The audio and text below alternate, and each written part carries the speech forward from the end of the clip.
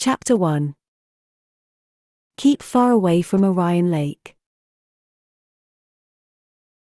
Most of the religious or spiritual people I know, and to be fair, they are mostly the sort of people who land in a vaguely pagan commune in Wales, or else they're terrified wizard kids crammed into a school that's trying to kill them, regularly beseech a benevolent and loving all-wise deity to provide them with useful advice through the medium of miraculous signs and portents. Speaking as my mother's daughter, I can say with authority that they wouldn't like it if they got it. You don't want mysterious, unexplained advice from someone you know has your best interests at heart and whose judgment is unerringly right and just and true. Either they'll tell you to do what you want to do anyway, in which case you didn't need their advice, or they'll tell you to do the opposite, in which case you'll have to choose between sullenly following their advice, like a little kid who has been forced to brush her teeth and go to bed at a reasonable hour, or ignoring it and grimly carrying on, all the while knowing that your course of action is guaranteed to lead you straight to pain and dismay. If you're wondering which of those two options I picked, then you must not know me, as pain and dismay were obviously my destination. I didn't even need to think about it.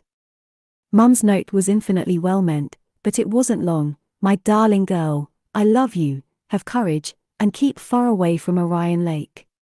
I read the whole thing in a single glance and tore it up into pieces instantly, standing right there among the little freshmen milling about. I ate the scrap with Orion's name on it myself and handed the rest out at once. "What's this?" Ovio said. She was still giving me narrow-eyed indignation. "It lifts the spirits," I said. "My mum put it in the paper." "Yes, your mum, Gwen Higgins," Ovio said, even more coolly. "Who you've mentioned so often to us all." "Oh, just eat it," I said, as irritably as I could manage after having just downed my own piece. The irritation wasn't as hard to muster up as it might have been. I can't think of anything I've missed in here, including the sun, the wind, or a night's sleep in safety, nearly as much as I've missed Mum, so that's what the spell gave me, the feeling of being curled up on her bed with my head in her lap and her hand stroking gently over my hair, the smell of the herbs she works with, the faint croaking of frogs outside the open door, and the wet earth of a Welsh spring. It would have lifted my spirits enormously if only I hadn't been worrying deeply at the same time what she was trying to tell me about Orion. The fun possibilities were endless. The best one was that he was doomed to die young and horribly, which given his penchant for heroics was reasonably predictable anyway. Unfortunately, falling in something or other with a doomed hero isn't the sort of thing Mum would warn me of. She's very much of the gather ye rosebuds while ye may school of thought. Mum would only warn me of something bad, not something painful. So obviously Orion was the most brilliant Malefica ever, concealing his vile plans by saving the lives of everyone over and over just so he could, I don't know, kill them himself later on. Or maybe Mum was worried that he was so annoying that he'd drive me to become the most brilliant Malefica ever, which was probably more plausible, since that's supposedly my own doom anyway. Of course, the most likely option was that Mum didn't know herself. She'd just had a bad feeling about Orion, for no reason she could have told me even if she'd written me a 10-page letter on both sides. A feeling so bad that she'd hitchhiked all the way to Cardiff to find the nearest incoming freshman, and she'd asked his parents to send me her 1-gram note. I reached out and poked Aaron in his tiny skinny shoulder. "Hey, what did Mum give your parents for bringing the message?" He turned round and said uncertainly, "I don't think she did. She said she didn't have anything to pay with, but she asked to talk to them in private, and then she gave it to me and my mum squeezed a bit of my toothpaste out to make room." That might sound like nothing, but nobody wastes any of their inadequate 4-year weight allowance on ordinary toothpaste. I brush with baking soda out of the Alchemy Lab supply cabinets myself. If Aaron had brought any at all, it was enchanted in some way, useful when you aren't going to see a dentist for the next 4 years. He could have traded that one squeeze of it to someone with a bad toothache for a week of extra dinners, easily. And his parents had taken that away from their own kid. Mum had asked his parents to take that away from their own kid just to get me the warning. "Great," I said bitterly. Here, have a bite. I gave him one of the pieces of the note, too. He probably needed it as much as ever in his life, after just being sucked into the scholarments. It's better than the almost inevitable death waiting for wizard kids outside, but not by much. The food line opened up just then, and the ensuing stampede interfered with my brooding, but Lou asked me quietly, "Everything okay?" as we lined up. I just stared at her blankly. It wasn't mind reading or anything, she had an eye for small details, putting things together, and she indicated my pocket, where I'd put the last scrap of the note whose actual contents I hadn't shared, even while I'd passed out pieces with an enchantment that should have precluded all brooding. My confusion was because she'd asked. I wasn't used to anyone inquiring after me, or for that matter even noticing when I'm upset. Unless I'm sufficiently upset that I start conveying the impression that I'm about to set everyone around me on fire, which does in fact happen on a not infrequent basis. I had to think about it to decide that I didn't, actually, want to talk about the note. I'd never had the option. And having it meant that I was telling Lou the truth when I nodded to say yes, everything's okay, and smiled at her, the expression feeling a bit odd and stretchy round my mouth, unfamiliar. Lou smiled back, and then we were in the line, and we all focused on the job of filling our trays. We'd lost our freshmen in the shuffle, they go last, obviously, and we now had the dubious privilege of going first. But nothing stops you taking extra for their benefit, if you can afford it, and at least for today we could. The walls of the school were still a bit warm from the end-of-term cleansing cycle. Any of the maleficaria that hadn't been crisped to fine ash were all just starting to creep out of the various dark corners they'd hidden in, and the food was as unlikely to be contaminated as it ever was. So Lou took extra milk cartons for her cousins, and I took seconds of pasta for Aaron, a bit grudgingly. Technically he wasn't owed anything for bringing the note, not by me, by scholarment's etiquette, that's all settled outside. But he hadn't got anything for it outside, after all. It was odd being almost first out of the queue into the nearly empty cafeteria, with the enormously long tail of kids still snaking along the walls, tripled up, the sophomores poking the freshmen and pointing them at the ceiling tiles and the floor drains and the air vents on the walls, which they'd want to keep an eye on in the future. The last of the folded-up tables was scuttling back into the open space that had been left for the freshman rush, and unfolding back into place with squeals and thumps. My friend Nkoyo, could I think of her as a friend, too? I thought perhaps I could, but I hadn't been handed a formal engraved notice yet, so I'd be doubtful a while longer. Had got out in front with her best mates. She was at a prime table, positioned in the ring that's exactly between the walls and the line, under only 2 ceiling tiles, with the nearest floor drain 4 tables away. She was standing up tall and waving us over, easy to spot. She was wearing a brand new top and baggy trousers, each in a beautiful print of mixed wavy lines that I was fairly sure had enchantments woven in. This is the day of the year when everyone breaks out the one new outfit per year most of us brought in. My own extended wardrobe sadly got incinerated freshman year, and she had clearly been saving this one for senior year.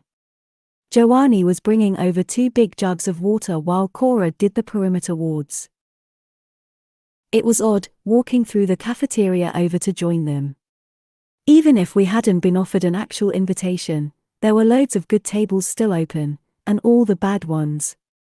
I've occasionally ended up with my pick of tables before, but that's always been a bad and risky move born of getting to the cafeteria too early, usually as an act of desperation when I'd had too many days of bad luck with my meals. Now it was just the ordinary course of things. Everyone else going to the tables around me was a junior, too, or rather a senior. I knew most of them by face if not by name. Our numbers had been whittled down to roughly 1,000 at this point, from a start of 1,600. Which sounds horrifying, except there are normally fewer than 800 kids left by the start of senior year. And normally, less than half of those make it out of graduation. But our year had thrown a substantial wrench into the works, and he was sitting down at the table next to me. Nkoyo barely waited for me and Orion to take our seats before she burst out, "Did it work? Did you get the machinery fixed?" How many Mels were down there?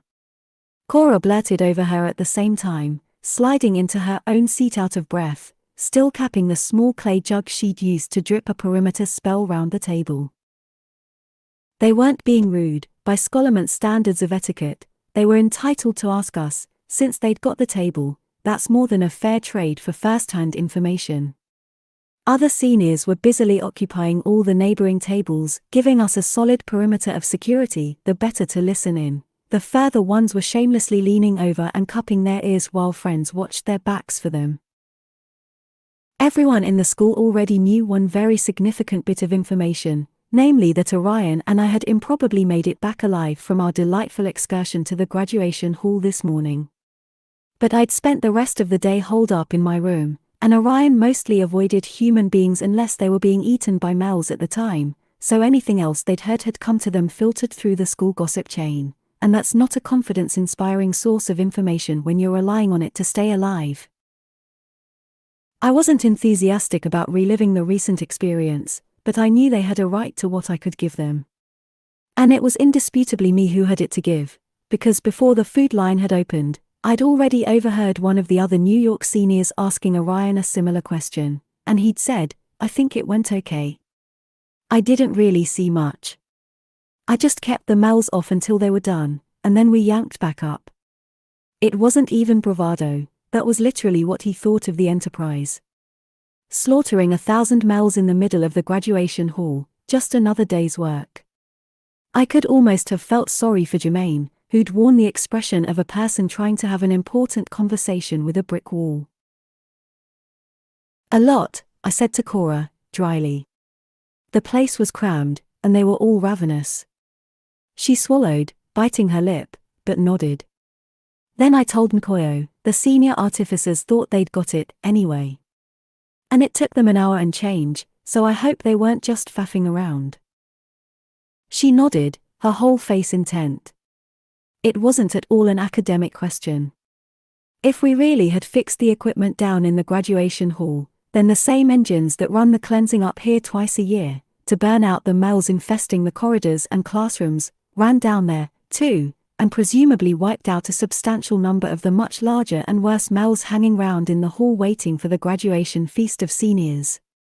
Which meant that probably loads of the graduating class had made it. And much more to the point, that loads of our graduating class would have a better chance to make it. "Do you think they really made it out okay? Clarita and the others?" Orion said, frowning into the churned mess of potatoes and peas and beef he was making out of what the cafeteria had called shepherd's pie but was thankfully just cottage pie. On a bad day it would turn out to be made of shepherd. Regardless of name, it was actually still hot enough to steam, not that Orion was appreciating its miraculous state. "We'll find out at the end of term, when it's our turn through the mill," I said. If we hadn't got it working, of course, then instead the seniors in front of us had been dumped into a starving and worked-up horde of already vicious maleficaria, and had probably been ripped apart en masse before ever getting to the doors. And our class would have just as good a time of it, in 365 days and counting. Which was a delightful thought, and I was telling myself as much as Orion when I added, "And since we can't find out sooner, there's absolutely no point brooding about it, so will you stop mangling your innocent dinner? It's putting me off mine." He rolled his eyes at me and shoved a giant heaped spoonful into his mouth dramatically by way of response, but that gave his brain a chance to notice that he was an underfed teenage boy, and he began hoovering his plate clean with real attention. "If it did work, how long do you think it will last?" one of Nkoyo's other friends asked, a girl from Lagos Enclave who'd taken a seat one from the end of the table just to have access. Another good question I hadn't any answer to, since I wasn't an artificer myself. The only thing I'd known about the work going on behind my back in Chinese, which I didn't speak, was the rate of words coming out of the artificers that had sounded like profanity. Orion hadn't known that much. He'd been out in front of us all, killing Mels by the dozen. Odio answered for me. The Times Manchester Enclave repaired the graduation hall machinery. The repairs held up for at least 2 years, sometimes 3. I'd bet on it working this year at least, and maybe the one after. But not more than that, Lou said softly, looking across the room at her cousins, who were at their own table now, along with Aaron and Pamela, the girl who'd brought in Odhya's letter, and a good, solid crowd of other freshman kids clustered around them, the kind of group that mostly only Enclave kids got. Which surprised me, until I realized they'd picked up some glow by association from getting that close to Orion, hero of the hour. And then it occurred to me, possibly even a bit of glow might have come from me, since to all of the freshmen I was now a lofty senior who'd also been on the run down to the hall, and not the creepy outcast of my year. And I wasn't the creepy outcast by anyone's standards anymore. I had a graduation alliance with Odhya and Liu, one of the first formed in our year. I'd been invited to sit at one of the safest tables in the cafeteria, by someone who had other choices. I had friends.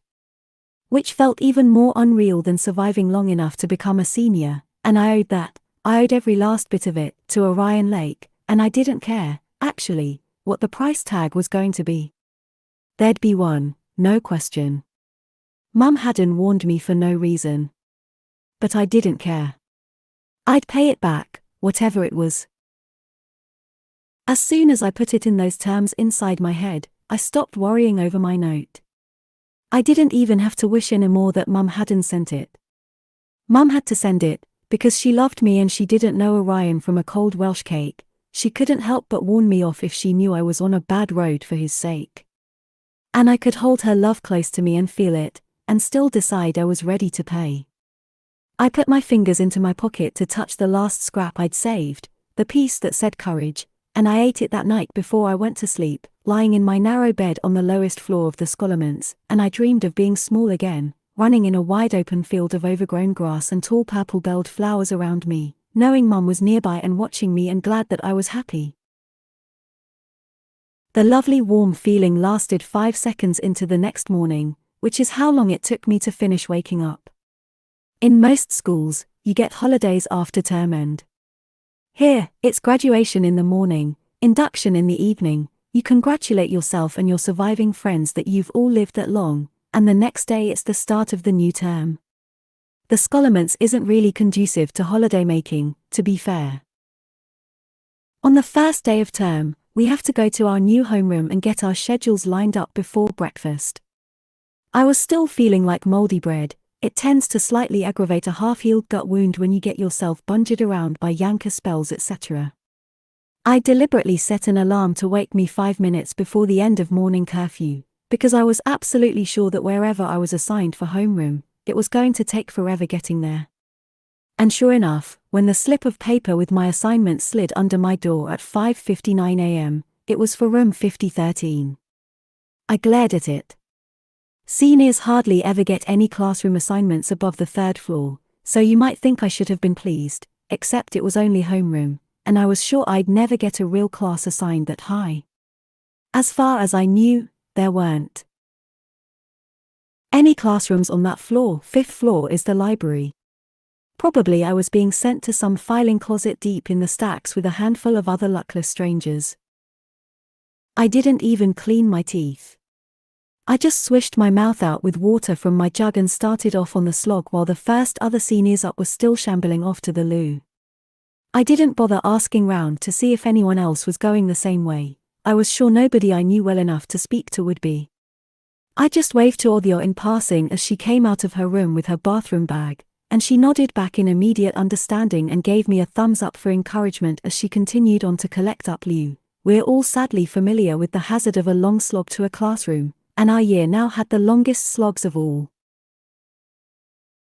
There was no more down for us. Yesterday, just as the seniors' residential hall went rotating down to the graduation hall, ours had followed to take their place, at the lowest level of the school. I had to trot round to the stairway landing, then make my extremely cautious way through the workshop level. Yes, it was the day after the cleansing, but it's never a good thing to be first onto a classroom floor in the morning and then begin on the 5 steep double flights of stairs straight up. They all felt at least twice as long as usual. Distances in the Scholarments are extremely flexible. They can be long, agonizingly long, or approaching the infinite, depending largely on how much you'd like them to be otherwise. It also didn't help that I was so early. I didn't even see another kid until I was panting my way up past the sophomore residential hall where the early risers had started trickling onto the stairs in small groups, mostly alchemy and artifice students hoping to nab better seats in the workshop and the labs. By the time I reached the freshman floor, the regular morning exodus was in full swing, but since they were all freshmen on their first day with no real idea where they were going, that didn't speed the stairs up at all. The only saving grace of the whole painful trip was that I kept my storing crystal tightly clenched in my fist the whole time, concentrating on pushing mana into it. By the end of the final flight, where my gut was throbbing and my thighs were burning in counterpoint, every single deliberate step made a noticeable increase in the glow coming from between my fingers, and I had filled a good quarter of it by the time I came up into the completely empty reading room. I badly needed to catch my breath, but as soon as I stopped moving, the 5-minute warning bell rang from below. Stumbling around through the stacks looking for a classroom I had never even glimpsed before was a recipe for arriving late, not a good idea, so I grudgingly spent a bit of my hard-won mana on a finding spell. It cheerfully pointed me straight into a completely dark section of the stacks. I looked back without much hope at the stairs, but no one else was showing up to join me. The reason for that became clear when I finally got to the classroom, which was behind a single dark wooden door almost invisible between two big cabinets full of ancient yellowing maps. I opened the door expecting to find something really horrible inside, and I did. 8 freshmen, all of whom turned and stared at me like a herd of small and especially pitiful deer about to be mown down by a massive lorry. There wasn't so much as a sophomore among the lot. You've got to be joking, I said with revulsion. And then I stalked to the front row and sat down in the best seat in the place, 4th from the near end. Which I could get without even a nudge, because they'd left the front row nearly wide open like they were still in primary school and worried about looking like teachers' pets. The only teachers in here are the Maleficaria, and they don't have pets, they have lunch. The desks were charming Edwardian originals, by which I mean ancient, too small for 5'10" me, and incredibly uncomfortable. They were made of wrought iron and would be hard to move in an emergency. The attached desk on mine, slightly too small to hold a sheet of normal-sized writing paper, had been very nicely polished and smoothed roughly 120 years ago. It had since been scarified so thoroughly that kids had started writing on top of other kids' graffiti just to have room for their messages of despair. One had written "Let me out" over and over in a neat red ink border all around the entire L-shaped surface, and another had done a highlighter pass over it in yellow. There was only one other kid in the front row, and she'd taken what would have been the best seat, 6th from the far end, smarter to get a bit more distance from the door except for the air vent in the floor just 2 seats behind it. Which was currently covered by a stupider kid's book bag, so you couldn't know it was there unless you spotted that the other 3 air vents in the floor were laid out in a square pattern that needed a 4th one there. She watched me coming in as if she expected me to kick her out of her seat. Ageth its prerogatives, and seniors are rarely shy about taking them.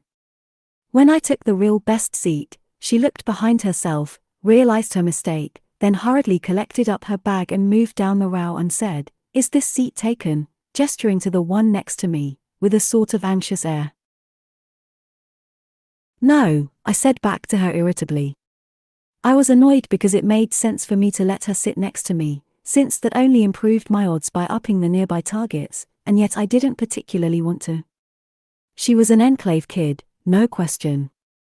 That was a shield holder of some kind on her wrist, the deceptively dull-looking ring on her finger was almost certainly a power sharer, and she'd come in actively drilled on Scholomant's strategy, such as how to identify the best seats in a room, even on the first day of class when you're too dazed to remember all the advice your parents gave you and instead just huddle with the other little kids like a zebra trying to hide in the herd. Also, the maths textbook in her bag was in Chinese, but she had good old introductory alchemy in English, and her notebooks were labeled in Thai script, meaning she was fluent enough to take magic coursework in not 1 but 2 foreign languages. Given the consequences of making even minor mistakes, that's a tall order for a 14-year-old. Likely she'd been in the most expensive language classes Enclave wealth could buy from the age of 2. She'd probably been planning to turn round in a moment and tell the other kids they were sitting in bad and dangerous seats, so they'd understand where they all stood in the pecking order, beneath her. I was only surprised she hadn't already made it clear. Then one of the other kids behind us said tentatively, "Hello, Elle," and I realized he was one of Lu's cousins.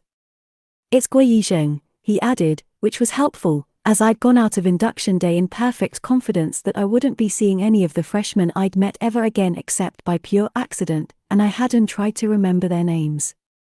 There's not a lot of cross-year mingling in here. Our schedules make sure of that. Seniors spend almost all of our time on the lower levels, and freshmen get the safer classrooms higher up. If you're a freshman who regularly spends time hanging round the places where seniors are, you're asking to get eaten, and some malefic area will grant your request. But on the other hand, if you are somewhere with an upperclassman in range, you'd rather be closer to them than not. Zheng was already collecting up his bag and hustling over, which was just as well, because he'd been nearest the door until then. "May I sit with you?" "Yeah, fine," I said. I didn't mind him. Lu being my ally didn't give her freshman cousin a claim on me, but he didn't need it to. She was my friend. "Watch out for events, even on the library level," I added. "And you were too close to the door." "Oh. Yes, of course, I was just," he said, looking over at the other kids, but I cut him off. "I'm not your mum," I said, deliberately rude. "You do freshmen no favors by letting them imagine there are heroes in here, Orion Lake notwithstanding." I couldn't be his savior, I had enough to do saving myself. I don't need an excuse. I've just told you. Listen or don't. He shut it and sat down, a bit abashed. Of course, he was right to stick close to the other kids. There's a reason zebras hang out in herds. But it isn't worth letting the other zebras put you in a really bad position. If you were unlucky, you learned that lesson when the lion ate you instead of them. If you were me, you learned it when you saw the lion eat someone else, one of the loser kids who wasn't quite as much a loser as you were, and who therefore had been allowed to sit on the end of the row, between the door and the kids who mattered. And he had no business letting them put him on the end of the row, because he was one of the kids who mattered, or closer to it than anyone else here but the enclave girl. It's widely known that Lu's family are really close to founding an enclave of their own. They're already a big enough group that Lu got a box of hand-me-downs from an extended family member when she came in, and she'd given Zheng and his twin brother Minute each a bag of stuff out of it, with the rest to come at the end of this year. They weren't enclavers, but they weren't losers either. But for the moment, he was still behaving as though he were an ordinary human being, instead of a student in the scholarments. A buzz of noise went up from the other kids. While we'd been talking, the draft schedules had just appeared on our desks. In the usual way, you look away for a second, and then they're there when you look back, as if they'd always been there. If you try to be cheeky and stare at your desk unblinkingly so the school can't slip it in, something bad is likely to happen to create an opportunity, like the lights going out, so other kids will shove you or put a hand over your eyes if they catch you at it. It's a lot more expensive, mana-wise, to let people see magic happening in a way they instinctively disbelieve, because that means you have to force it onto them. As well as the universe. It's one of the reasons that people don't often do real magic round mundanes.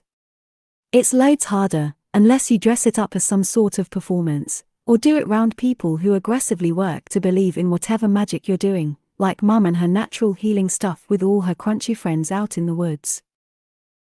And even though we're wizards, we still don't really expect things to appear out of thin air. We know it can be done, so it's not as hard to persuade us, but on the other hand, we've got more mana of our own to fight that persuasion with. It costs the school much less to just slip something onto the desk while we're looking away, as if someone had just put it there, than it does to let us watch it coming into existence. Zheng was already trying to crane out around me to peek at the enclave girl's sheet. I sighed and said to him, "Go and sit next to her," grudgingly. I didn't like it, but my not liking it didn't change the reality that it was an obviously good idea for him to make up to her. He twitched a bit, probably more guilt. I expect his mum had lectured him on that subject as well. Then he did get up and went over to the Thai girl and introduced himself. To be fair, she made him a polite why, and invited him to sit down next to her with a gesture. Usually you have to suck up a little more energetically to get in with an enclave kid.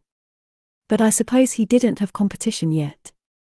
After he sat down, a few other kids got up and moved into the seats behind them, and they all started comparing schedules. The enclave girl was already working on her own, with the speed that meant she knew exactly what she was going for, and she started showing the others hers and pointing out issues on theirs. I made a note to have a look at Cheng's after he was done, just in case she was a bit too helpful to her own benefit.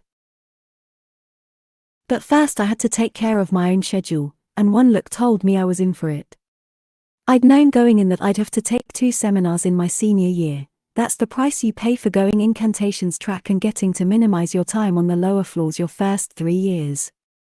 But I'd been put into 4 of them, or 5 if you counted twice for the monstrous double course, meeting first thing every single day, that was simply titled Advanced Readings in Sanskrit, Instruction in English. The note indicated that it would count as coursework for Sanskrit and Arabic, which made suspiciously little sense except for instance if we'd be studying medieval Islamic reproductions of Sanskrit manuscripts such as the one I'd acquired in the library just 2 weeks before. That made for a really narrow field. I'd be lucky if there were 3 other kids in the bloody room with me. I glared at it sitting there like a lead bar across the top of my schedule sheet.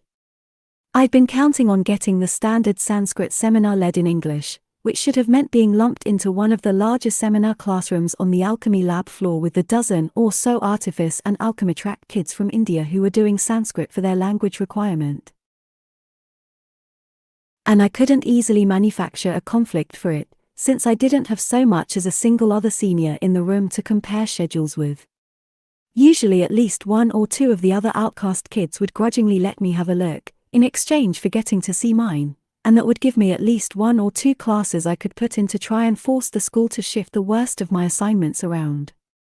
You're allowed to specify up to 3 classes, and as long as you've met all your requirements, the Scholarments has to rework the rest of your schedule around them, but if you don't know what other classes there actually are or when they're scheduled, it's just a gambling game that you're sure to lose.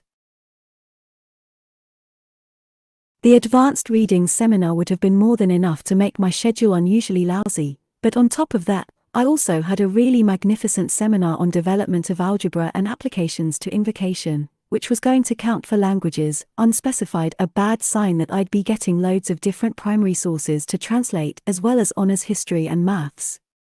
I hadn't been assigned any other maths courses, so my odds of getting out of that one were very slim.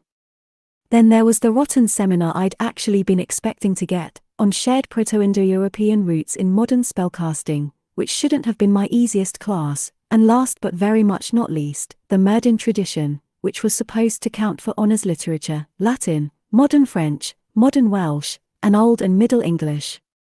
And I knew right now that by the 3rd week of class, I'd be getting nothing but straight up Old French and Middle Welsh spells.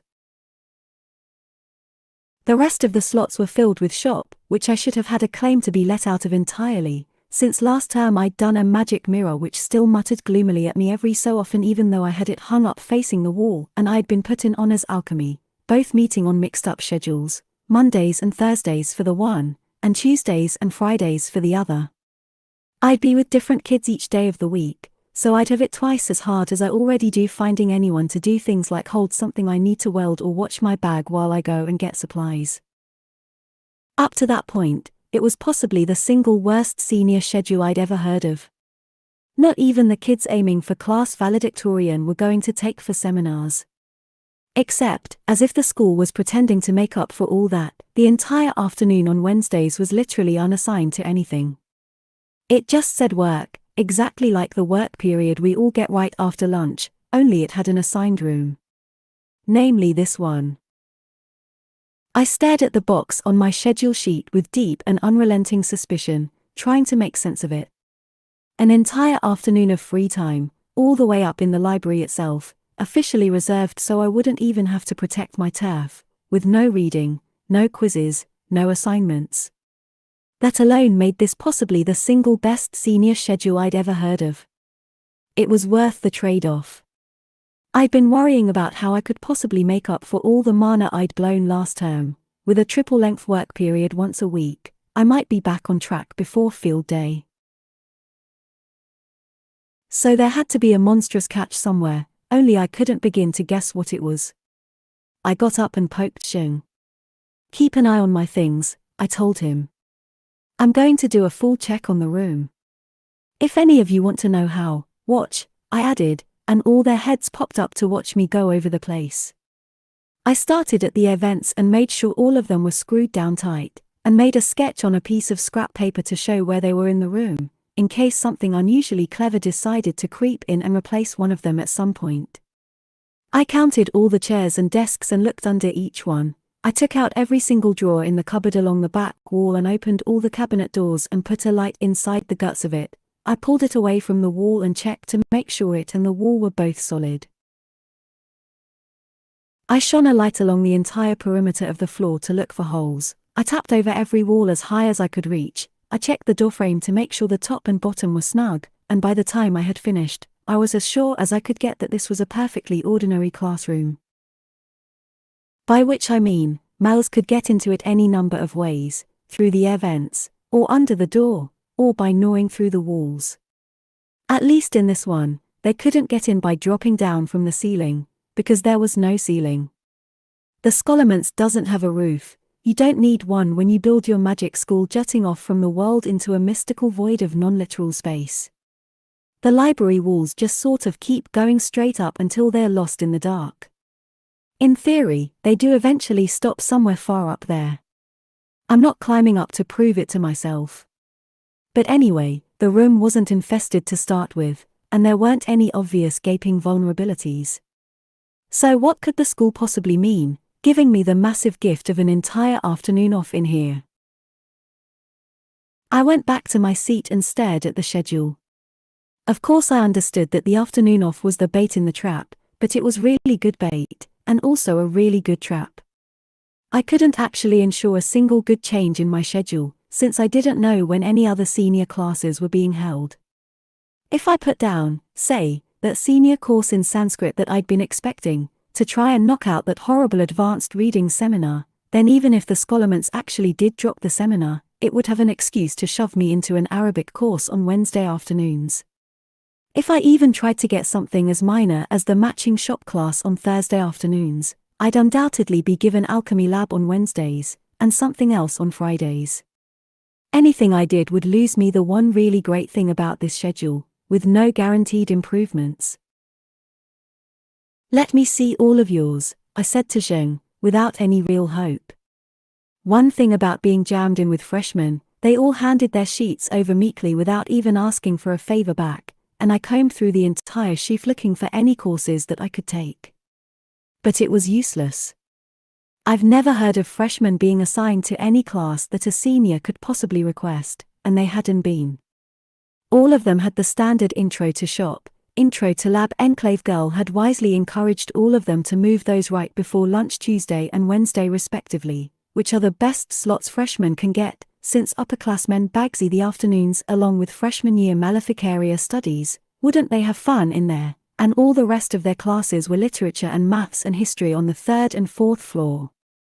Except for one, outrageously, all of them also had the same Wednesday work session right up here with me, the lucky little snotnoses.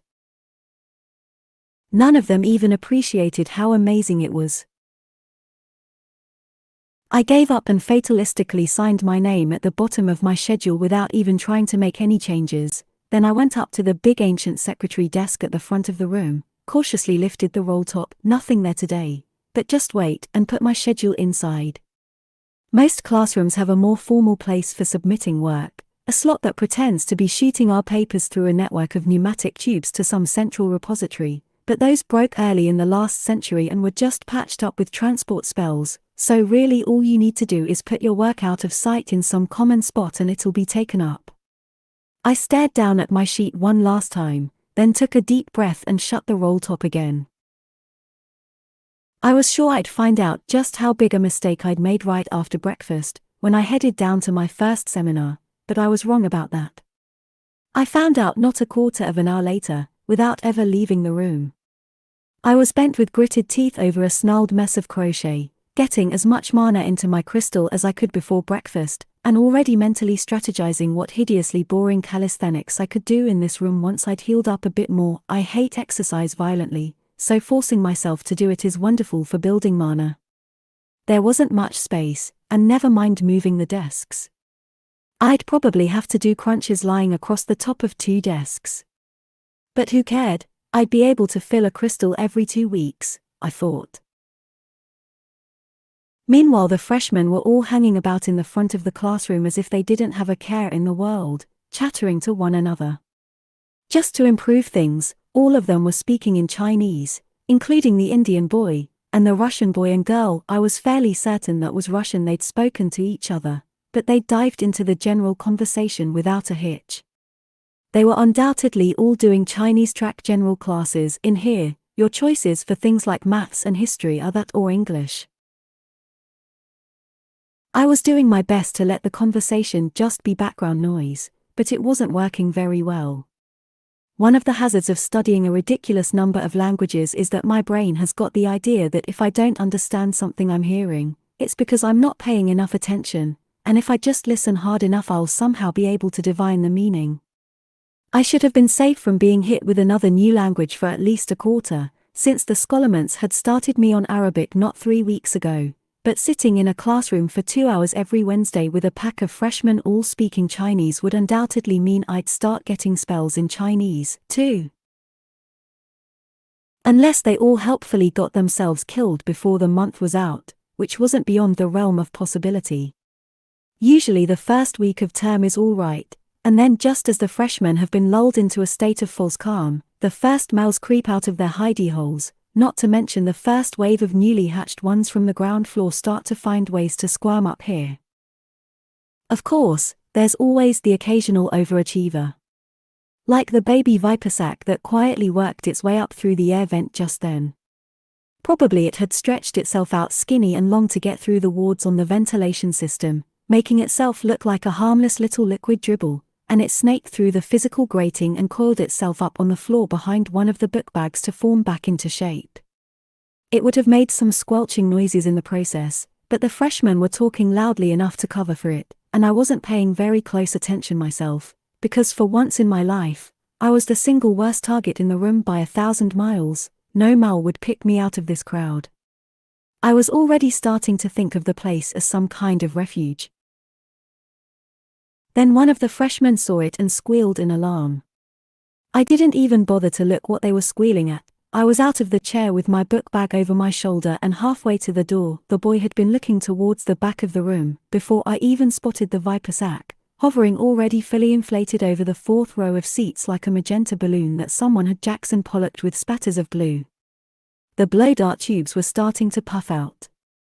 The other kids were all screaming and clutching at one another or ducking behind the big desk, a classic mistake. How long were they planning to stay back there?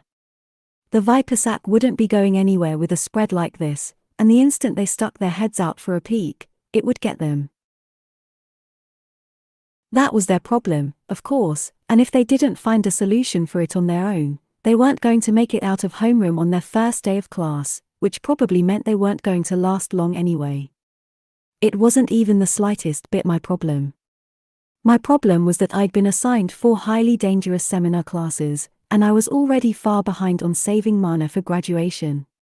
I was going to need every last minute of my time in this room to build enough mana to make up for all that.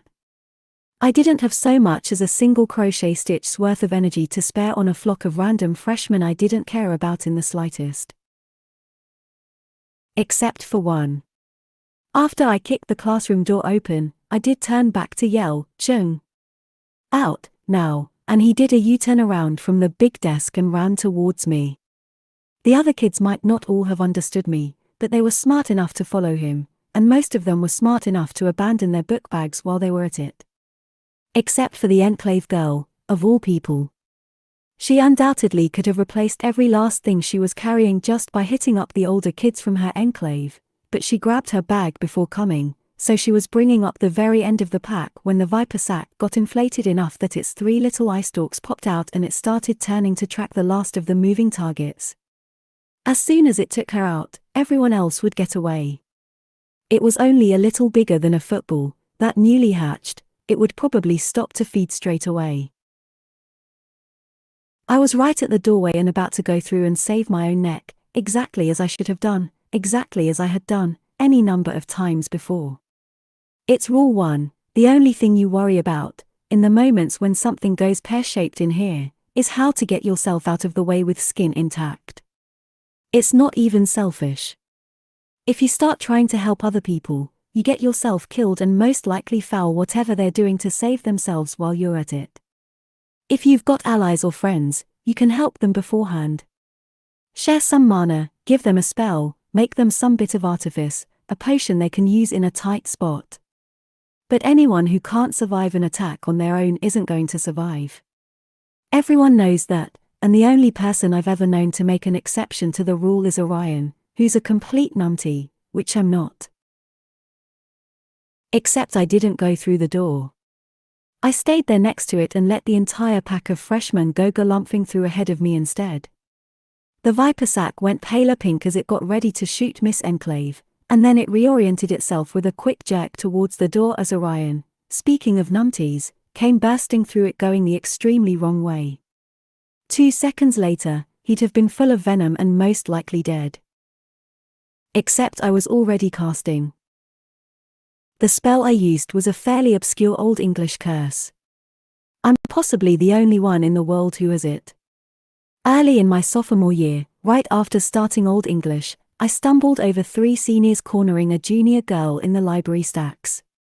Another loser girl, like me, except that boys never tried that sort of thing with me. Something about the aura of future monstrously dark sorceress must put them off. I put the 3 of them off the other girl just by turning up, even as a scrawny soph. They slunk away, the girl hurried off in the other direction, and I grabbed the first book off the shelf still seething with anger. So I didn't get the book I'd been reaching for. Instead I came away with a small crumbling sheaf of homemade paper full of handwritten curses some charming beldam had come up with 1,000 years ago or so. It opened up in my hands to this particular curse and I looked down and saw it before I slammed it shut and put it back on the shelf. Most people have to study a spell at length to get it into their head. I do, too, if it's a useful spell. But if it's a spell to destroy cities or slaughter armies or torture people horribly or, for instance, to shrivel up significant parts of a boy's anatomy into a single agonizingly painful lump, one glance and it's in there for good. I'd never used it before, but it worked really effectively in this scenario. The viper sac instantly compressed down to the size of a good healthy acorn. It dropped straight out of the air, rattled on the grating for a moment, and then went down through it like a prize marble vanishing down a sword drain. And there went my entire morning's mana with it. Orion stopped in the doorway and watched it go, deflating himself. He'd been ready to launch some kind of fire blast, which would have taken out the viper sac and also the 3 of us, along with any combustible contents of the classroom, since its internal gases were highly flammable. The Enclave girl threw me and him a scared rabbit look and darted out the door past him, even though there wasn't any reason to run anymore. He looked after her for a moment, then back at me. I took a single depressing look at my dimmed mana crystal, yes, completely dull again, and let it drop. "What are you even doing here?" I said irritably, shoving past him out into the stacks and heading towards the stairs. "You didn't come to breakfast," he said, falling in with me. That's how I learned that the bells weren't audible in the library classroom. Which at the moment meant I could either skip breakfast or turn up late to the first session of my lousiest seminar class, where I would very likely not have the least chance of getting anyone to fill me in on my first assignments. I ground my jaw and started stomping down the stairs. "Are you okay?" Orion asked after a moment, even though I'd just saved him. He hadn't quite internalized the idea yet, I suppose. "No," I said bitterly.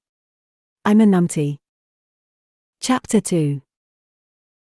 That only got more clear to me over the next few weeks. I'm not an enclave girl. Unlike Orion, I don't have a virtually limitless supply of mana to pull on for noble heroics. The exact opposite, because I'd just blown nearly half the mana stash I'd accumulated over the course of 3 years. For more than sufficient cause, since I used it to take out a more mouth, and if I never have to think about that experience again it'll be soon enough, but it doesn't matter how good my reasons were. What matters is I'd had a carefully planned timetable for building mana over my Scholomance career, and it was thoroughly wrecked. My hopes of graduating would have been in equal shambles, except for that spellbook I'd found. The Golden Stone phase-changing spell is so valuable outside that Ovio had been able to run an auction among last year's seniors that had netted me a heap of mana, and even a pair of lightly used trainers on top of it. She was planning to do another one among the kids in our year soon. With luck I would end up short 7 crystals instead of 19. That was still a painful deficit to be making up, and I needed another 30 at graduation on top of it, at least. That's what I'd planned to use my glorious free Wednesday afternoons for. Very ha. The baby viper sack turned out to be only the first of a series of maleficaria that all seemed irresistibly drawn to this specific library classroom. There were Mel's waiting to leap when we walked in the door. There were Mel's hiding in shadows that pounced while we were distracted. There were Mel's that came in through the vents halfway through class. There were Mel's inside the roll-top desk. There were Mel's waiting when we walked out the door. I could have avoided learning Chinese with absolutely no problem, just by not doing a thing. The entire pack of freshmen would have been gone before the second week of the term.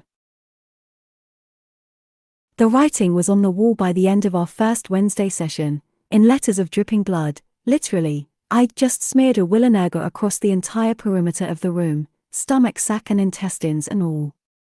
As we all headed to dinner in more or less bespattered condition, I swallowed my own irritation and told Sudarat, the enclave girl, that if she wanted more rescuing, she'd need to share some of her mana supply. Her face went all red and blotchy, and she said, haltingly, I'm not, and then she burst into tears and ran on ahead, and Shung said, you haven't heard about Bangkok. What haven't I heard about Bangkok? It's gone, he said. Something took out the enclave, just a few weeks before induction day. I stared at him. The point of enclaves is they don't get taken out. How? By what? He made a big arms spread shrug. Have you all heard about Bangkok? I demanded at dinner, wondering how I'd missed a piece of news that big, but actually I was ahead of the curve. Liu was the only one at the table who nodded, and she said, I just heard in history. Heard what? Odhyo wanted to know. Bangkok's gone, I said. The enclave's been destroyed. What? Chloe said, jerking so hard she slopped her orange juice all over her tray. She'd asked to eat with us and nicely, not like she was doing us a favor gracing us with her presence, so I'd gritted my teeth and said yes. That's got to be fake. Liu shook her head. A girl from Shanghai in our class confirmed it. Her parents told her little sister to tell her about it. Chloe stared at us, still frozen with her glass midair. You couldn't blame her for being more than a bit freaked out. Enclaves don't just go popping off for no reason, so if an enclave had just been hit hard enough that it was taken out, it was a sign that some kind of enclave war was on the way, and New York was the prime candidate for being in the middle of it somehow. But after the third time in 5 minutes she asked for more of the details that neither Liu or I had, I finally said, Rasmussen, we don't know. You're the one who can find out, your enclave's freshmen must know more about it by now. She did actually say, watch my tray, and then got up and went across the room to the table where the freshmen from the New York enclave were sitting. She didn't come back with much, not even that many of the freshmen had heard about it yet. The Bangkok kids weren't making any effort to spread the news, and Sudarat was literally the only freshman from the place who'd survived to be inducted. Everyone else in her year had gone down with the ship, which alarmed all the enclavists even more. Even when enclaves are damaged badly enough to make them collapse, there's usually enough warning and time for the non-combatants to escape. By the end of dinner, it became clear that nobody knew what had happened. We barely know anything in here to start with, since all our news about the real world comes in once a year via terrified 14-year-olds. But an enclave going down is big news, and not even the Shanghai kids had any details. Shanghai helped start Bangkok. They've been sponsoring new Asian enclaves these last 30 years, not incidentally, while making increasingly pointed noises about the disproportionate number of scholarment seats allocated to the US and Europe. If someone had taken out Bangkok as a first shot in coming at Shanghai, their freshmen would have come in with clear instructions to close ranks round the Bangkok kids. On the other hand, if Bangkok had carelessly blown themselves to bits, which happens occasionally when an enclave gets a bit too ambitious in developing new magical weaponry without telling anyone, the Shanghai kids would have been given instructions to ditch the Bangkok kids entirely. Instead, they'd just gone cautious. Meaning even their parents didn't have any better idea than the rest of us did, and if the Shanghai enclavers didn't know, nobody knew. Well, except for whoever had done it. Which was its own source of complication, because if anyone were going to be orchestrating an indirect attack on Shanghai, the top candidate was New York. It was hard to imagine any other enclave in the world doing it without at least their tacit support. But if New York had secretly arranged anything as massive as taking out an entire enclave, they certainly wouldn't have told their freshmen a thing about it, which meant that not even the New York kids knew whether or not their enclave had been involved, but they and the Shanghai kids all knew that if it had been anything other than an accident, their parents were very likely at war outside right now. And we'd have absolutely no way of knowing one way or another for a year. It wasn't a situation you'd call conducive to fellow feeling among the enclavers. Personally, I didn't mind not knowing. I wasn't going to be joining an enclave myself. I'd made that decision last year resentfully, and I wasn't going to be getting involved if there was a war. Even if it was just some hideous malefica going around taking out enclaves, it wasn't anything to me, except possibly my future competition, according to the unpleasant prophecy that would have made my life loads easier if it would just hurry up and come true.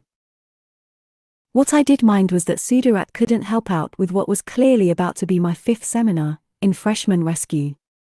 Their enclave's mana store had been fairly new and small to begin with, and now the Bangkok seniors had taken full control and were desperately trading on it to other enclavers to try and get themselves graduation alliances. They weren't even sharing with the juniors and sophomores. All of them had just become ordinary losers like the rest of us, scrabbling for allies and resources and survival. Their one big bargaining chip for alliance building had been the chance of a spot in their fast-growing enclave, which they didn't have anymore, and they were operating under an aura of creepy uncertainty because no one knew what had happened. The other freshmen hadn't been avoiding Sudarat because they hadn't known she was from Bangkok, they'd been avoiding her because they had. She hadn't even been given a share of the gear that last year's seniors had left behind. That bag she'd brought in was all the resources she had. I suppose I should have felt sorry for her, but I'd rather be sorry for someone who never had luck at all than for someone whose extreme luck ran out unexpectedly. Mum would tell me I could be sorry for both of them, to which I'd say she could be sorry for both of them, but I had a more limited supply of sympathy and had to ration it. Anyway, I'd already saved Sudarat's life twice before the second week of classes, despite my lack of sympathy, so she hadn't any right to complain. And neither did I, since I was apparently determined to keep doing it. Odhya and Liu and I had made plans to take showers together that night. As we headed downstairs, I said to Liu bitterly, "Have you got any time after? I need to get down some basic phrases in Chinese. You might expect that to mean things like where's the Liu and good morning, but in here, the first things you learn in any language are get down and behind you and run." Which I was going to need to stop the freshmen getting in the way of my saving them. Entirely at my own expense. Liu bent her head and said softly, "I was going to ask you to help me." She reached into her school satchel and pulled up her clear plastic pencil bag to show me a pair of scissors inside, a left-handed pair with the remnants of ragged patches of green vinyl still clinging on stickily around the finger holes, one blade notched and the other a bit rusty. Promising signs, they were bad enough that they almost certainly weren't cursed or animated. She'd been asking round for someone who had a pair to loan for the last couple of weeks. Her hair was down to below her waist, a glossy midnight black except at the very roots where it was coming in a color that anyone would also have called black, except by contrast to the slightly eerie darker shade of the long mass. Years and years of growing it out, and 3 of those years had been in here, having to negotiate terms and conditions for every shower we got. But I didn't ask, "Are you sure?" I knew she was, even if only on a purely practical note. Othio was going to use it to string the siren spider lute that she was making for our graduation run, and anyway, she'd only been able to get away with growing her hair that long because she'd been using Malia. But then she'd had an unexpected and very thorough spirit cleanse, and she'd decided she wasn't going back down the obsidian brick road. So now she had to pay back 3 years of unreasonably good hair days all at once. We'd been taking it in turn each evening to help her comb out the truly horrific snarls that developed every day no matter how carefully she braided it.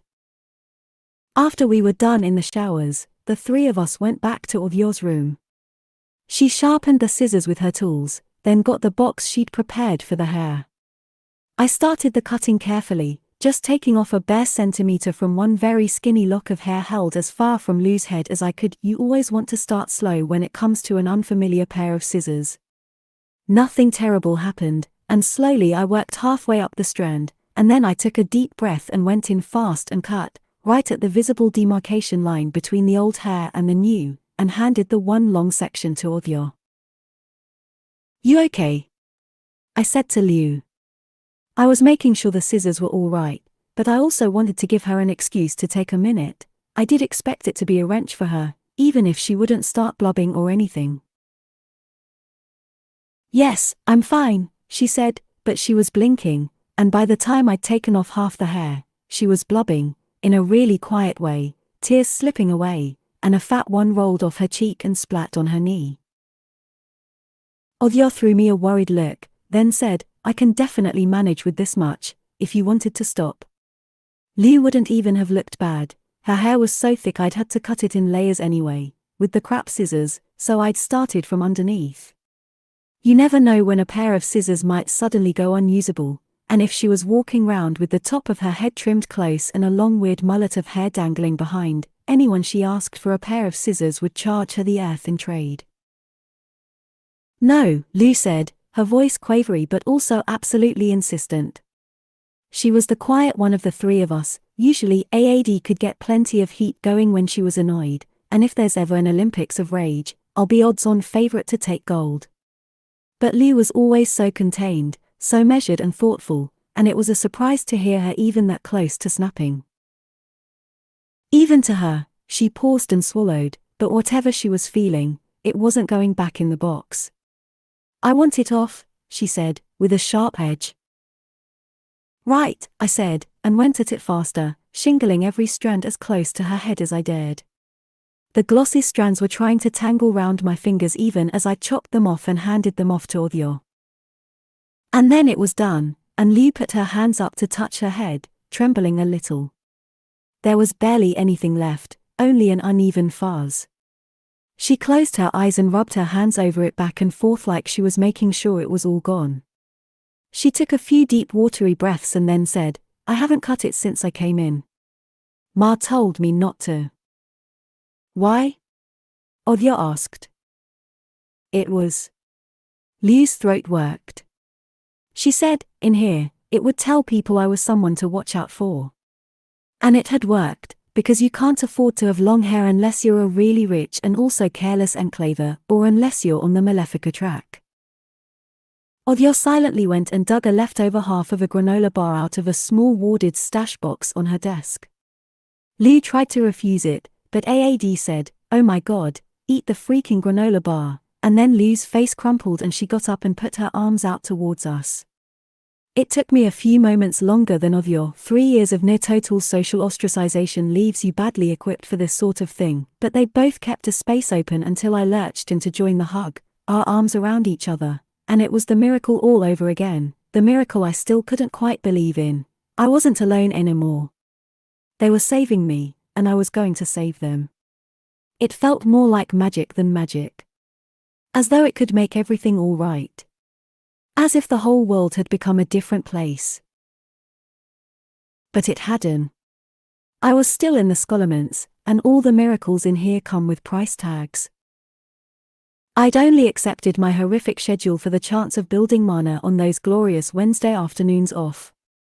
Since I'd been wrong about how wonderful my Wednesday work sessions would be, you might think I'd also been wrong about how terrible my FA seminars were. And then you'd be wrong. Not one of the Merdin seminar, the Proto-Indo-European seminar, or the algebra seminar had more than 5 students in it. All of them took place deep in the warren of seminar rooms that we call the labyrinth, because it's roughly as hard to get through as the classical version. The corridors like to squirm around and stretch a bit now and then. But even those paled in awful next to advanced readings in Sanskrit, which turned out to be an independent study. I really could have used a dedicated hour a day of quiet time to work on Sanskrit. The spellbook I'd managed to get my hands on last term was a priceless copy of the long-lost Golden Stone Sutras. The library had let it come in range in an effort to keep me from taking out that moormouth. I still slept with it under my pillow. I'd just barely managed to fight my way through 12 pages to the first of the major invocations, and it was already the single most useful spellbook I'd ever so much as glimpsed in my life. But what I got instead was a dedicated hour a day, alone in a tiny room on the outer perimeter of the very first floor, squeezed in around the edge of the big workshop. To even get there, I had to go almost as far as you could possibly go into the labyrinth, open an unmarked windowless door, then walk down a long, narrow, completely unlit corridor that felt like it was anywhere from 1 to 12 meters depending on its mood that day. Inside the room, the one large air vent at the top of the wall shared an air shaft with the workshop furnaces. It alternated between whooshing blasts of superheated exhaust air and a steady, whistling stream of ice-cold cooling air. The only desk in the room was another ancient chair desk, the whole iron contraption bolted to the floor. Its back was to the grating. I would have sat on the floor, but there were 2 large drainage channels running across the whole room, coming from the workshop and going to a big trough along the full length of the back wall, and ominous stains around them suggested that they overflowed routinely. A row of taps was stuck in the wall overhanging the trough as well. They dripped constantly in a faint pinging symphony, no matter how much I tried to tighten them. Every once in a while, horrible gurgling noises came out of the pipes, and weird grinding sounds happened under the floor. The door to the room itself didn't lock, but did slide open or shut at unpredictable moments with an incredibly loud bang. If that sounds to you like an absolutely magnificent setup for an ambush, well, a significant number of males agreed. I got jumped twice in the first week of classes. By the end of the 3rd week of term, I actually had to dip into my mana stash instead of adding to it. That night I sat on my bed staring at the chest of crystals Mum sent in with me. Othyo had done another auction, and now I had a grand total of 17 of them glowing and full of mana. But all the rest sat there empty, and the ones I'd emptied taking out the moormouth were starting to go completely dull. If I didn't start reviving them soon, they'd become as useless for storing mana as the kind you buy in bulk online. But I couldn't find the time. I was building mana as hard as I possibly could and cutting every corner possible on my schoolwork, but I was still stuck on the very same crystal I'd been trying to fill back up since last term. That morning I'd been attacked in my seminar yet again, and I'd had to empty it completely. I had gone back to doing sit-ups sooner than any doctor would have told me to, just because the struggle to do them with my aching gut actually made it easier to build mana. But I was pretty much healed up now, and I couldn't even rely on crochet anymore for real mana building. I just didn't hate it as much when I was doing it at night hanging out with Othyo and Liu. My friends, my allies, who were relying on me to help me get them out the doors. I closed up the box and put it away, and then I went out. It was still an hour to curfew, but already quiet. No one hangs out in the corridors senior year. Either they were up in the prime spots in the library, or taking the chance to go to bed early in the last week or so before the males were expected to come back full force. I went down to Audio's room and tapped on the door, and when she opened it I said, "Hey, can we go to Lou's?" "Sure," she said, eyeing me, but she didn't push for details. Audio isn't a time waster. She collected her bathroom stuff, so we could go brush teeth right after, and then together we went to Lou's room. She was down on our level, now. Everyone gets a private room in here, so to squash in each year's delivery of freshmen, the rooms are arranged cell block style, stacked on top of one another with a narrow iron walkway outside the upper rooms. But at the end of term, as the residential halls rotate down to their new levels, any empty rooms disappear and the space gets parceled out to the survivors.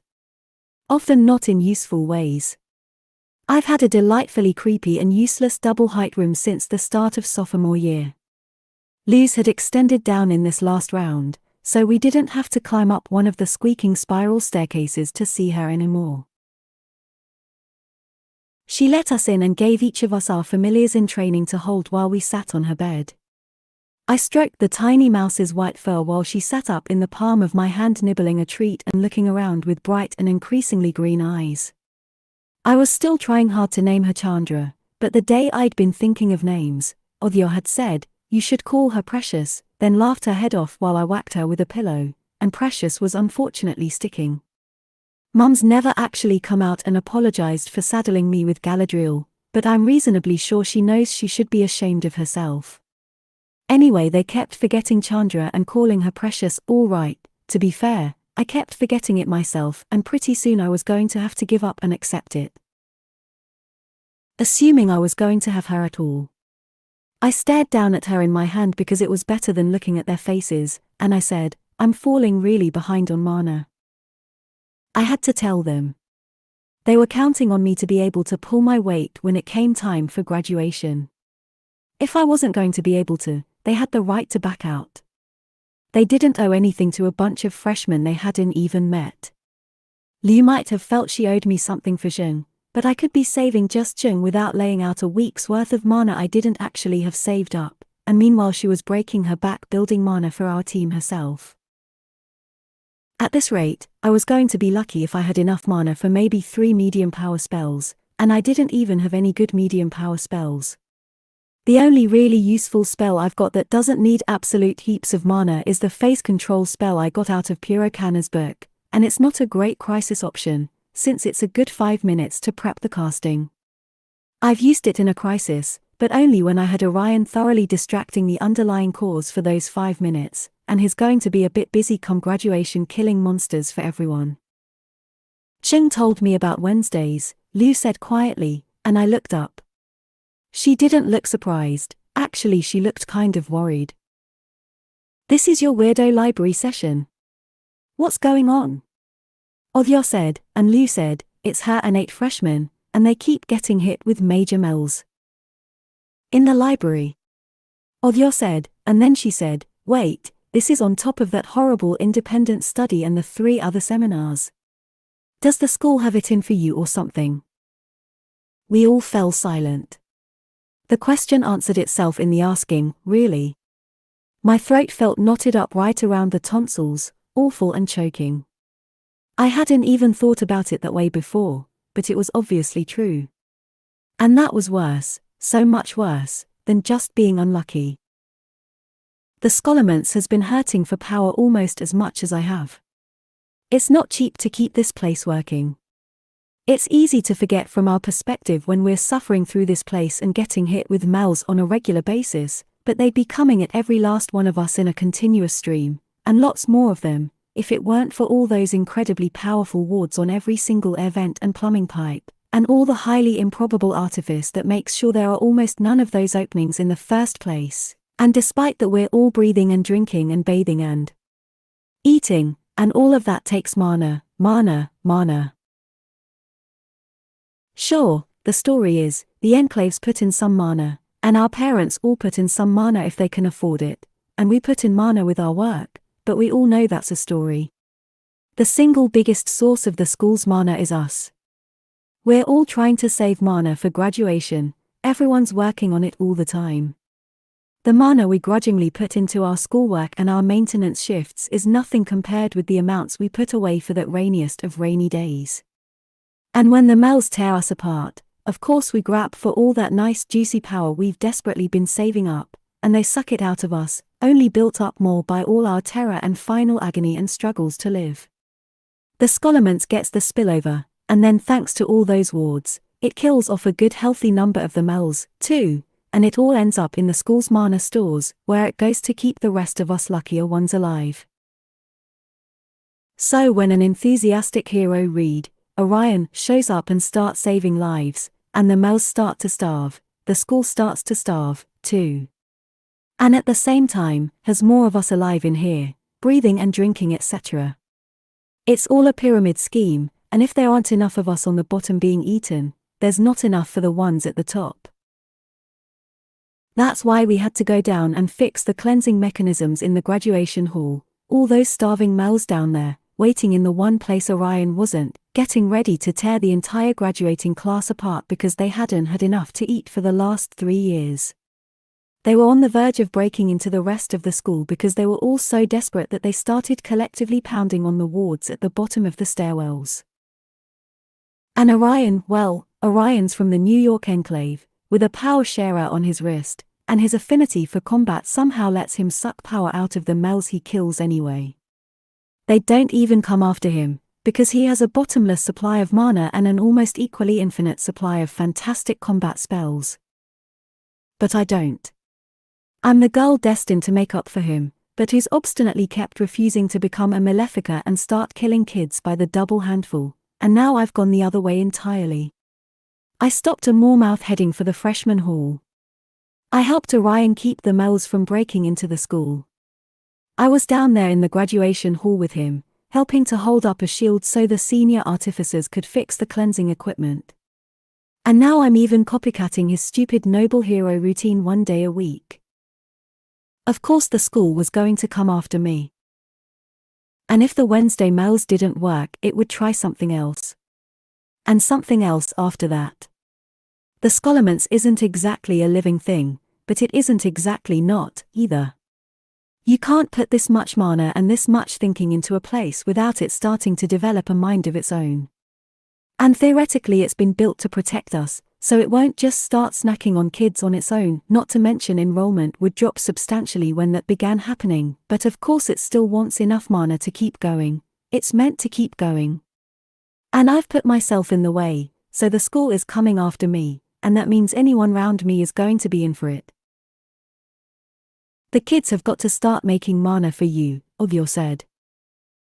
They're just freshmen, I said, dully. All 8 of them together make less mana in an hour than I can build in 10 minutes. They could reset your dead crystals, though, Lou said. You said you don't need a lot of mana to wake those up, just a steady stream. They could each carry one around. Lou wasn't wrong, but that wasn't actually going to solve the real problem. I won't need the dead crystals. I'm not going to have enough mana to fill my other empties, at this rate. Then we can trade them, Ovio said. They're loads better than most storage. Or I could try building them into the loot. Do you want out? I said, breaking in, harshly, because I really couldn't handle sitting there while they worked through all the options I'd spent the last 3 weeks clawing through, trying to find a way out myself, until I'd realized there wasn't going to be one for me. There was only the one for them. Ovio stopped talking. But Lou didn't even pause, she just said, no.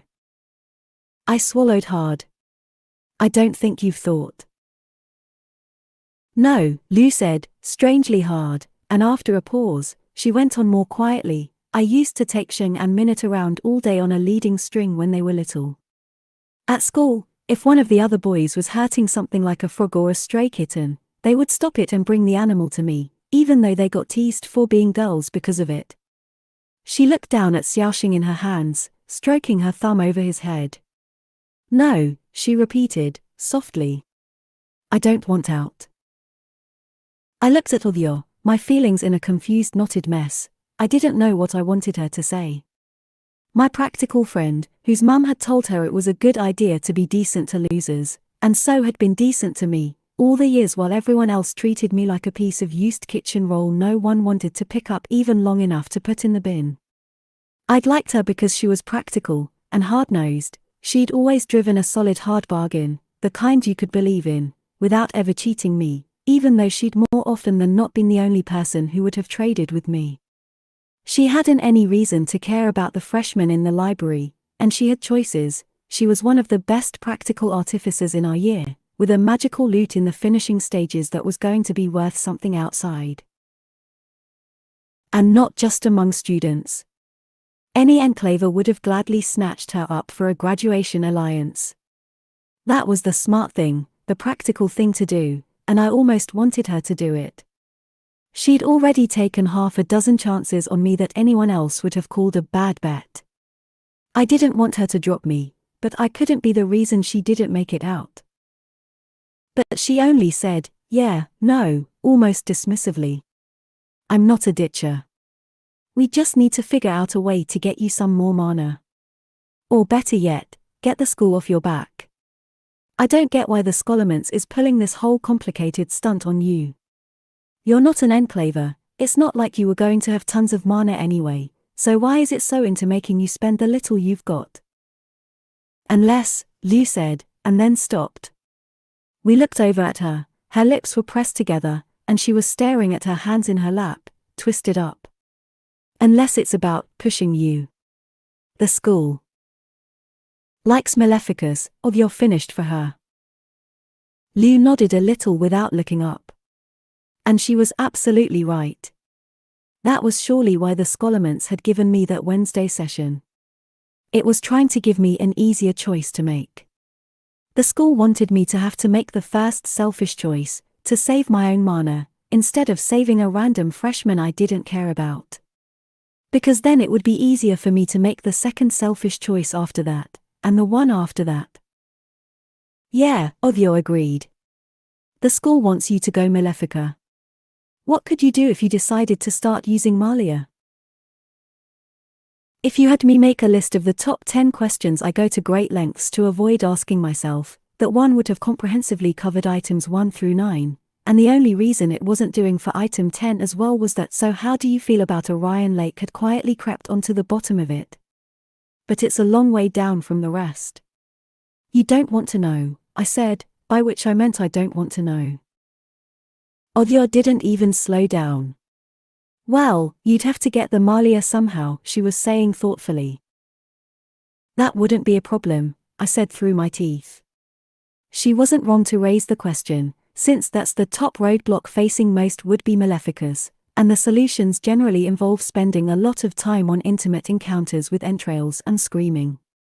But my own main concern is how to avoid accidentally sucking the life force out of everyone around me if I ever get taken by surprise and instinctively fire off something really gargantuan.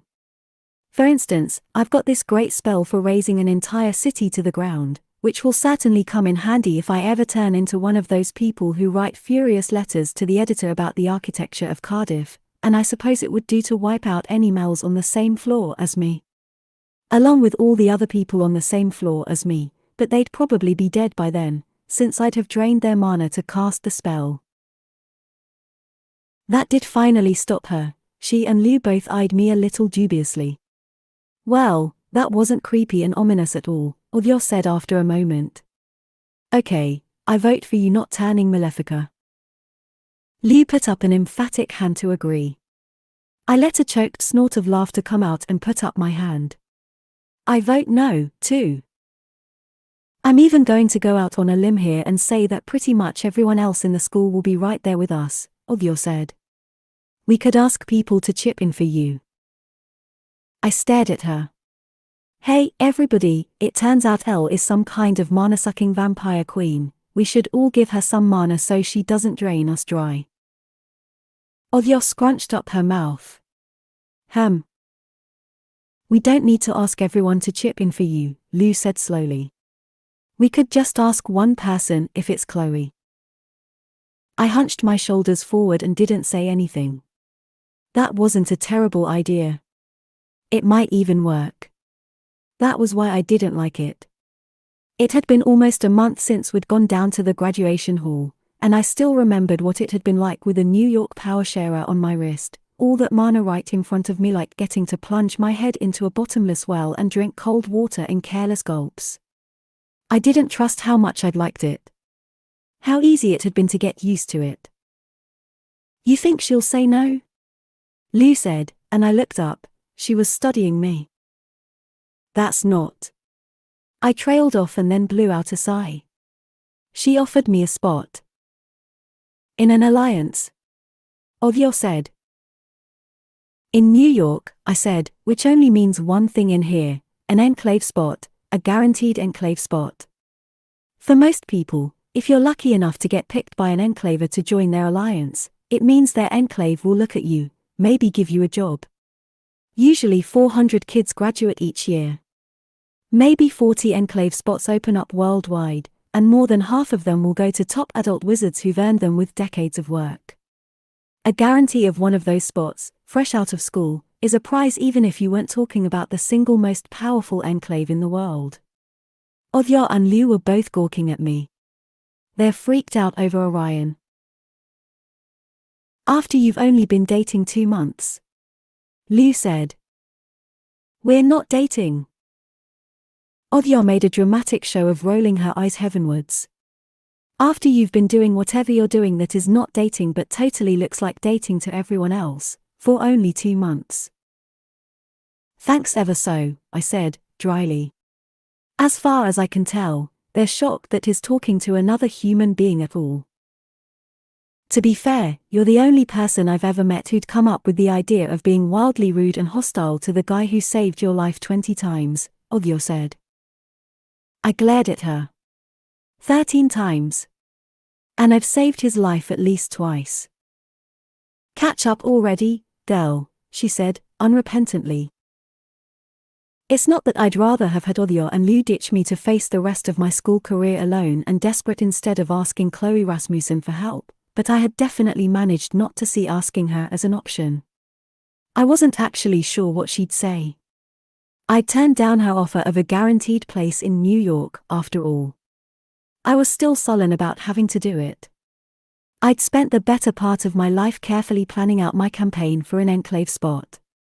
It had been a really comforting plan that ended in the fantasy of me having a nice happy long life in a safe and luxurious enclave with endless mana at my fingertips like all the other enclave kids, and by making sure the campaign was long and involved and never quite completed successfully, I'd neatly avoided having to think about how I didn't really want to be an enclaver at all. Even Chloe, she's a decent sort, and better than that if I'm being fair. When the enclave kids started courting me last term, because of Orion, they all behaved as though they were doing me a generous favor by so much as talking to me. All it got them was my violent and unstrategic rudeness in their faces, so they stopped talking to me at all.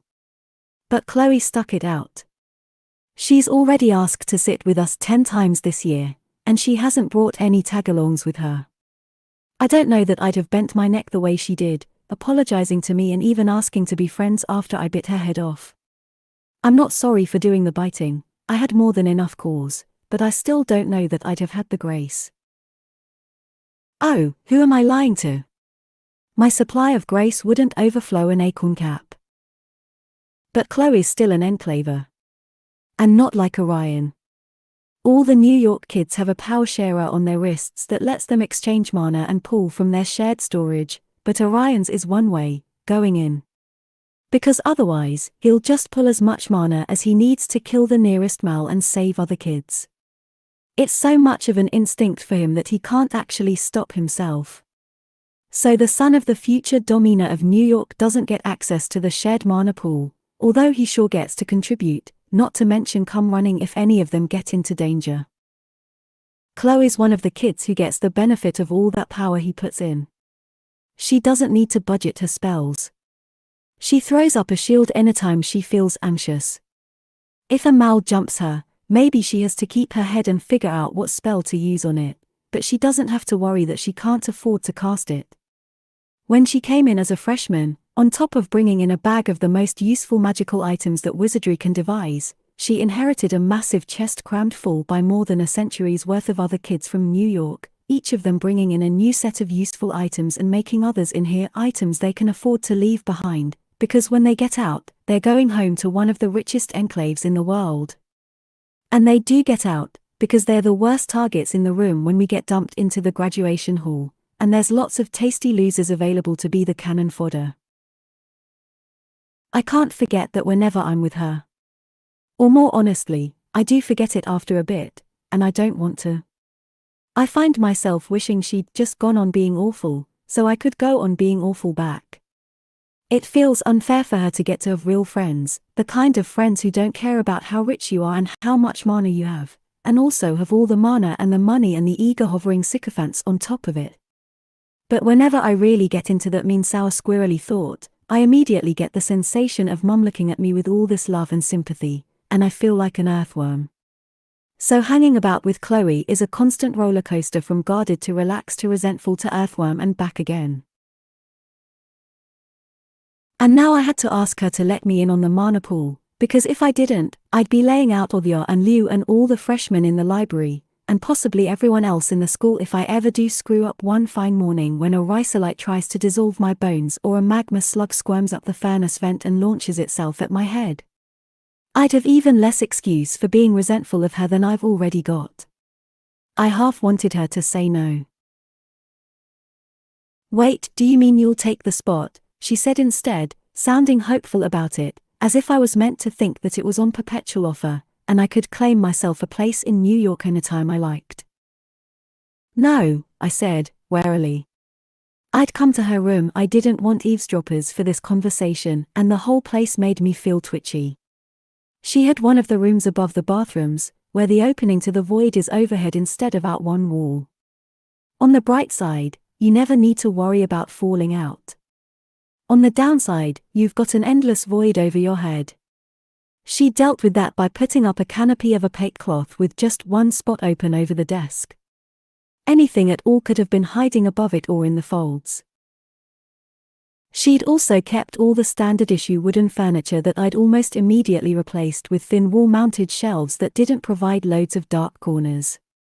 She even had 2 half-empty bookcases. Her room had just gone double width in the last reshuffle, which I could tell because she had a bright cheerful mural painted over the wall alongside the bed and was still working on continuing it onto the new space. It wasn't an ordinary painting, either. I could feel mana coming off it. She'd probably imbued the paint with protective spells in Alchemy Lab. Even so, I kept my back to the door and didn't come far into the room. She was snuggled in doing some reading on one of 3 luxuriously plush beanbag chairs amid a pile of other cushions, and I didn't trust a single one of them. My hands were itching to pull her up out of the heap before it suddenly swallowed her whole or something. "I'm just asking to borrow mana. I'm running out." "Really?" she said dubiously, like that was an extraordinary thing to imagine. "Are you feeling okay?" "It's not mana drain or a pipe sucker," I said shortly. "I'm using it. I've got 3 seminars, a double independent study, and once a week I'm stuck with 8 freshmen in a room and things try to eat them." Chloe's eyes were all but popping before I'd finished. "Oh my God, are you nuts? A double independent study? Are you making a last-ditch run for valedictorian? Why would you even do that to yourself?"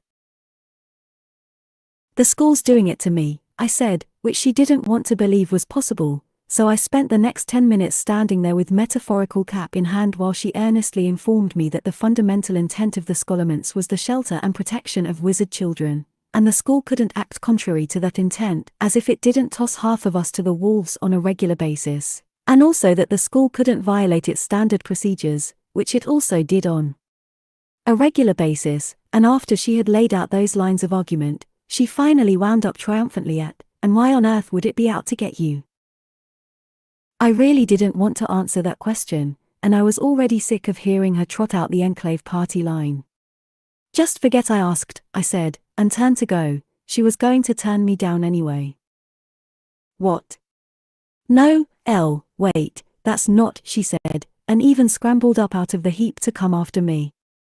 "Seriously, wait, I'm not saying no. I'm just," and I gritted my teeth and turned round to tell her that if she wasn't saying no, she could get on with saying yes, or else stop wasting my time, except instead what I did was grab her arm and yank her sideways onto the bed with me as the cushions did have a go at swallowing her whole, and me along with her. Her own beanbag chair had split open along one seam to let out a gigantic slick greyish tongue that swiped across the floor towards us.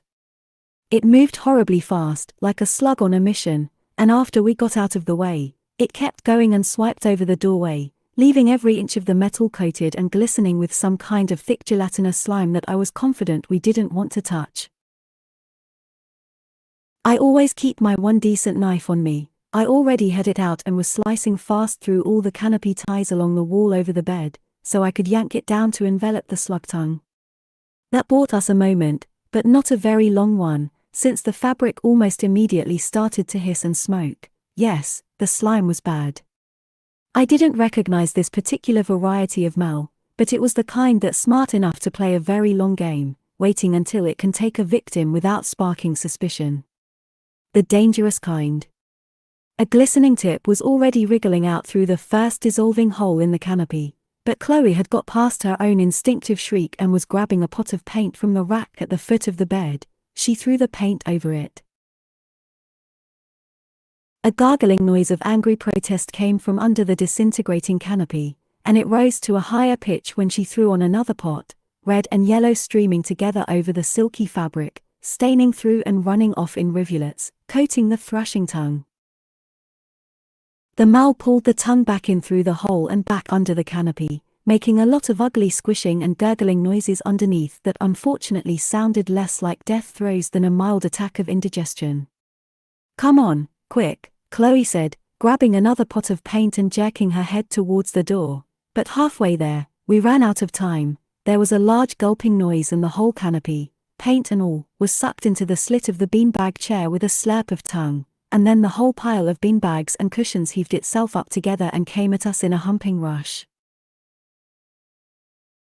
There was no chance Chloe had been stupid enough to inherit that entire pile and never even move the pillows apart over the course of the past 3-odd years, so that meant it was the kind of maleficaria that can animate wizard possessions, and it was also the kind of maleficaria that had a corporeal flesh-digesting body of its own, each of which is a significant branching on everyone's favorite cladogram from maleficaria studies, meaning it was actually two separate males that had formed some kind of wonderful symbiotic relationship. Trying to take out two males at once when you don't know what either of them are isn't what you'd call easy. The only way to do it, at speed, was something grandiose, the kind of thing that would eat a heap of the mana I had left, and if I blew it all on Chloe and she didn't pay me back, I'd be saving her, choosing her, over everyone else who needed me. Or I could just have waited. Chloe had thrown the paint over the slime to neutralize it, and she was already sliding the door open. The cushion monster was lumping straight towards her back. It would get her before she got 10 steps onto the walkway. If I held back until it caught her, I'd be able to make it out the other way and get clear. She wasn't even looking to see if I was behind her. She hadn't looked back when we'd been in the stairwell either, fighting together to try and keep the Argonet from getting into the school. She'd taken off to save her own skin. Odhya and Liu had stayed with me, but she'd abandoned us. And she'd just spent 10 minutes telling me at length that I was making up reasons why I needed mana, which is to say reasons why she shouldn't feel bad about saying no to me. "Get out of the way," I said through my teeth, and pointed at the cushion beast. Chloe darted a look back that went wide when she saw the thing coming at her. She gave a terrific heave and shoved the door and flung herself out into the hall even as it slid open, where she collided bodily with Orion, who was already off balance because he'd been holding onto the door handle from the other side. She took him down to the floor beneath her in a heap. The spell I used was a really terrific high-level working I'd just learned in my murdering class. It had taken me a solid week to plough through the antique Welsh manuscript, time enlivened by the many lavish illustrations of the way it had been used by a tidy-minded alchemist Malefica to flay the skin off hapless victims, neatly drain their blood, pop the organs into separate containers, and then the flesh into a desiccated heap, leaving behind the cleaned bones. The incantation did a remarkable job of whipping off the outer layer of cushion covers and beanbag chair casings, sending them into a beautifully folded pile that might have come straight from a laundry. That step briefly exposed a glowing translucent sack full of tongue and undigested canopy and, gruesomely, a half-digested person. Thankfully the face was already unrecognizable, even before the sack shredded into a stack of inch-wide strips of some vellum-like material, and dumped the whole tongue out flopping onto the floor. The tongue proceeded to roll up into a very thin spongy mat, a huge puddle of viscous fluid squeezing out of it, which after a moment of alarming uncertainty and struggle finally separated into 3 different liquids, one ectoplasmic, one clear, and one sort of jelly-pinkish, which all leapt like graceful fountains into the emptied paint cans on the floor. The excess more or less reluctantly went down the drain in the middle of the room. Orion was trying to fight his way back up, hampered because Chloe was frozen not halfway off him, staring open-mouthed at the elaborate dismemberment. To be fair to her, it was more of a show than I'm letting on. When I cast spells, there are usually copious side manifestations, generally designed to convey to anyone watching that they should probably be fleeing in terror or alternatively dropping to their knees and doing homage. The whole dismemberment happened in roughly the span of half a minute, and there was a lot of futile but violent thrashing involved, along with wailing disembodied shrieks and dusting flares of phosphorescence as the apparition bit went. After it was all over, everything was left neatly lined up in a row, exactly like the supply shop of an alchemist Malefica's dreams. The remnants of the last victim had also separated themselves tidily into cleaned bones, flesh, and scraps of skin, in line with the bits of mal. The skull was sitting atop the pile of bones with thin trails of smoke coming out of the sockets. And as the finishing touch, the spongy roll that had been the tongue wrapped itself into a square of the fallen canopy, and another strip of canopy tore away and tied a little bow around it before it rolled into the line. I jumped on a chair to get clear of the various gushing fluids, and the last wafting clouds of phosphorescent smoke were winding around me. My mana crystal was glowing with the power I'd had to pull, but I wasn't casting a shadow, which meant I was probably glowing myself. "Oh my God," Chloe said, a little faintly, sort of like a question, frozen in place. "Hey, can you get off?" Orion said, sounding a bit squashed. Chapter 3. "Just so you know, I was going to say yes anyway," Chloe said miserably, like she didn't think I'd ever believe her, as she handed me the power sharer. "Really, Elle?" "I know you were," I said grimly, taking it, but her expression didn't change, probably my tone didn't sound very encouraging. So I added, "If you were going to say no, it wouldn't have jumped us," a little pointedly, because she should have figured that much out by then. A mal smart enough to have been quietly lurking in her floor pillows she'd probably inherited from a previous New York enclave for years and years, conserving its energy and slurping up anyone other than her who was unlucky enough to be left alone in her room, which is the kind of thing enclaves do. Invite friends over for a study group after dinner with the understanding that one of them is going to arrive first and make sure the room is all right, hadn't just leapt at us because it suddenly lost all self-control. It had done it because Chloe was about to get on board with me, meaning that especially delicious me was about to become a much harder target. Chloe frowned, but she's not dim, and she'd just had her face shoved in it very firmly, so once she got over the hump of her basic programming, she worked through the implications fast enough that the associated emotions traveled over her face in quick succession. It meant I hadn't been making everything up. The school really was out to get me, and the males were, too. I really was as powerful as that implied. Her eyes darted over to the still-standing array of grotesque ingredients as that hit, and anyone hanging round me was almost certainly asking to be in the line of fire. When she got there, I said, "I have a bunch of storage crystals. I'll just fill them up and then give this back to you." She didn't say anything for a moment. She was still looking at the ingredients on the floor, and then she said, slowly, "You're strict mana." Is that because she didn't go on, but that was because she didn't have to. Like I said, she's not dim.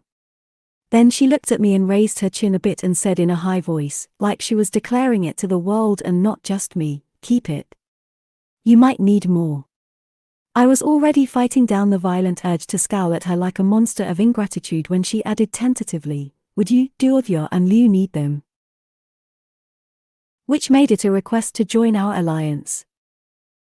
I couldn't even just blurt out a flat unthinking no, because I couldn't give her an answer to that question without talking to Odhya and Liu. That meant that I'd have too much time to recognize that the obvious and sensible and even fair answer was yes. I didn't want to be allied with Chloe Rasmussen. I didn't want to be one of the lucky ones whose alliance gets scooped up with enormous condescension by some enclaver with mana and friends and a chest full of useful things to spare, which is of course the goal that most people are actively aiming for when they put together a team without an enclaver already in it.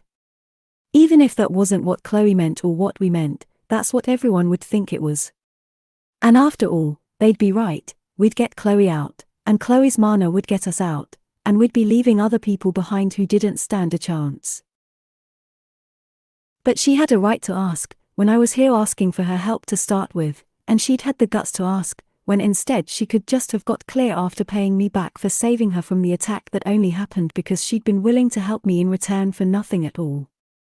She was offering more than fair value, even if it wasn't fair that she had it to offer, and if I still wanted to say no to her despite all of that, Odhya and Liu had the right to tell me I was being a colossal twat.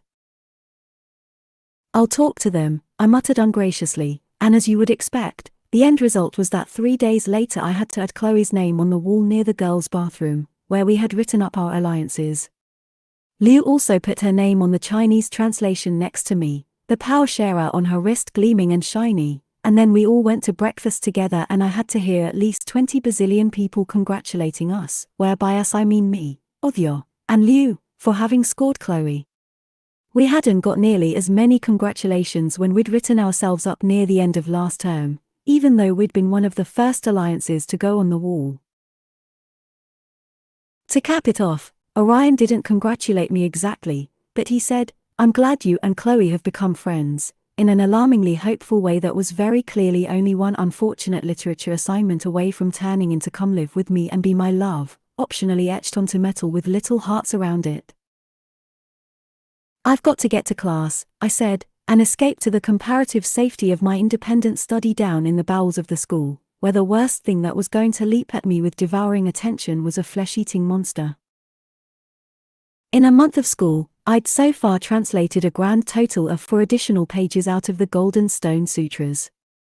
They contained a single 3-line spell in Vedic Sanskrit whose purpose I couldn't even guess at from the start.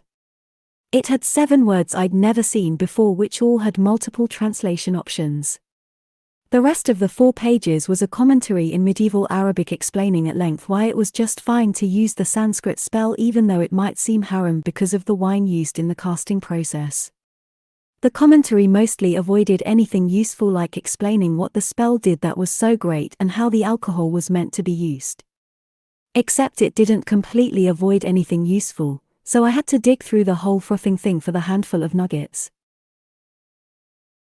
That morning I finally figured out which of the 97 possible meanings went together, and reached the conclusion that the spell was for tapping into a distant source of water and purifying it, something of extremely great interest to people living in a desert and much less so to someone living in an enchanted school equipped with functional if antiquated plumbing.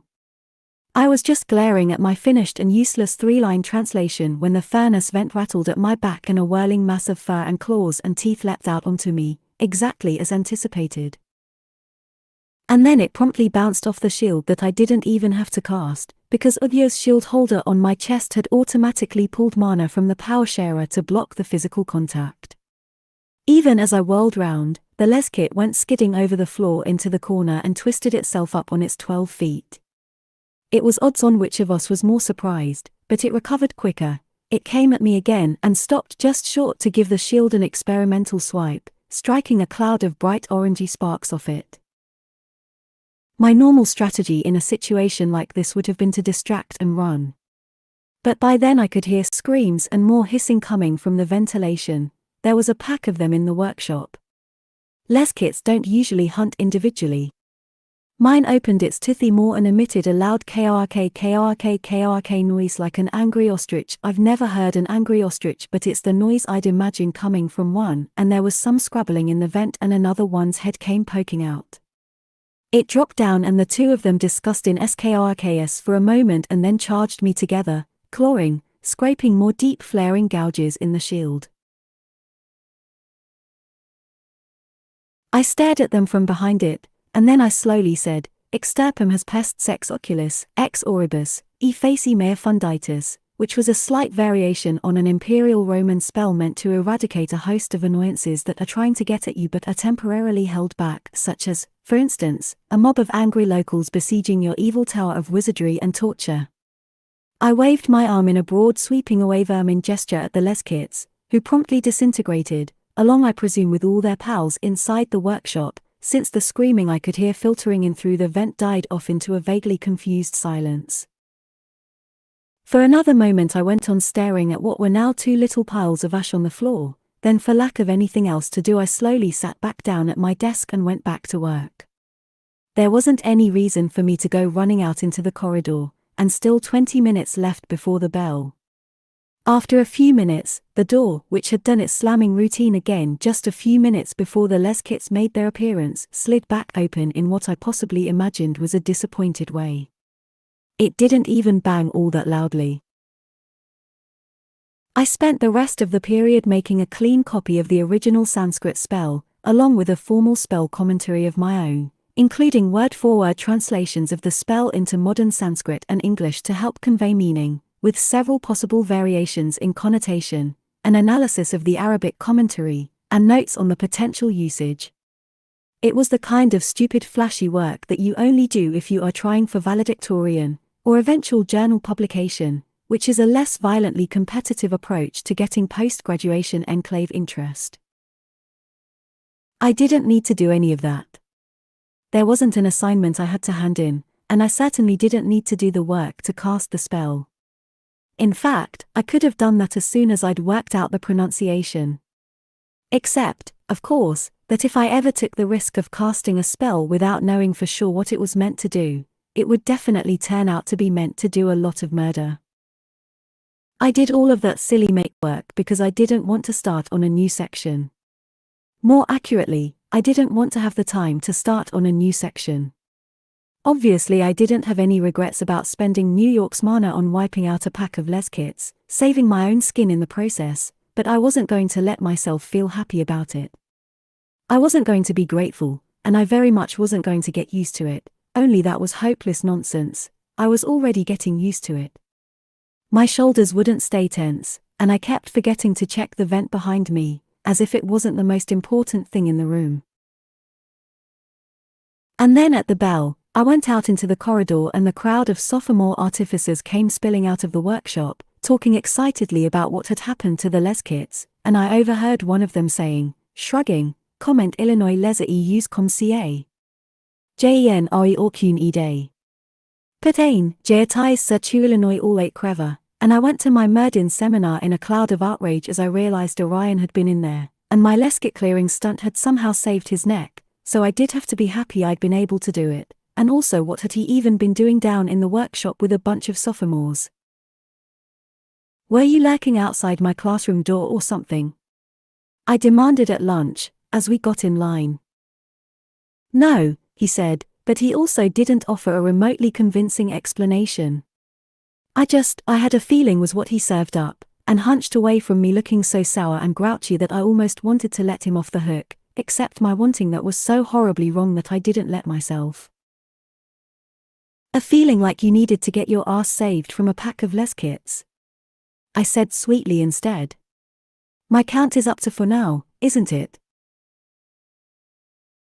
I didn't need to be saved. There were only 8 of them, I could have taken them, he snapped at me, and he had the nerve to sound actually annoyed, which annoyed me. That's not what I heard about it, I said, and if you don't like getting rescued in turn, you haven't got a leg to stand on, have you? I took my tray and stalked away across the cafeteria to the table Lou was holding. Orion slunk after me and sat down next to me with both of us still mad. You don't break up a table in here over anything as minor as a violent quarrel, and we both steamed away in silence for the entire meal. We cleared our trays and walked out of the cafeteria at what I thought was meant to be pointedly different times, since he seemed to be in a rush to get out ahead of me, so I slowed down, and when I came out, I spotted him talking to Magnus just outside the doors, and a moment later Magnus held out his hand and I realized Orion was asking him for mana. "You bag of jumbled screws, you could have said you were running low," I said, after giving him a swat across the back of the head when I caught him down the corridor, just before the stairs. Also, going after Mel's when you're low to try and make up for it is even more stupid than your usual line, which is saying something. "What?" "No. I wasn't," Orion started, and then he turned round and caught my hard glare and paused, and then looked awkward and said, "Oh," like he'd just noticed that was in fact exactly what he'd been doing. "Yes, oh," I said. "You're entitled to a fair share of the New York mana. You've probably put in loads more than your fair share just this past week." "I haven't," Orion said shortly. "I haven't been putting anything in at all." "What?" I stared at him. "I haven't taken out any Mels this whole month," Orion said. "The only ones I've even seen are the ones I've seen you taking out." If you can believe it, there was even still a faint accusatory tone in there, but I ignored it in favor of gawping at him. "Are you telling me you haven't saved anyone all term? Why haven't I been hearing howls of death and dismay all round the place?" "There aren't any," he said. "They're all lying low. I think we worked out too many of them down in the graduation hall, as if the words too many had any business taking up room in that sentence, and the ones left are still mostly in hiding. I've been asking people, but almost nobody's been seeing Mels at all." I can't actually coherently describe the level of indignation I experienced.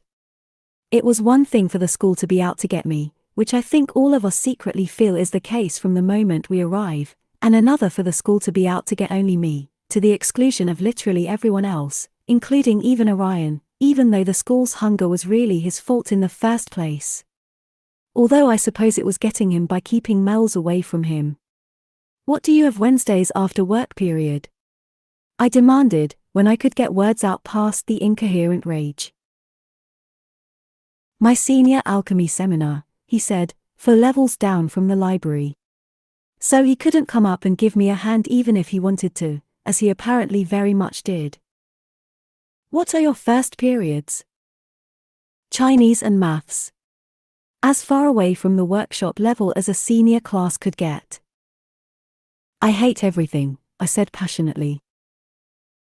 "The rest of New York is going to say something if this keeps going," Chloe said unhappily, perched on Lou's bed cross-legged with her own mouse cupped in her hands.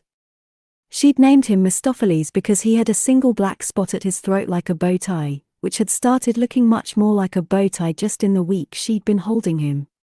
He was also already doing things for her. Just yesterday he'd hopped out of her hands and run scampering off into the drain and then come back a few minutes later and offered her a little scrap of only slightly gnawed-on ambergris he'd somehow found down there. It irritated me. I'd been working on Precious for more than a month and a half now, giving her mana treats and trying to give her instructions, and she still wasn't doing much but accepting the treats as her due and sitting there on my hand graciously permitting me to pet her. "Shouldn't you at least be able to turn invisible or something by now?" I told her in a grumble under my breath before tipping her back into Lou's cage. She just ignored me. Even Othio had been able to take her mouse Pinky permanently back to her room by now, where she'd built him a massive and elaborate enclosure full of wheels and tunnels that kept getting expanded up the wall. "It just takes time sometimes," Lou told me, very tactfully, but even she was getting a faintly doubtful expression as the weeks crept on.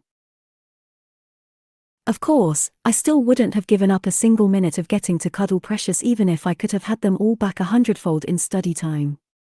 She was so alive and real, her soft fur and her moving lungs and the tiny beat of her heart. She didn't belong to the Scholarments. She was a part of the world outside, the world I sometimes found myself thinking maybe only existed in the dreams I had of it once in a while. We'd been in the Scholarments for 3 years, 1 month, 2 weeks, and 5 days. And in that last 1 month, 2 weeks, and 5 days, nobody but me or the mere adjacent had been attacked by a single mal, as far as we could double-check without making people suspicious. People hadn't realized yet only because some of the attacks had spilled over into the workshop, which was on the other side of my independent study room, and also it was still early enough in the year that everyone separately thought they were just getting lucky. But the other New York kids are going to notice the mana pool getting low, Chloe said. Magnus was already asking me the other day if I'd been doing any major workings. I've got a right to share power with my allies, but not to let them take it all. We're all putting as much as we can back, Odhyo said. And there are 7 seniors from New York. You have to be putting in loads yourselves. How low is the pool going to get? Well, Chloe said, in an odd, awkward way, darting a look at me, and then she said haltingly, we don't really, I mean. You don't build mana at all, I said flatly, from the corner, as I instantly realized what she wasn't saying. None of you ever put any mana in the Enclave pool, because Orion was putting in enough for all of you. Chloe bit her lip and avoided our eyes. Odhyo and Liu were both staring at her, shocked. Everyone's got to build mana in here. Even Enclave kids. Their big advantage is more time, better conditions, people watching their backs and doing homework for them and giving them little presents of mana and all the other things that the rest of us have to spend mana to get. They all have their own efficient mana stores and power sharers. So by the time they get to senior year, they're all way ahead. But never having to build mana at all, never having to do sit-ups or struggle through making some horrible doily, because all of them were just coasting on Orion's back. And he had to beg mana from them when he started to run out. Chloe didn't raise her head, and there was color in her cheeks. Mephistopheles made a little anxious chirping noise in her hands. She probably hadn't even thought about it since freshman year. The way I already wasn't thinking about it, day to day. And I'd sniped at Orion for needing help, after killing monsters with the mana he'd built up over 3 years of risking his life. So what? Orion said, and sounded like he meant it. I hadn't been near his room since last term. I was doing my best to avoid being alone with him at all these days. But I'd put Precious down and walked out of Liu's room and straight down the corridor to his, without saying another word to Chloe. Orion was there, busy failing to do his alchemy homework, judging by the total blankness of the lab worksheet on his desk. He let me in so nervously that I almost stopped being angry long enough to reconsider being there. But despite him and his mostly futile attempts at straightening up his piles of dirty laundry and books, anger won. It usually does, for me. I might as well not have bothered, for all he cared when I did tell him. I stared at him, and he stared back. It wasn't even just him being happy to help the useless wankers out. He sounded like he didn't understand why I was bothering to mention this odd piece of irrelevant information. It's your mana, I said through my teeth. It's all your mana. Do you get it, Blake? The whole parasitic lot of them have been clinging on your back for 3 years and change, never putting in a minute's worth of effort themselves. I don't care, he said. There's always more. There's always been more, he added, and that did come with an emotion, only it was flat out whinging. I'm sorry, are you bored? I snarled at him. Are you missing the good fun of saving people's lives 6 times a day, the regular dose of adoration? I miss the mana, he yelled at me. So take it back, I said, and yanked the power sharer off my wrist and shoved it at him. Take all of it back. You want more mana, it's yours, it's all yours, they haven't a right to a single drop. He stared down at the power sharer, a half-hungry expression flitting over his face, then he shook his head hard with a jerk. No, he said, and shoved his hands in his hair, which hadn't grown back long enough yet to support the drama of the gesture, and muttered, I don't know what to do with myself, plaintively. I know what to do with you, I said, by which I meant kicking him into next week where maybe he'd have got over himself, only he actually had the nerve to say, yeah, in a challenging, pretending to be suave double entendre sort of way that lasted only long enough for him to hear it coming out of his own mouth, at which point he went red and embarrassed and then darted a look around the room with nobody but us in it and turned even more red, and I went out of the place like a shot and ran straight back to Lou's just to escape. Where I came back in with all of them still sitting there and the power sharer still in my hand. Chloe jerked her head up and looked at me anxiously. But as far as I was concerned, she could discuss it with Orion herself if she wanted to know what he thought about it. So what now? I said, holding it out to her instead. You want out? No.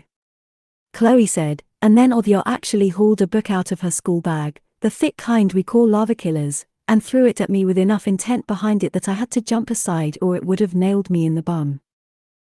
Stop it, she said. I think that's like the third time you've asked to be ditched. You're like one of those pufferfish, the second anyone touches you a little wrong you go all boomp, she illustrated with her hands, trying to make them let go. We'll let you know, how's that? I put the power sharer back on more or less sullenly, let's be honest, more, and sat back down on the floor with my arms wrapped round my knees. Lou said after a moment, so the real problem isn't that you're using mana. The problem is that Orion's not putting any in. Yes, all we need to do is find a surefire way to lure him some mouths, I muttered. If only we had a bunch of tasty adolescent wizards all in the same place. Oh, wait. I've got more things to throw over here, Othio said, waving another deadly book. This one had some actual suspicious splotches on its cover, threateningly. Maybe we could build a honeypot, like they do for construction sites. Chloe said. Like who does for what? Othio said, and Chloe looked around like she expected me or Lou to be any less confused. A honeypot, she said, more tentatively. Is there another word for it? You know, when there's a major project for a circle of wizards, and they're going to be working for a long time, days, and you don't want males to be coming for them. So you have to lure all the nearby males out and clean them up, like the week before? New York used one for the Tri-State Gateway expansion a couple of years back. It certainly sounded brilliant, but only in the sense that it was clearly too good to be true. If you can lure them places, why wouldn't you do it all the time? I said. Just stick one of these honeypots in the middle of a trap, and no more males around ever. You've still got to do something with them. Chloe said. What kind of trap is going to hold 1,000 giant males? We had to hire a team of 300 guards just for the 1 week. That was starting to sound a bit more plausible, and worth considering, and then she added, anyway, you can't just keep a honeypot going all the time. It's too expensive to run. We all stared at her. She stared back. It's too expensive, I said pointedly. For New York. I'd seen Orion toss fistfuls of mana-infused diamond dust into his homework assignment potions like it was all-purpose flour. He didn't even bother to sweep up the leavings from his lab bench afterwards. Chloe bit her lip, but then Lou said, but it can't be that hard to lure males. They want to come for us anyway, you're just reinforcing their existing desire. Oh, hey, Othio said abruptly. How far away did you lure males from? We covered all of Gramercy Park and 1 block out in each direction, Chloe said, which meant nothing to me, but Othio was nodding. Yeah, okay, she said. Any artifice is going to be crazy expensive to run when you try to push the effect out over 6 city blocks. But we don't want to lure all the males in the school. We very much didn't, in fact we all cringed instinctively just because she'd said it out loud. We just want a few of them for Orion. She rummaged round in her bag and dug out a copy of the blueprints that she must have made at some point in her career. Artificers often get assigned to do detailed studies of the school, since it helps reinforce the workings. Here. She pointed to a spot on the first floor. There's a major pipe junction here running through the workshop wall. If we build a honeypot and set it next to the nearest drain and run it from there, I bet we'll catch him plenty of mel's even if we only cover a 2-foot radius. Brilliant, I said. So how does one of these honeypots work? We all looked at Chloe. There's a container you need to put in some kind of bait, and then the artifice blows the scent out. She trailed off unspecifically and shrugged. I'm sorry, I only know about it because my mom had to do the presentation for the requisition process. The requisition process, I said even more pointedly, because anything that New York bothered to make you requisition had to be insanely complicated on top of expensive. But Ovio was waving it away. That's enough to go on. Lou's right, it can't be that hard. You just brew up some bait that smells like teenage wizard, and I'll see what I can come up with to disperse it. Chloe was nodding. How fast do you think you can do it? She asked anxiously. No clue, Ovio said, with a shrug. And in the meantime, all of New York has to start building mana, Lou said. If Orion can't put in mana anymore, and none of you are, you're going to run out sooner or later anyway. You don't want to find out that the honeypot doesn't work in 3 months, just when it's time to start doing obstacle course runs. But if I tell everyone that we have to start putting in mana because Orion can't anymore, the first thing Magnus will want to do is run an audit on our power sharers to see how much everyone is using, Chloe said. Then they'll know why it's going to be sooner. I don't think he'll insist on an audit, Lou said, with a glance towards me. Not if you tell them the right way. What's the right way? I said warily. The right way was, Chloe whispered around to everyone in New York, that Orion's girlfriend was keeping him from hunting Mel's because I didn't want him getting hurt, and now I was getting suspicious about why the mana was suddenly running low. The New York enclaves were all as eager for me to learn the truth about the source of their mana as Chloe had been, so they did start quietly contributing after all, which it turned out they could do by the bucket load without even getting anywhere close to their mana building capacity. That of course didn't keep them from being grumpy about the work they were doing. I confess I enjoyed catching a glimpse of Magnus stalking into the boys' bathroom at the head of his entourage, soaked in sweat and red-faced from what I assume was a hearty session of building mana with annoying physical exercise. But after a month of what I suppose they found unbearable suffering, they all began to interrogate each other in accusatory ways about mana use, and meanwhile the honeypot project ran into a serious snag. Ovio had made up a special incense burner, a set of nested cylinders of different kinds of metal, with holes punched carefully in each one to control the path that smoke took through them. Chloe had mixed a dozen small batches of mana-infused incense and left them out around a drain in one of the alchemy labs during dinner. We came down afterwards, warily, and picked the one that showed the most signs of having been poked at with various appendages, including a snuffler's face, which had left a distressing imprint roughly like a lotus seed pod. Great, let's go, Orion said promptly. He would have grabbed the cylinder off the table and headed straight for the door, but Ovio put out a hand against his chest and stopped him. How about we don't try it out for the first time next to a big junction going straight down to the graduation hall, she said. The rest of us all agreed heartily. The diameter of the school's plumbing is open to a determined interpretation, and if we were deliberately luring Mel's, our intent would actually be helping them squeeze themselves through. Orion sat on a stool in visible impatience, tossing the burner from one hand to the other, while the rest of us discussed the best place for a trial run. We finally settled on the lab itself, on the grounds that the incense had been out here for a bit already, and we didn't want to carry it through the corridors to somewhere else, possibly accumulating a trailing horde in the process. Ovio put the incense into the burner, fussed with the positioning of the cylinders a bit longer, and finally said, "All right, let's give it a shot," handing it to Orion.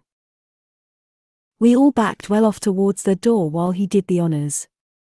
He lit the small blob of incense, he said, burning his fingers with the match, which he was more worried about than the possibly impending Mel's, and dropped it into the middle of the cylinders. Then he put the burner on the lab stool and set it right near the drain. The first threads of smoke came out and visibly wafted over the drain before dispersing. Orion hovered over it eagerly, but nothing came out. We waited another few minutes. The smoke began to pick up, making a thin stream that circled the drain and went down into it. Still nothing. There had been a couple of small aglos in the lab, stealing the floor leavings. We'd ignored them as they're quite handy when fully grown, and completely harmless otherwise, which had started slowly humping their way towards the drain to escape when we'd come into the room. While we were still waiting, they reached the drain and kept going, straight through the thickest smoke, showing no interest in it whatsoever. Orion looked over at us. "Shouldn't it work on them? They're still Mel's." "Yeah, I guess," Chloe said, a bit nasally. The burner was certainly doing something. Even all the way back at the door, the air was taking on the same distinct aroma that regularly wafted out of the boys' loo. Audio frowned and took a few cautious steps towards the burner. "Maybe we should," she started, and that was when Pinky stuck his head out of his carrying cup and gave a loud excited squeak. Audio had made each of us a bandolier-style strap with a cup attached, for the mice to ride around in during the day, since Lou wanted us to keep them with us more often. Before she could stop him, Pinky leapt directly out of the cup on her chest all the way down to the floor, raced over to the stool, scampered up the leg like a tiny streak of white lightning, and did a full-body flying lunge for the cylinder and knocked it onto the floor. While we were still yelping, Mistopheles and Xiaoxing emerged from their cups and made their own mad dashes to join him. They were certainly interested in the incense. Together they spent the next half hour rolling the cylinder around the lab in mad glee, sending it under cabinets and tables and squirming out of our grip every time we tried to grab it or them. It turns out that magical mice high on incense are really good at not being caught. There was a lot of swearing and yelling and banged elbows and barked shins before we finally managed to get the cylinder away from them and put the smoke out, at which point they collapsed in exhausted furry lumps with their paws curled and glazed expressions that somehow conveyed dreamy pleasure on their faces. Chloe drew several thick lines through the incense recipe in her notebook, and Audio disgustedly dumped the set of cylinders into the scrap bin. When a first experiment goes that far away from your expectations, it's usually not worth the risk to keep going. It means you're missing something quite important, and in this case, we had no idea what the something we were missing was. So if we tried again with just minor tweaks, we'd expect it to go wrong, and at that point, not only would it go wrong, it would almost certainly go wrong in a much more dramatic and possibly painful fashion. The only positive outcome was my getting the first sign that Precious was actually becoming a familiar. She hadn't joined the frenzy. Instead, as soon as Pinky went for the burner, she'd run up my shoulder and jumped onto a high shelf of the lab, where she tipped a large beaker over herself and sat there disapprovingly watching the other mice having fun with her tiny forepaws held over her nose. After we put out the incense, she climbed back into my bandolier cup and pulled the lid firmly on top of herself and made clear that she was coming home with me instead of going back to the group cage in Lou's room with the other stupefied mice. So that was tidy, but the honeypot project was back to square one. Meanwhile, the New York enclaves weren't my only problem anymore. Everyone else was starting to look into the pattern of Mel attacks, or lack thereof. We all spend a great deal of time thinking about Mels and what they're going to do. Almost half our freshman and sophomore courses are devoted to the study of Maleficaria, their classification, their behavior, and most important, how to kill them. When Mels start behaving unexpectedly, that's bad. Even if the unexpected behavior is that they're not leaping out to kill you anymore. That usually just means they're waiting to leap out and kill you at a much more opportune moment. The next Wednesday, at the end of our cheery library death seminar, Sudarat waited until the kid on my other side got up and then said softly to me as we packed up to leave, "A girl from Shanghai asked me if our class had been attacked again." We were getting into striking range of midterms by then, and a grand total of 23 people had been killed so far the whole year. More than half of them had been freshmen blowing themselves up in shop or poisoning themselves in alchemy lab, which was barely like dying at all by our normal standards. The others, bar one, had all been cafeteria mistakes. Even that was radically below the usual rates, since almost everyone could afford to cast sniffer spells and brew antidotes, since they weren't getting jumped by Maleficaria. Death number 23 was the only upperclassman, a junior-year charmer named Praisong who'd been another former Bangkok enclaver. He had been very unhappy to discover he wasn't an enclaver anymore, and he'd made himself obnoxious enough in the years he'd been one that he found sympathy and friends in very short supply. As he couldn't see any other way to continue in the lifestyle to which he'd become accustomed or to reliably continue living, for that matter, he made the decision to go Malefica.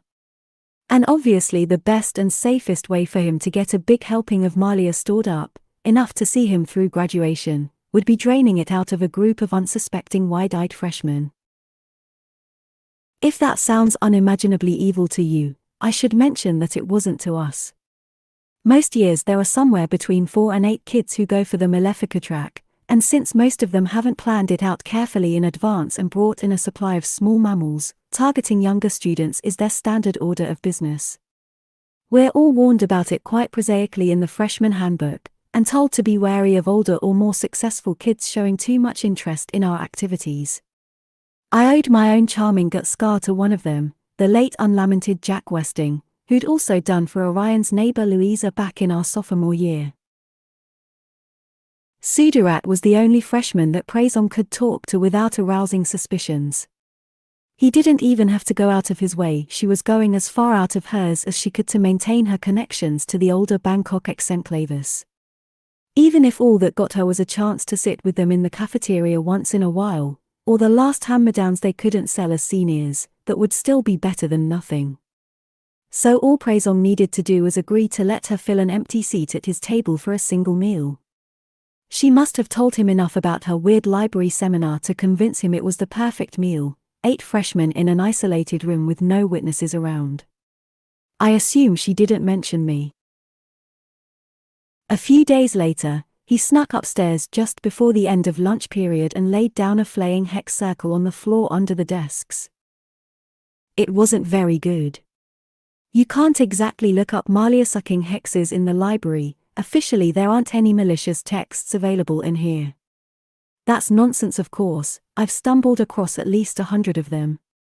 But anyone who went looking for them would probably have harder luck getting one. Anyway, Praisong wasn't as ambitious as Dear Jack. His hex was good enough to rip off a substantial patch of skin on his victims, opening us up so he could pull a tidy bit of Malia out of us through our pain and horror, and I imagine that was all he wanted. Actually killing 8 wizards at once, even freshmen, is no joke for a budding Malefica. The psychic damage would have left him visibly marked in the ominous sorts of ways that make your fellow students, particularly your nearest neighbors, gather up a sufficient group to put you down before you get any more bright ideas that might involve extracting mana from them. Unfortunately for him, I noticed the hex before I even crossed the threshold. I assumed a construct mal had done it. Some of the more advanced kinds can draw spell inscriptions, although usually not very well. That didn't rule out this example. I could have done better without half trying, and that's exactly what I did. I grabbed a piece of chalk off the nearest board, rewrote half the sigils to turn the spell back on the original inscriber, correcting the various mistakes and adding a few improvements while I was at it, and invoked it with contemptuous ease and barely an ounce of mana. I was even a little smug that the first attack of the afternoon had been so easy to deal with. I only found out who had cast it at dinner time, when people were gossiping energetically about how Praisong's skin just completely flew off him in the middle of the language lab and how he ran around in circles screaming wildly until he died of massive blood loss and shock. I won't say I was sorry. I won't. I vomited after dinner, but it was probably something I'd eaten. Sudarat left the cafeteria looking moderately ghastly herself. She and all the kids in the library had known at once what had happened. I'd made a point, smug, of showing them the hex circle, what it was trying to do to us, and how I was cleverly turning it back on the creator. She'd been extra quiet in the couple of weeks since, which was saying something. This was the first peep she'd let out in my direction since. From Shanghai? I said slowly. Sudarat nodded, a small jerk of her head. Some people from Bangkok heard, she said. About the attacks we've had. Some other people. When I told. She trailed off, but I'd got the picture.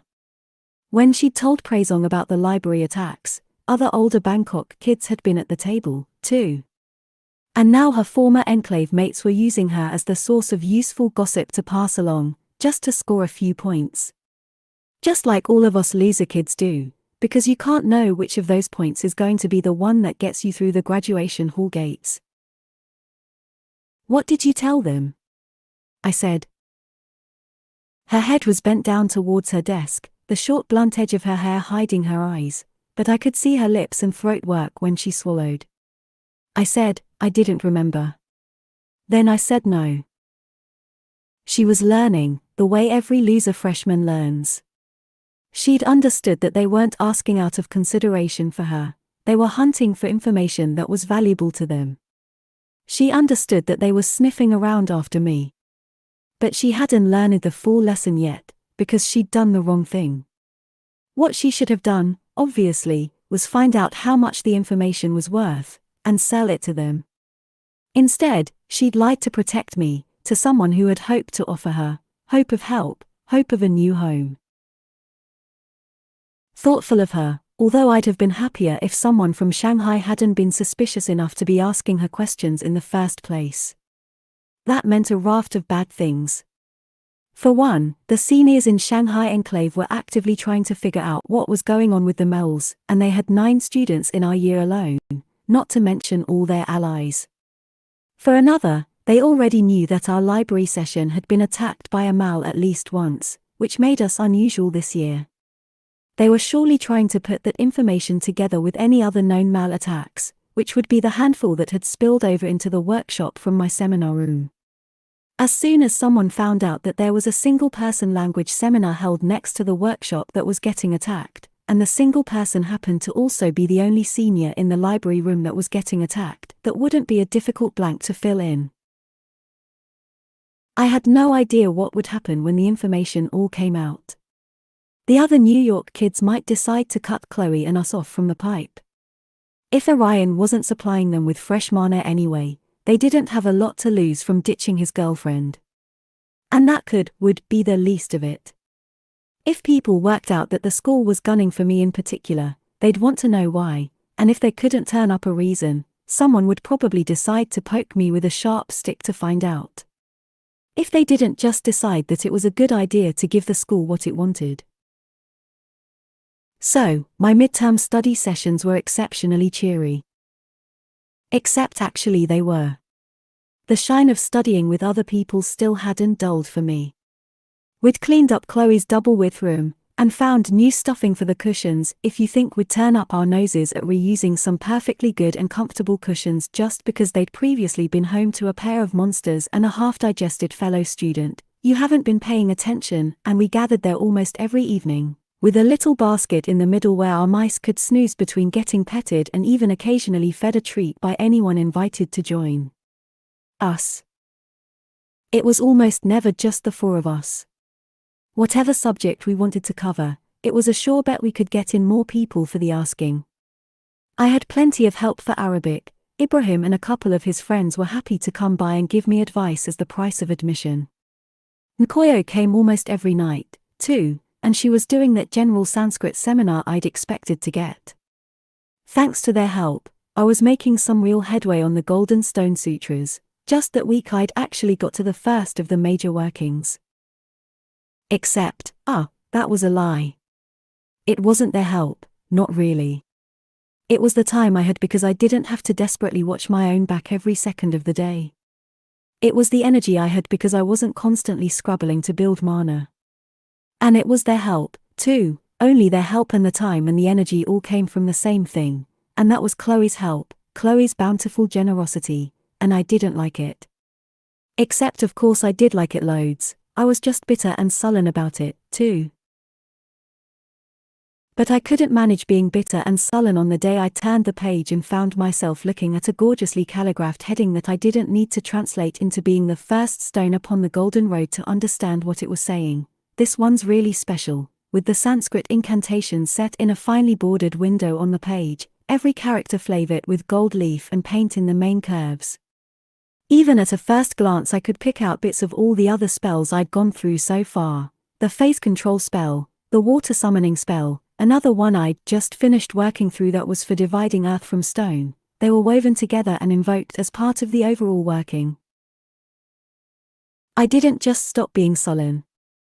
I stopped worrying about mana, about what was going to happen when and if my cover was blown. I stopped working on my midterm assignments and ignored the rest of my classes entirely.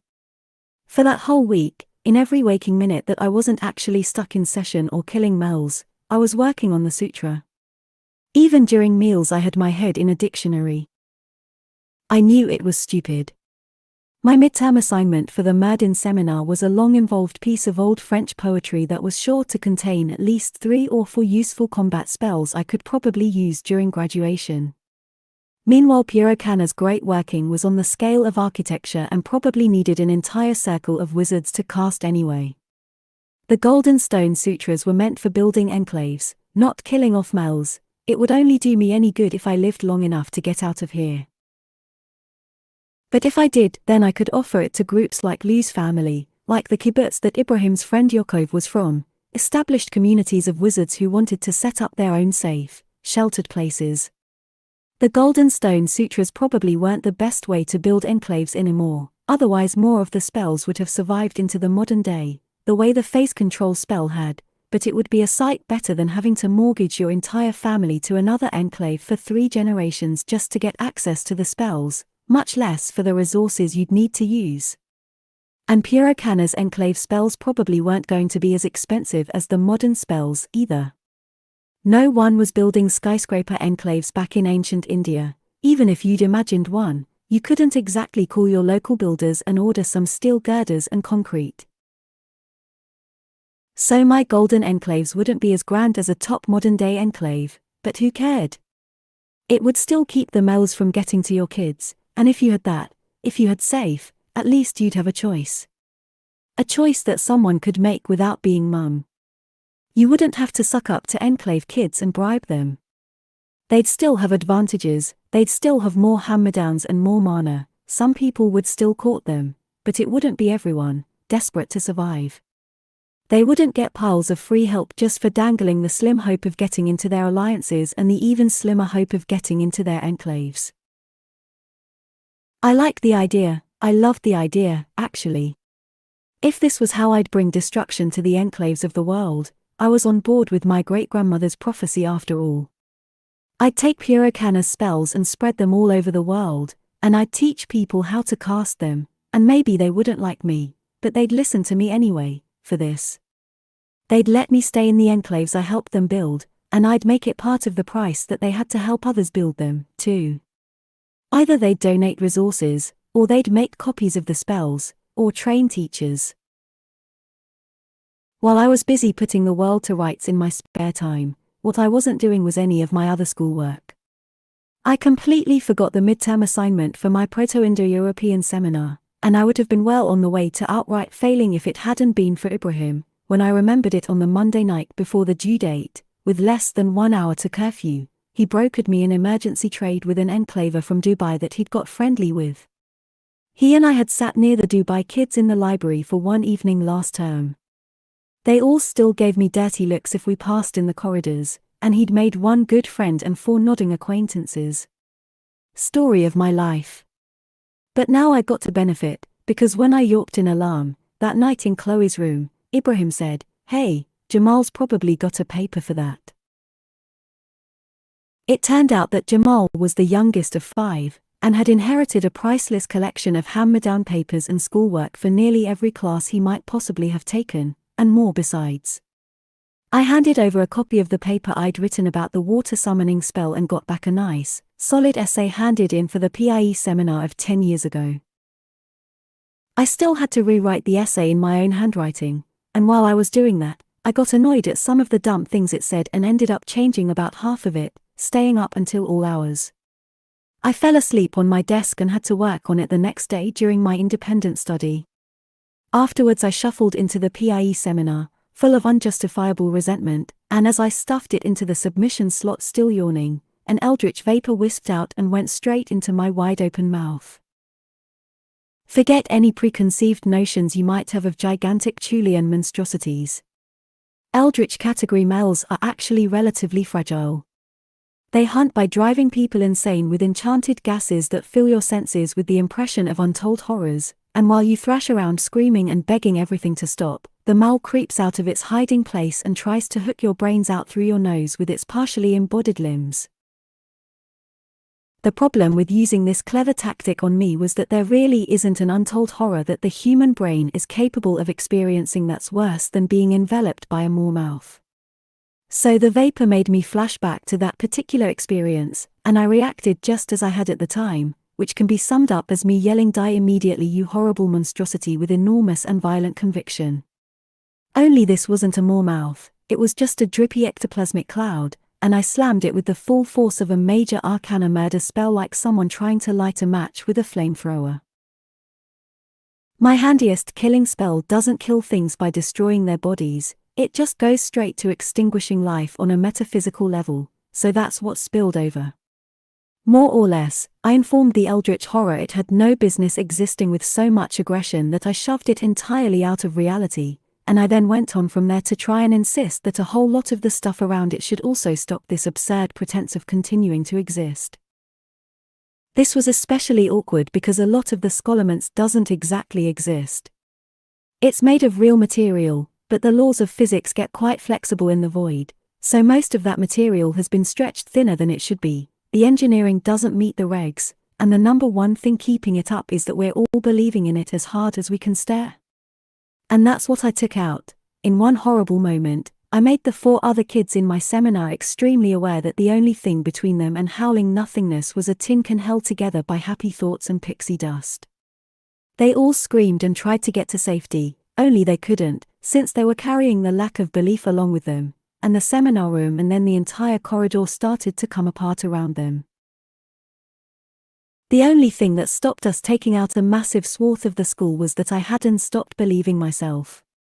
Still half groggy with eldritch vision, I stumbled after them out of the room into a corridor which was starting to bend and warp like aluminium foil under the weight of the entire massive school above it, and in my confusion I thought it was just me being drugged, so I shut my eyes and told myself firmly that the corridor was not by any means wobbling and put out my hand to the wall with the expectation that the wall would be there and solid, and so it was again.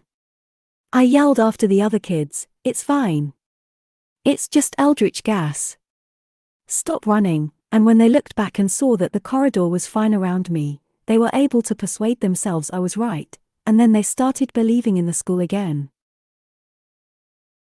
A moment later, I realized that actually I'd been wrong, because as soon as the corridor stabilized, the scolomance slammed the door of the room shut and sealed it away behind a permanent hazard wall, which are normally reserved for lab rooms on the second floor where there's been an alchemical accident so horrible the deadly effects won't resolve for a decade or more.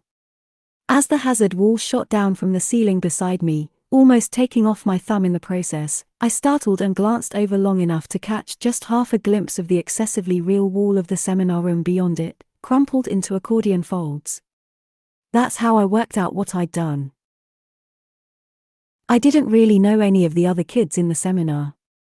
They were all languages track seniors like me, of course, and one of them, Ravi, was an enclaver from Jaipur, so the other 3 had sat round him, the better to offer him help on his papers and exams.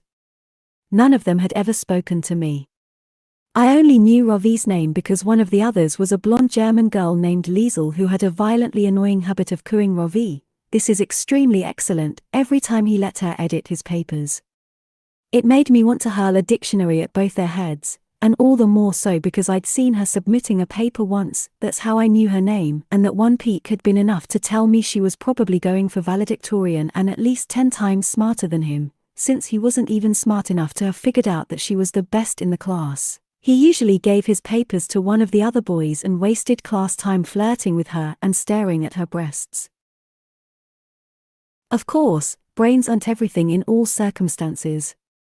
Ravi was able to convince himself everything was fine a lot quicker than anyone else. By the time I got over to them, he was recovered and saying with easy assurance, "We'll go to the library. We can't be marked down if the classroom's been shut. "You're welcome to come," he added to me, in a tone of lordly generosity, and had the gall to gesture to the corridor, indicating that I was to take point position in exchange for the condescension. What made it even worse was that just a few weeks ago, without Chloe's power sharer on my wrist, I'd have had to do it and be grateful for the lucky chance of company. "If I'm taking point for a walk mid-period, I'll go by myself," I said, rude. "Especially since none of you thought of mentioning the eldritch shine." They'd all been in class before me. Since none of them had been attacked handing in their own assignments, they'd clearly spotted the signs. There's a sort of faint iridescent glitter to the air near an eldritch horror that I wouldn't have missed ordinarily, and pushed their own papers in from a distance. None of them had said a word as I'd stepped up to the slot myself. "You've got to have your own lookout," one of the boys said to me, a little defiantly. "That's right," I said. "And now you can have yours."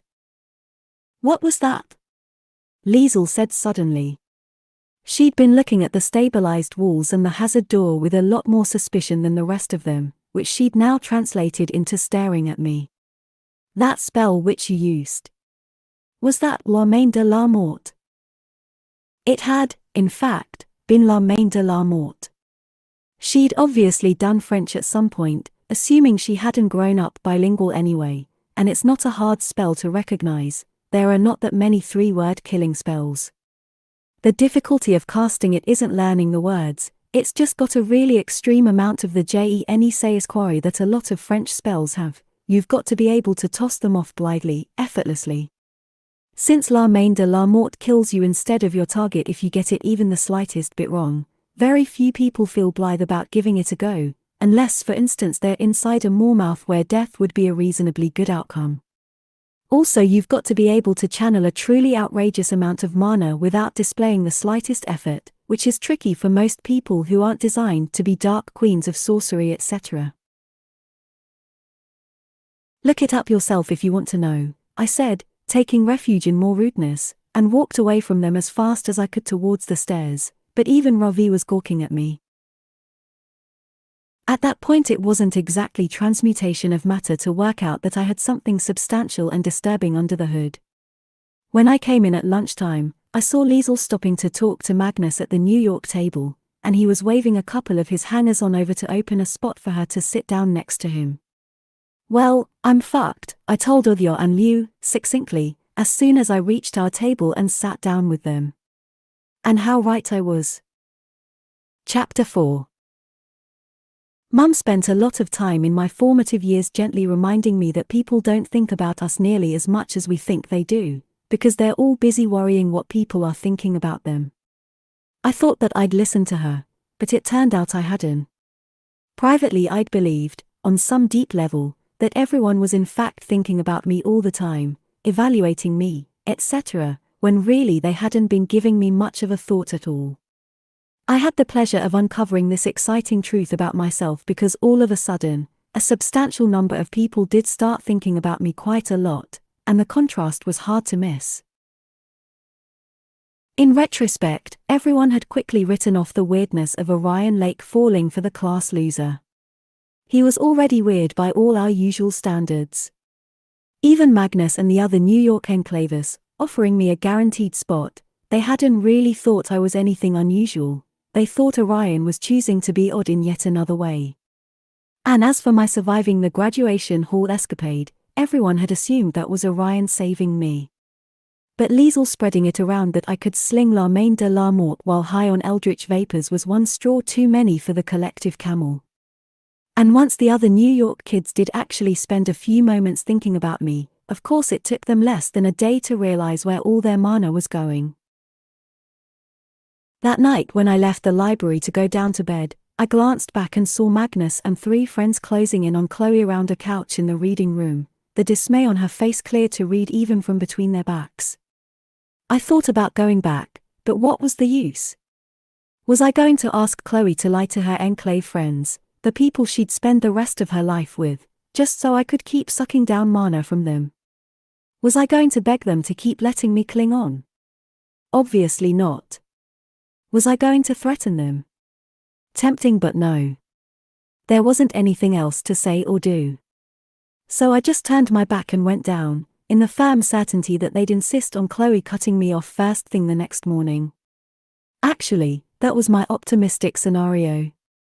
Really, I expected Magnus to appear at my door leading a school-wide mob with not necessarily metaphorical pitchforks.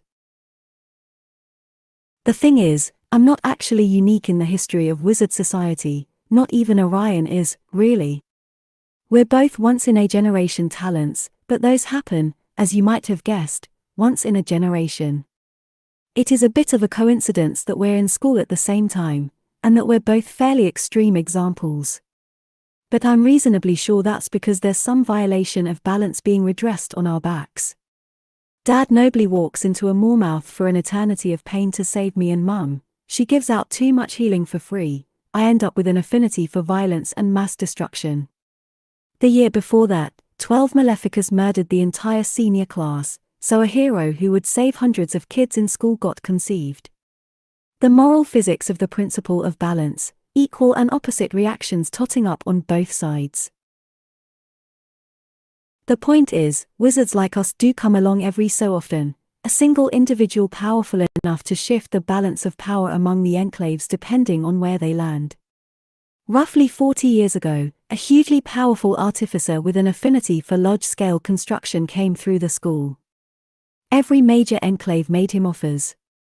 He turned them all down and went home to Shanghai, where his family's ancient former enclave had been occupied by a moormouth. He organized a circle of independent wizards to help him, personally spearheaded the effort to take out the moormouth, and as you might imagine was immediately acclaimed as the new Dominus, not 3 years out of school. It still looked like a bad deal for him. The enclave he rescued was ancient and had soaked up magic for centuries, but it was small and pokey by modern standards, and at the time most of the really talented Chinese wizards headed straight to New York, to London, to the California enclaves. Even Guangzhou and Beijing had to recruit from the second string. Well, after 4 decades of Li Shanfeng's rule, Shanghai's got 6 towers and a monorail inside the enclave. They just opened their 7th gateway, and lately they've been signaling that they're thinking of splitting off the Asian enclaves and building a new school themselves. And that's part of what makes Orion so important that New York was willing to throw a priceless guaranteed enclave spot at some loser girl just because Orion liked her. Everyone knows there's a power struggle coming, and Orion's not just a top student inside the Scholarments, he's a game changer on the outside. No one's going to go to outright war with an enclave that has an invincible fighter, and that's not even touching on the resource he represents if he can convert Mals into mana. And he belongs really securely to New York, son of the very likely future Domina, no less, and I'm sure he's at least partly responsible for her being in that position. All the kids from Shanghai in here probably came in with instructions to keep a close eye on him, and gather as much information as they could. They haven't got any less anxious about him over the last 3 years, while he's been busy building a substantial fan club of all the kids he's saved. What I hadn't realized, as I went down to bed, was that I was about to be promoted to game changer status alongside him. Chloe didn't try to lie to Magnus, she's a terrible liar anyway. She fell back on desperately arguing that they had to keep giving me mana or else, and went into a lot of detail about the grisly potential else, with a vivid description of my dismemberment of her cushion Mels. A normal person would have been terrified to find out about nuclear bomb me waiting to go off. Magnus decided that he quite fancied bringing a tidy nuclear bomb home to his parents. By breakfast the next morning, I'd gladly have faced any number of pitchforks instead of having to see his smug rubbish dump of a face smirking at the Shanghai kids across the cafeteria, like he'd done something clever or recruited me by hand, instead of having done his level best just last term to kill me. The Shanghai kids all looked grim and worried back, for that matter. By that afternoon, I knew for a fact that they were offering stuff to people for details about me, because they had another go at questioning Sudaret. One of them had actually offered her a power sharer for the rest of the year, which was almost guaranteed to keep her alive that long. Take it, I told her bitterly. Someone ought to do well out of this. I suppose I didn't have the right to complain. New York wasn't cutting me off after all, so I still had lovely torrents of mana coming. If anything, the other New York kids had all got more enthusiastic about building Mana now that they knew where it was going. Because of course they expected to get a handsome return on investment, namely me, a massive gun tucked neatly in their enclave's back pocket, ready for use in case of emergencies. They were all delightedly hoping to give me exactly the post-scholarment's life I dreamed of for years. The bastards. 2 days later, Orion said to me, of all things, "Hey, after graduation, what do you think of taking a road trip?" I stared at him. What?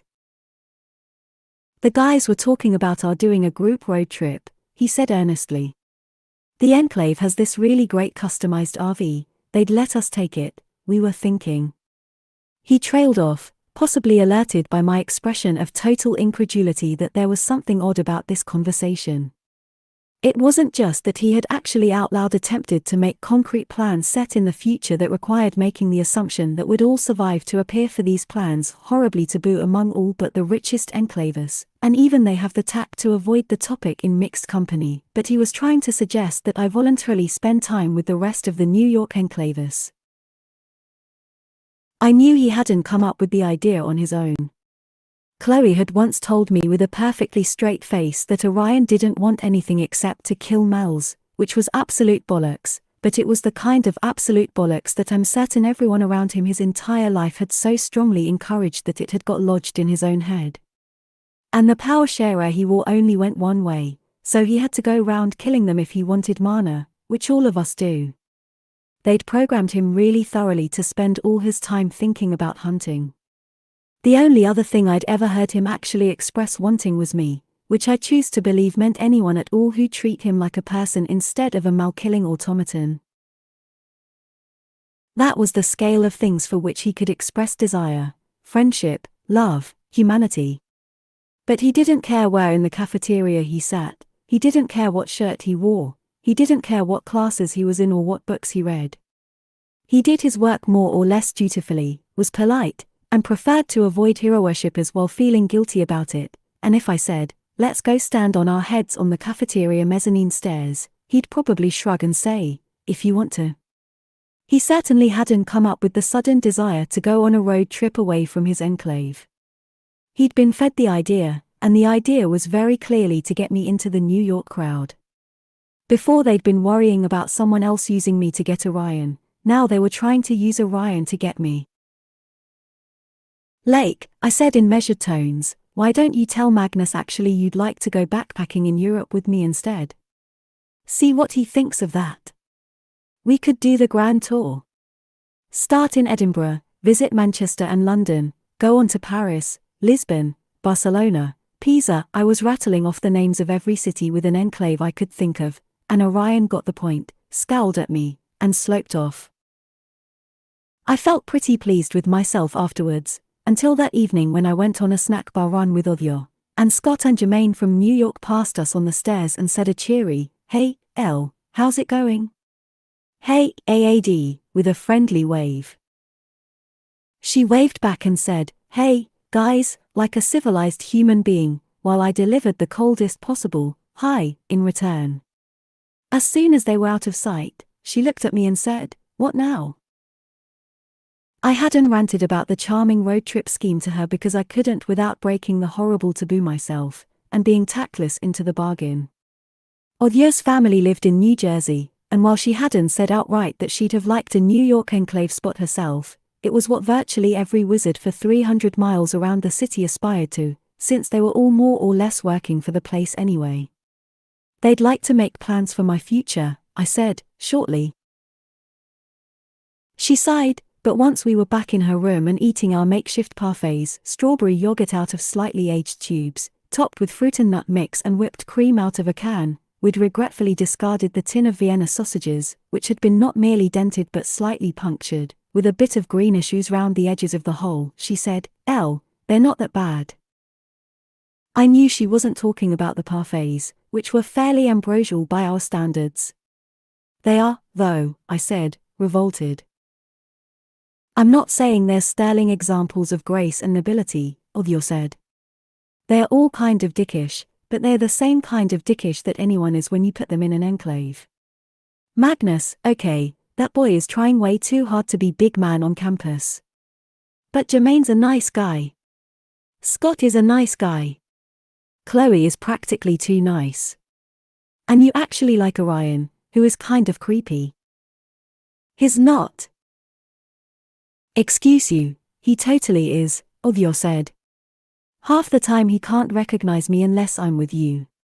He pretends to when I say hi to him in shop, but every time his brain goes into this panicky loop like who is she, oh no I'm supposed to know her, oh no I'm failing at human.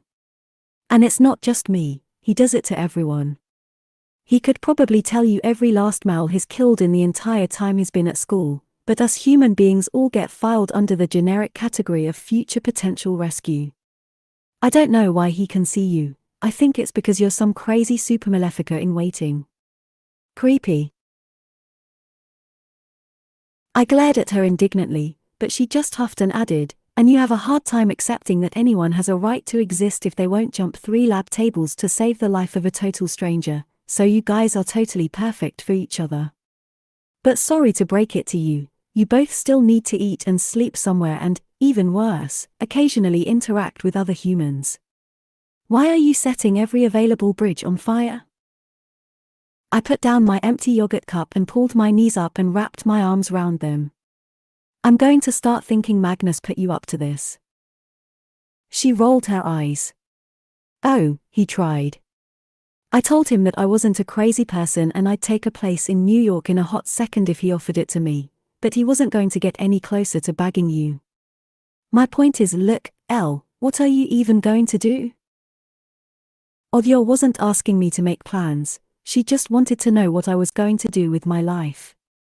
She waited for me to offer something, and when I didn't she said, to drum it in, I know what I'm doing. I don't freaking need Magnus to make me offers. I've sold 17 pieces of spell-tuned jewelry out of the leftover bits of siren spider shell and argonet tooth you gave me. They're not just junky senior stuff, they're really good, people are going to keep them. I'll get my own invites. I know what Liu's doing.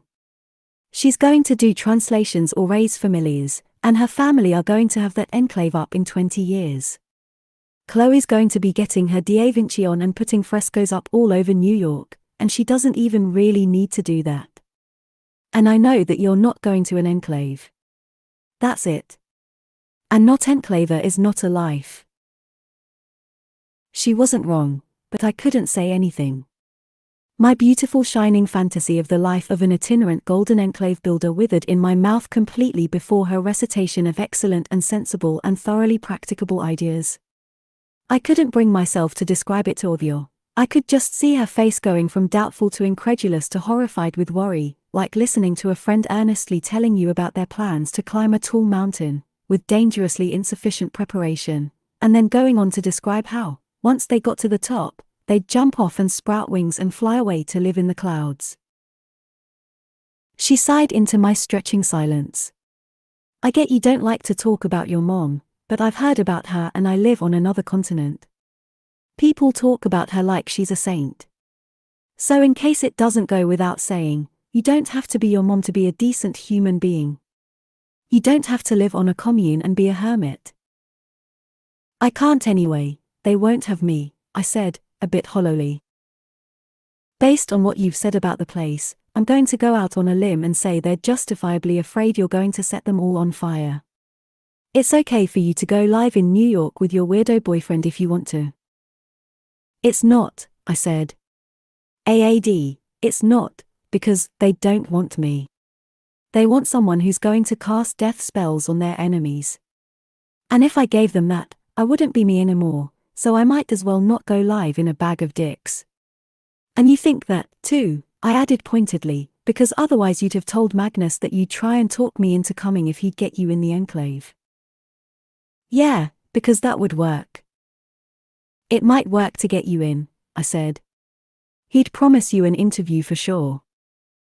She gave a snort. That's not actually a stupid idea. Except I don't want to talk you into New York, I'm just... She trailed off. Elle, it's not just Magnus, she said bluntly. I've had a bunch of people asking me. Everyone knows about you now. And if you don't go to some enclave, they're going to wonder what you are planning to do. And I didn't even need to lay my idiotic plans out before her to know without question that they'd believe in them even less than she would. To further gladden my heart, our midterm grades were coming in that week. No matter how hard you've worked, there's always something to worry about. If you're going for valedictorian, anything less than perfect marks is a sentence of doom, and if you do get perfect marks, then you have to worry whether your course load is heavy enough that your perfect marks will scale well against all the other kids going for valedictorian with their perfect marks. If you're not going for valedictorian, then you have to spend the bare minimum of time on your actual coursework in order to maximize whatever you are actually working on to get you through graduation, whether that's expanding your spell collection or creating tools or brewing potions, and of course building mana. If you get good marks, you wasted valuable time you should have spent on other things. But if your marks are too bad, you'll get hit with remedial work or worse. If you're wondering how our marks get assigned when there are no teachers to evaluate anything, I've heard a million explanations. Loads of people, mostly enclavists, say with great assurance that the work gets shunted out of the scholarments and sent to independent wizards hired for the marking. I don't believe that for a second, because it would be expensive, and I've never met anyone who knows one of these wizards. Others claim the work gets graded through some sort of complicated equation based almost entirely on the amount of time you spend on it and your previous marks. If you want to really set off any valedictorian candidate, try telling them that it's partly randomized. Personally, I'm inclined to think we're doing the marking ourselves, just because that's so efficient. After all, we mostly know what marks we deserve, and we certainly know the marks we want to get and what marks we're afraid of getting, and whenever we see bits of someone else's work we get an idea of what they ought to get. I'd bet that the school more or less goes by the sum of the parts, depending on how much will and mana each person has put behind their judgment. Which also handily explains the block of self-satisfied enclavists who annually fill up the class rankings only a little way down from the actual valedictorian candidates, despite not doing nearly as much work and not being nearly as clever as they think they are. None of these possibilities told me what to expect in the way of marks for myself, since this year I was entirely alone in the one seminar to which I'd devoted massive amounts of time and energy and passion and mana, and apart from that I was in 3 other small group seminars that I'd aggressively neglected. You'd think that marks wouldn't matter very much senior year unless you were going for valedictorian, since we literally don't take classes for the second half of the year. After the class standings are announced at the end of the first semester, seniors are given the rest of the year off to prep for their graduation runs. But that's in the nature of a grudging surrender. Graduation wasn't designed to be a slaughterhouse gauntlet of mells. The cleansing routine we fixed last term was intended to winnow them down to a reasonable level every year before the seniors got dumped in to make their escape back to the real world. After the machinery broke 4 times in the first decade, and the enclaves gave up on repairing it, seniors largely stopped going to class, because there's a point where training and practicing with the spells and equipment you've got is more important than getting new ones. When there are 1,000 howling starved mells coming at you from all sides, you want your reactions worked thoroughly into your muscle memory. So the powers that be running the school at the time, London had taken it over from Manchester by then, with substantial support from Edinburgh, Paris, and Munich, opinions from St. Petersburg, Vienna, and Lisbon taken under advisement, New York and Kyoto occasionally given a patronizing ear, decided that they'd accept the reality and turned it into a deadline. And up to that deadline, the school does its best to make marks matter. The penalties get especially vicious for our last semester. Finals are the worst of it, but even midterms are generally good for taking out at least a dozen seniors. I was relatively safe for the Proto-Indo-European seminar because I'd cheated on that one essay, which always gets you good marks. The school's perfectly willing to let you leave dangerous gaps in your education. The only risk there was that I'd actually done some work on the thing beyond copying it out. I'd get marked down for that, although probably still not to failing level. The translation I'd handed in for my final Murdin seminar poetry assignment was a rotten half-baked job I'd run through in 2 hours, guessing wildly at the many words I didn't know. It hadn't left me with any spells I could even sound out, at least not if I didn't want to risk blowing the top of my own head off. I'd got top marks on the lovely deconstruction spell I'd used on Chloe's cushion monster, though, which was likely to pull my grade there to safe levels. Othio had helped me with the maths in my algebra course, and I'd done a load of translations for her. Artificers don't get language classes in their senior year, instead they just get assigned a design project in one of their other languages. Design projects are a really special fun thing for artificers. You're given a set of requirements for some object, you write down the steps to build the thing, and then the Scholomance builds it for you. Exactly according to your instructions. Then you have to try the resulting object out and see what it does.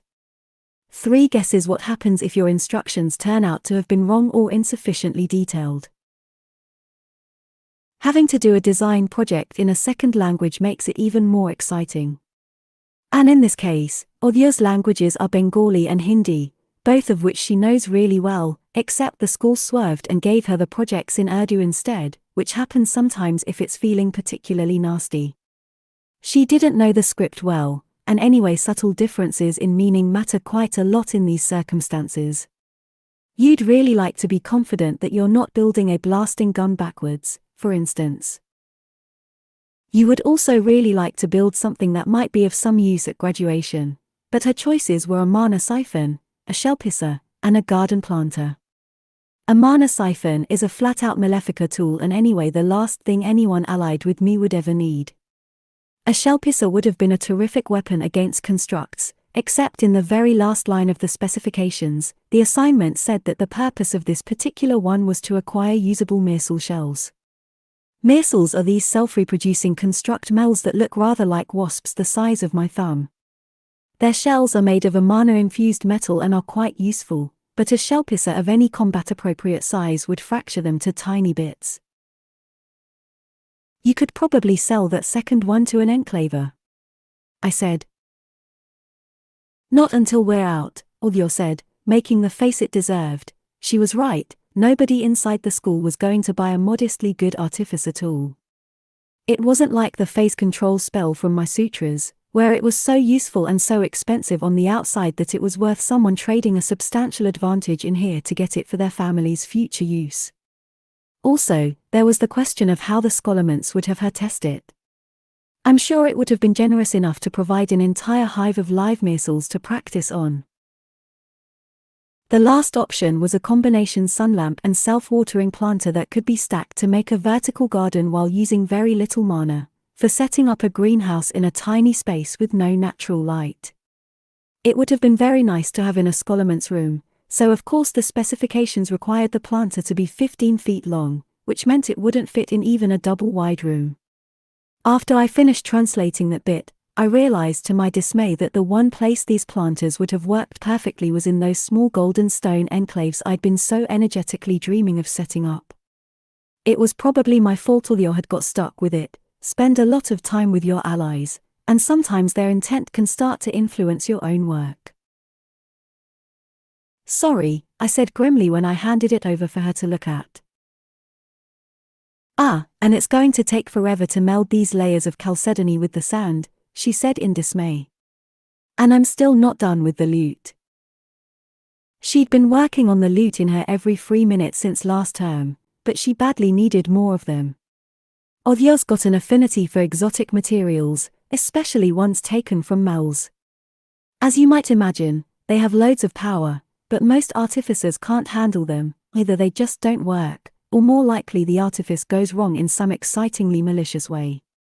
Othio can almost always coax them along into her projects, but the lute was 10 times more complicated than anything else she'd done. The siren spider leg I'd given her had gone to make the body of the lute, and the argonet tooth had made the bridges and the frets, and she'd strung it with the hair Liu had cut off at the start of the year. And then she'd etched sigils of power over the whole thing and lined them with the enchanted gold leaf her family had sent her on induction day. Pulling the whole thing together would have been a challenge for a professional artificer with a full workbench of favorite tools, and we'd pinned a large number of our graduation hopes on it. Senior year, you spend half your time staying alive, half your time on your lessons, and half your time working out a graduation strategy to get you through the hall. If you can't make that equation add up properly, you die. Most teams spend a lot of time identifying their best approach. Are you going to rely on speed and deflection, dodging your way through the horde? Are you going to build a massive forward shield and try to bowl yourselves straight to the doors? Are you going to turn yourselves gnat-sized and try to hop from one team to another and let them carry you, etc.? Our alliance had a very obvious basic strategy. Everyone else would keep the males from interrupting my casting, and I would slaughter everything in a tidy path straight to the doors. Perfectly simple. Only it wasn't, because most spells can't slaughter everything. Even La Main de la Mort doesn't work on everything. It's useless on the entire category of psychic maleficaria, since those more or less don't actually exist to begin with. They can still kill you, though. And not even a share in the New York mana pool was going to be enough to power more than one of my major workings. There were 6 other New York seniors who'd be in the graduation hall at the same time as Chloe, all wanting hefty quantities of mana for themselves and their own teams, and even if they didn't mean to cut me off beforehand, they were very definitely going to ration just how much mana I could take during the main event. So all our planning took place at one remove. How could we get enough mana for me to keep slaughtering Mel's all the way to the gates? The 2 key pieces were Odio's Siren Spider Lute and Lu's family spell. Lu's grandmother had sneaked her a really powerful song spell for mana amplification to bring in. Even though she couldn't cast the spell alone, her affinity was for animals, and anyway it usually took 2 or 3 of her family's most powerful wizards to make it work. After a lot of careful Chinese coaching, I'd got the words down. Our strategy was, just before we sailed into the hall, Lu would play the melody on the Siren Spider lute while I sang out the lyrics, and then she'd carry on playing even after I finished. With a magical instrument, the spell would keep going, and our whole team would have the benefit of amplified mana. So Lu would be in the middle of our team, sustaining the spell. Chloe and Ovio would be on either side of her, covering her and me, and I'd take the lead. That was the theory, at any rate. Unfortunately, the lute wasn't quite working according to plan. We'd made one experiment with it a few weeks back while still urgently trying to make a honeypot for Orion. Lu had written a Pied Piper spell for Mel's with the idea that we'd do a little parade through some section of the corridors one evening, me singing and her playing, and Orion whacking the Mel's one after another as they popped out at us. I'll leave you to imagine how appealing I found the prospect of wandering around loudly calling, "Here, kitty, kitty." I've spent my entire life trying not to lure Mel's. But we needed to try out the lute, and Orion didn't quite beg and plead for us to get him some Mel's to kill, but he clearly wanted to beg and plead, so after Odyo finished the last bit of inlay, we agreed to give it a go. We bolted our dinners and hurried to a spare seminar room down on the shop level, so everyone else would still be upstairs and not in range to see us doing anything this unbelievably stupid. Orion hovered around hopefully, and this time we tied all the mice securely into their bandolier cups as a precaution. That seemed to have been a good idea, because they all set up a frantic squeaking from inside as soon as Lu started tuning the lute and I hummed the line of melody. In retrospect, the mice were just trying to warn us. Lu hit the first notes, I sang 3 words, and the Mel's came from everywhere. The baby Mel's. Aglogrubs came out of the drain and larval nightflies started dropping from the ceiling, and thin scraps that looked like flat handkerchiefs that were probably going to be digesters peeled off the walls, and blobby mimics the size of a little toe and 1,000 different unrecognizable flabby things all started coming out of every possible nook and cranny of the entire room and converging on us like a slow horrible creeping wave swelling out of every surface around us. "It's working," Orion said delightedly. The rest of us, not being absolute madmen, all ran for the door at once, with Mel's crunching and squishing under our feet and more of them still coming, crawling out of tiny gaps between the metal panels and oozing from the corners and falling from the ceiling and pouring in a torrent out of the air vent and the drain. Orion barely made it out before we had the door slammed and were barricading it fervently against the solid mass of Mel's. Chloe rushed to seal up all the edges with an entire syringe of mana barrier gel while Lu and I reversed the invocation and Odyo unstrung the lute. We locked in place there staring at the door, ready to flee, until we were sure it had stopped bulging out any further, and then we all jumped up and down and shook ourselves wildly and pawed and batted at one another to get the larvae out of our hair and clothes and off our skin and onto the floor, where we stomped and crushed them in a frenzy. We're used to flicking off larval moles. It's always satisfying to take them out that small when you have the chance, but there's a horrific difference between one tiny digester trying very hard to eat a single square millimeter of your skin and a thousand of them speckled all over your body and clothes and hair. All the while Orion stood in the corridor behind us and said, exasperated and plaintive, "But you barely even tried," and other insane and stupid things, until we turned on him in unison and yelled at him to shut up forever, and he had the gall to mutter something under his breath. He wasn't suicidal about girls. I was grateful that we no longer needed to find a way to provide Orion with moles, because after that experience, none of us wanted to keep trying. Except him. He even went so far as to talk to other human beings to try and get more information about honeypots himself. He spent a lunch period with half a dozen kids from the Seattle enclave and a desperate expression, and came up to our study corner in the library afterwards and said, "Hey, I've found out how you make honeypot bait, urgently. The main ingredient is wizard blood. You just hold a blood drive and everyone donates." He trailed off, I presume as he heard the words coming out of his own mouth and saw our faces, and then just stopped and sat down with a glum expression. That was the end of working on honeypots. However, we did still urgently need the loot.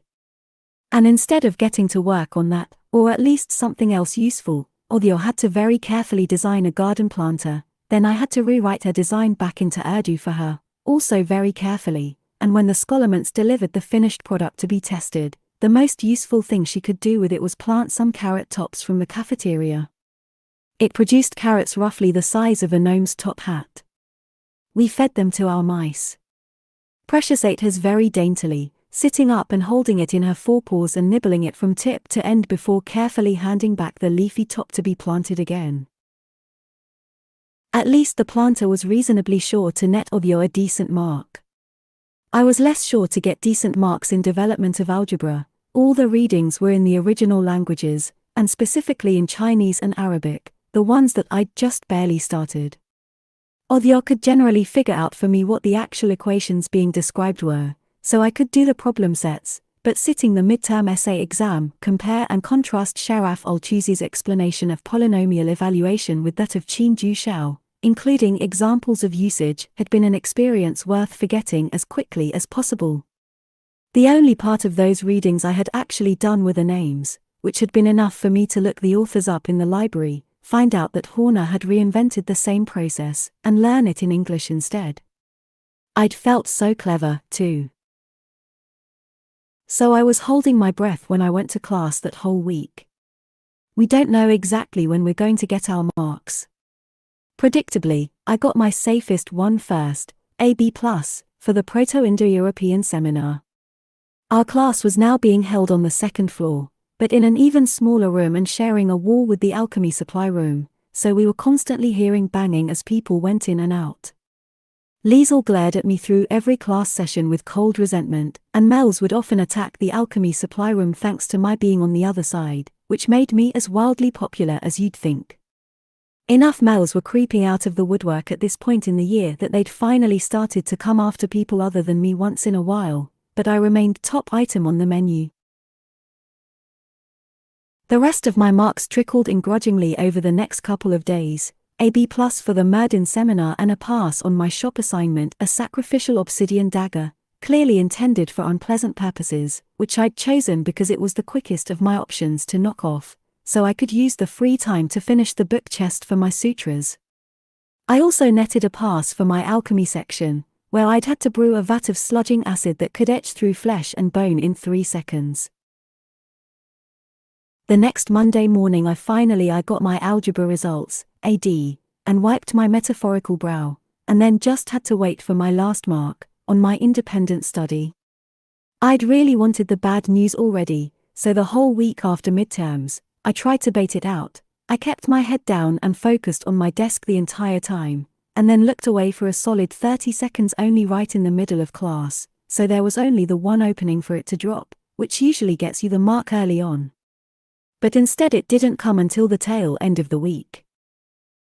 Except that day I was working on the last piece of the first major working of the sutras, and I'd got so deep into it that I forgot to pause mid-class. My bolted-down desk was a monstrous thing of wrought iron. I scraped my knees on the underside every other week at least, and the only silver lining of it was having the space to spread out. I always kept the sutras right in front of me, wrapped up in a leather harness Othyo had made me. It went over the ends of each cover, with soft wide ribbons that I kept tied down around all the pages except the handful that I was working on that day. It had a foot-long strap attached that buckled around my left wrist, so at an instant's notice I could just leap up and the book would stay with me even if I had to use both hands for casting. I stood my dictionaries open on end above it, and I used a 3-inch memo pad for my notes, which I held in my hands braced on the edge of the desk so it wouldn't touch the sutra pages. It's not that the book was so fragile, it was made out of really lovely heavy paper and didn't look like it had aged more than 2 months since the last bit of gilt had dried. But that was clearly because it had snuck away from its original owner roughly 2 months after the last bit of gilt had dried, and I didn't want that to happen to me, so I cosseted it as much as possible. It was worth having sore wrists at the end of each class. Whenever I ran out of space on my tiny notepad, often I just tore off the filled sheet and stuck it into a folder I kept on the side, and each night I rewrote them into a larger notebook in my bedroom. That day I had filled about 30 tiny pages with tight handwritten notes. The bell was about to ring and I was still going when the whole folder did a sort of angry jerk and went flying sideways off my desk, scattering paper everywhere. I gave a yowl of protest and grabbed for it, too late, and then had to pack up in a hurry, expecting something to jump me at any moment. I only realized that it had been my mark being delivered when I finally had all my notes collected again. I opened the folder to stuff them back in, and the little slip of green paper was tucked in the pocket, with ADV readings in Sanskrit poking out above the top. I pulled it out and glared at the A+ with a footnote asterisk going to special commendation at the bottom, which was just rubbing it in. Look at all your misspent time. I could practically hear the scholarments sniggering at me from the ventilation system. But that was just pettiness, and overall I heaved a sigh of relief. It could have been loads worse. It was loads worse for other people. At lunch that day, Cora came to our table with her face tight with pain and her arm wrapped up in her beautiful yellow head tie with the embroidered protection charm, blood soaking through it in spreading dark patches. "Failed shop," she said, her voice ragged. She had her tray held tight against her waist with her other arm, and the contents were pretty scanty. But she didn't ask for help. She probably couldn't afford it. She hadn't nailed down an alliance of her own yet. She and Koyo and Giovanni were friends, and they'd been great help for one another for tables and walking to class, but the same reason they'd been great for that was why they weren't a viable graduation team. All three of them were incantations track, and doing all the same languages. And Koyo was going to get decent alliance offers. In fact, she probably had one already, since just that morning she'd carefully mentioned that she might sit with someone else tomorrow for breakfast. A lot of alliances happened after midterm marks cleared. But Giovanni and Cora were going to be stuck until after the end of the semester, when the enclaves had got their alliances set and the leftovers sorted themselves out. It's not that they were loads worse as students, even. As far as I knew, they were all three somewhere in the middle of the pack as far as classwork went. But Nkoyo was a star, and they weren't. She'd always been the one who made the friends and connections, and when you thought of the three of them, you always thought of her in the lead. They'd leaned on her social skills the whole time, and that had been good for them right until now, when everyone thought Nkoyo, and not one of them. Most years, that meant their odds were going to be somewhere in the 10% range. The rule is that 50% of the graduating class makes it out, but that doesn't mean it's even odds. The kids in enclave alliances almost all get out, with maybe 1 or 2 members picked off each team, rarely the enclave kids themselves, and that's roughly 40% of the class. So the ones who die almost all come out of the 60% who don't have an enclave on their side. Of course, even that leaves you with better odds than you get on the outside of the scholarments, which is why kids keep coming. If the cleansing machinery down in the graduation hall really had got fixed, if it stayed fixed this year, they might make it out after all. But it wouldn't improve Cora's odds any to be going into the second half of the semester with a bad arm that she'd got because she'd screwed up and misjudged the amount of effort to put into her shop assignment. No enclaver was going to look at that arm and ask her to join their team. She sat down carefully, doing her best not to jostle the wound, but once she was down she still had to shut her eyes for a few long minutes, taking deep breaths before she tried to fumble at her milk one-handed and shaky. Nkoyo silently reached over and got it and opened it. Cora took it and drank without looking at her. Nkoyo hadn't taken unfair advantage. She'd helped them make it this far, it wasn't on her if she couldn't take them the whole way, if they weren't good enough and she had to jettison them to make it herself, like boosters of rocket fuel falling away spent while the orbital module went flying on past gravity. There wasn't anything she could do to save them, and they'd made their own choices, getting here. But Cora still didn't look her in the face, and Nkoyo still didn't say anything to her, and all of us at the table pretended we weren't looking at Cora's blood-stained arm when of course we were. I didn't know I was going to say anything until I did. I can patch the arm if everyone at the table will help, I said, and everyone paused eating and stared at me, either sidelong or just straight out gawking. I hadn't thought it through, just blurting it out, but the only thing to do in the face of the stares was push onward. It's a circle working. No one has to put in any extra mana, it'll work if we all just hold the circle, but everyone already here has to do it. That's actually a simplification of how the spell in question operates. The underlying principle is that you have to get a group of people to willingly put aside themselves and offer their time and energy to help perform a working for someone else's benefit that doesn't help any of them directly. And the trick is, once you ask a particular group, if anybody in the group refuses or can't make themselves do it, the spell fails. It's one of Mum's, if you couldn't tell already. Nobody said anything for a moment. It's not even remotely how things work in here. You don't do anything for anyone without some kind of return, and the return's always got to be something solid, unless there's some more substantial connection in place, an alliance, dating, something. But that's why I knew the spell would work if everyone did agree. It means a lot more in here than outside to do something for nothing. Even Cora herself was just staring at me confused. We weren't even friends, she was willing to sit at a table with me now. When Chloe Rasmussen from New York was my ally and Orion Lake himself would be here as soon as he came off the line with his tray, but she'd barely tolerated my company all those years when Nkoyo used to let me tag along behind them on the way to language lab in the mornings. She was standoffish in general, and had always been a bit jealous of Nkoyo's company, but it was more than that.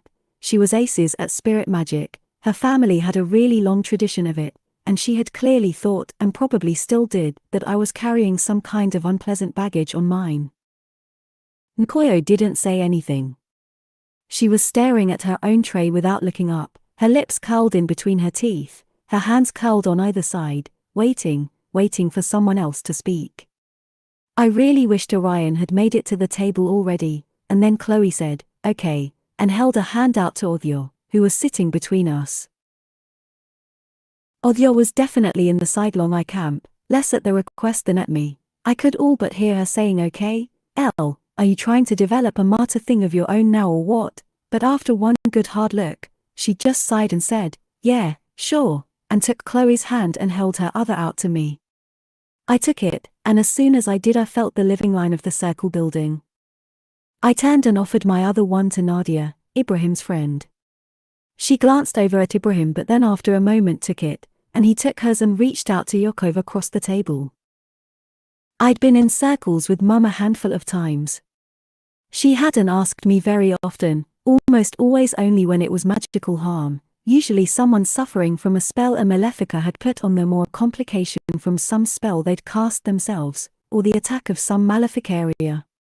Healing something like that is a lot easier if you have another wizard helping, even a kid, instead of just you and a bunch of enthusiastic mundanes who can't actually hold mana. But she didn't ask me a lot, because most wizards who came to her for help couldn't keep from getting uneasy round me. They were already vulnerable, so when they looked at me they were rabbits looking at a wolf, a half-starved wolf who sometimes snapped even at the hand that fed her because it also kept her on a leash. I never really wanted to help them. They were sick and weak and cursed and poisoned and desperate, but they were still part of the pack that hated me, that left me alone and scared and desperate myself. So Mum only asked me when she badly needed the power that came from me agreeing to help anyway, because otherwise she knew I'd say no sometimes. And I'd done it, grudgingly, partly to make Mum happy, partly to try and prove to myself I wasn't what they saw when they looked at me. But I'd never cast a circle by myself before. The idea's straightforward enough. The mana everyone puts in flows through all of us in the circle, and because everyone shares the same purpose, it gets intensified. So you just let the mana keep circling around until it builds up high enough. But just because the idea is easy to describe doesn't mean it's easy to do. In fact, I realized too late it was going to be even harder because everyone else around the table was a wizard. With Mum's spell, you can heal internal injuries with a circle of ordinary people because you don't need any more mana than you produce just by making the effort to stay in the circle, and you just need one wizard in the mix to catch the mana and hold it for long enough to pour it into the spell. With a bunch of almost adult wizards, we were building up a lot of mana really fast, and I could already feel everybody else sort of tugging on it. It wasn't even on purpose. If anyone had deliberately tried to grab the mana for themselves, the circle would have fallen apart. But all of us are actively thinking about some kind of magical work every minute of the day and most of the night. We've all got spells half worked out and artifice projects in progress and potions brewing in the lab and graduation in our heads, and here was all this mana to work with, and I was asking them to think about using it to save Cora's arm instead of their own necks. It was hard for them and hard for me. I had to concentrate ferociously hard on the healing spell while the circle grew along the sides of the table and one by one everyone a little uncertainly added their hands. Joanne and Koyo closed it at the end, their hands clasped behind Cora's back, and when they did, the circle established and the full mana flow started. Everyone jumped or squeaked. I should have warned them, but I couldn't actually say anything at this point that wasn't the spell. Anyway, I didn't have any mental energy to spare. Everyone kept hold, the mana of that choice feeding along, being reinforced over and over by all of us intent on the same goal, one that wasn't for us, so there wasn't much of either hope or fear to cloud the intention. And the surprise didn't hurt, it helped, because everyone chose to stay in the circle anyway. Well, it helped build mana. But I started to feel more or less like I'd volunteered to ride a particularly violent horse and it was doing its best to heave me off while I clung in desperation to the edge of the saddle. The mana was a building wave traveling around the circle, getting bigger as it went. I tried to cast the spell literally the first time it came by me, but it happened so fast that I missed, which meant the wave got even bigger the next time around and even more unruly. That much mana surging through everyone was extremely inspiring to everyone's imagination. When it came back a second time, I had to make a tremendous mental heave to drag it firmly out of the circle and into the spell. At least the words weren't hard to remember. Mum doesn't like complex or detailed incantations. You don't need them when you go straight for the requirement of pure noble unselfishness. Let Cora's arm be healed, let Cora's arm be whole, let Cora's arm be well, I said, feeling like I was gasping it out while treading in deep water. My head tipped back to keep my mouth above the surface, and the mana went roaring through me and out of me.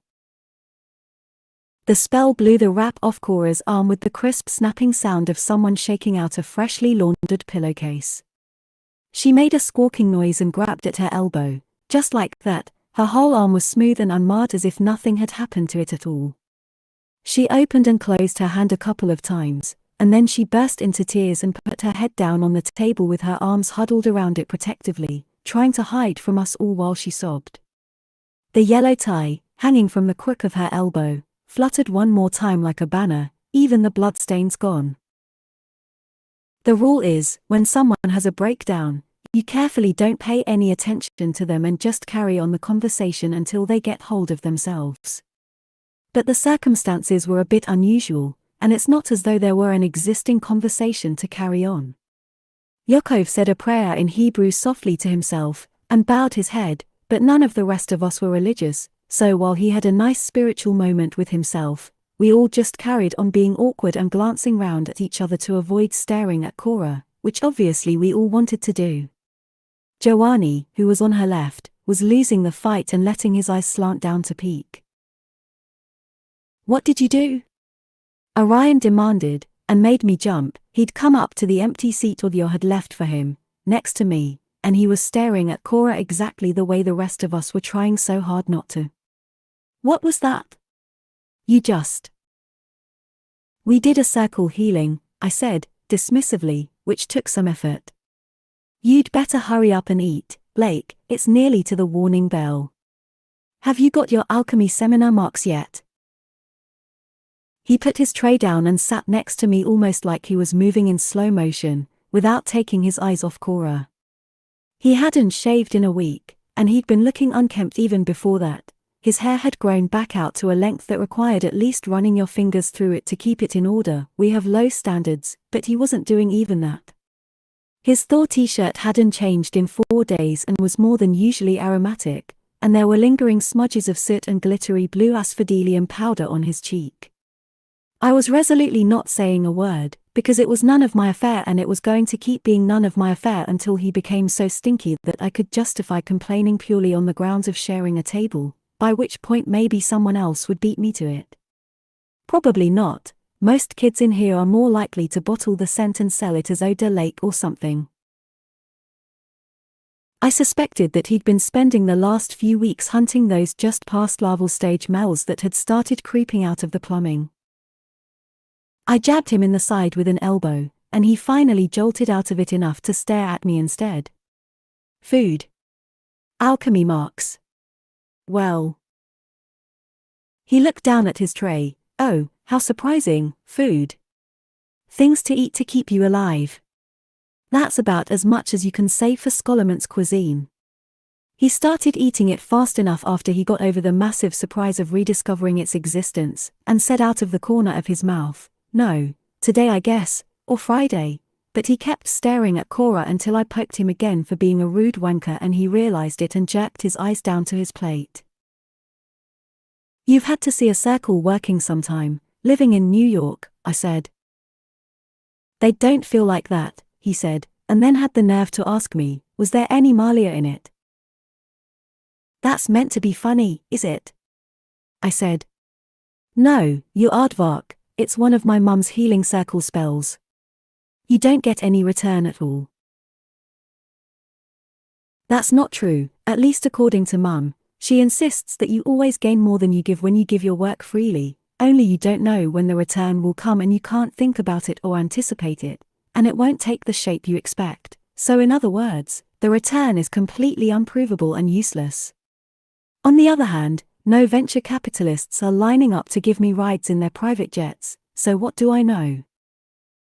"Ha," Orion said, sounding vaguely dubious, like he wasn't sure he believed me. "It's negative Malia if it's anything," I said. "Occasionally, a repentant Malefica comes to Mum for help. Someone like Lou was on the way to being, not the gleefully monstrous ones but the ones who went partway down the road usually to make it through puberty alive and have now changed their minds and would like to go back. She won't do spirit cleansing for them or anything like that, but if they ask sincerely, she'll let them join her circle, and generally once they've spent as many years doing the circle work as they did being Maleficus, they come right again, and she tells them to go and make a circle of their own somewhere." "Maybe that's why it feels weird to you," Audio said to Orion. "Are you seeing an aura?" "NMGH, Orion said with half a pound of spaghetti dangling out of his mouth. He heaved the rest of it in and swallowed. "It's more like, for a minute, she had these really crisp edges. Like you do sometimes," he added to me, and then he blushed and stared down at his plate. I glared at him, completely unflattered. "And why exactly did that make you think it was using Malia?" Was the feeble response. Maybe it's just power," he tried, kind of desperately. "Do males have these crisp edges?" I demanded. No. Under my continuing glare, he wilted. Some of them. Sometimes. I stewed over it while shoving in the rest of my own dinner. Apparently I looked like a maleficaria to him occasionally. Although Orion didn't see anything odd about human maleficus, he hadn't noticed our life-eating neighbor Jack was one until after that charmer had tried to leave my intestines piled on the floor of my room. And alright, there are so many wizards who use small bits of malia here and there, stolen from things like plants or bugs or filched from a piece of work that someone else left unattended, that Orion could plausibly have a hard time picking the hardcore maleficus out. Those of us who strictly use only mana that we've raised ourselves or that someone has given us freely are the minority. But still, apparently I'm visibly more of a monster than an evil wizard is. Hurrah. And an even larger hurrah, Orion found that appealing. It sounded too much like Ulvio had been right about what Orion saw in me. I'm not some sort of pallid romantic who insists on being loved for my shining inner being. My inner being is exceptionally cranky and I often don't want her company myself, and anyway one of the main reasons I'd been avoiding Orion's room lately was the strong feeling that it would be for the best for all concerned if I didn't see him with his shirt off again anytime soon, so that would be pot and kettle. But I was unenthusiastic about the prospect of being found attractive because I seem like a terrifying creation of dark sorcery instead of despite it. I stewed enough over it that I completely missed the implication of the rest of what Orion had said until I was slogging upstairs to my Wednesday library session. Just short of the top stair where my entire gaggle of freshmen were waiting for me to lead them to whatever potential doom I was scheduled to save them from today, I halted, and realized that if Orion hadn't got his results from his senior seminar yet, it wasn't because he was going to get an A+, since he'd been falling down on everything badly enough to forget changing his t-shirt. He was going to fail. And when you fail alchemy, you don't get attacked by Mells. You just get to interact very intimately with your last brewing assignment, and being an invincible monster-killing machine does you absolutely no good against being doused in a vat of etching acid used to carve mystical runes into steel, which had been Orion's midterm assignment. I stared up the last few stairs at the 8 freshmen, who were all peering anxiously back at me, and then I said, "Right, field trip today," and turned round to lead them downstairs on a 3 stairs at a time rush barely short of sending them pell-mell the whole way to the bottom. I had to actually grab Sheng to stop him tumbling past the alchemy floor landing. Once I'd steadied him, I ran for it down the corridor with the pack of them behind me, as fast as their considerably shorter legs could carry them. I didn't know what room Orion was in, so I just shoved open every lab door I saw and yelled in, "Lake," until someone yelled back, "He's in 293. I turned and ran past the pack of freshmen still going the other way, all of them wheeling to follow me like a flock of confused geese. I passed the landing and went on the other way, threw open the door to 293, and without even breaking stride tackled Orion away from the lab bench, just as the bell for the start of class rang and all the complex brewing equipment at his station started to rattle and belch smoke. The large copper vat foamed over so energetically that the whole lid got lifted off and clanged away onto the floor atop a massive and expanding column of violet foam that poured over the sides and then cascaded down from the surface of the table and over the floor, enormous black billows of smoke hissing up in its path. There was a lot of screaming and running from the rest of the students that only made things worse, other experiments going up as they were hastily abandoned. We fumbled up to our feet together, but we couldn't see a thing. I kept a death grip on Orion's wrist and would have walked us both the wrong way, only the freshmen all started yelling from the door, "L! L!" and Zheng and Jinxie and Sunita. I'd been trying really hard not to learn their names, but it wasn't going very well. Even made a line into the room and cast light spells to give us a path.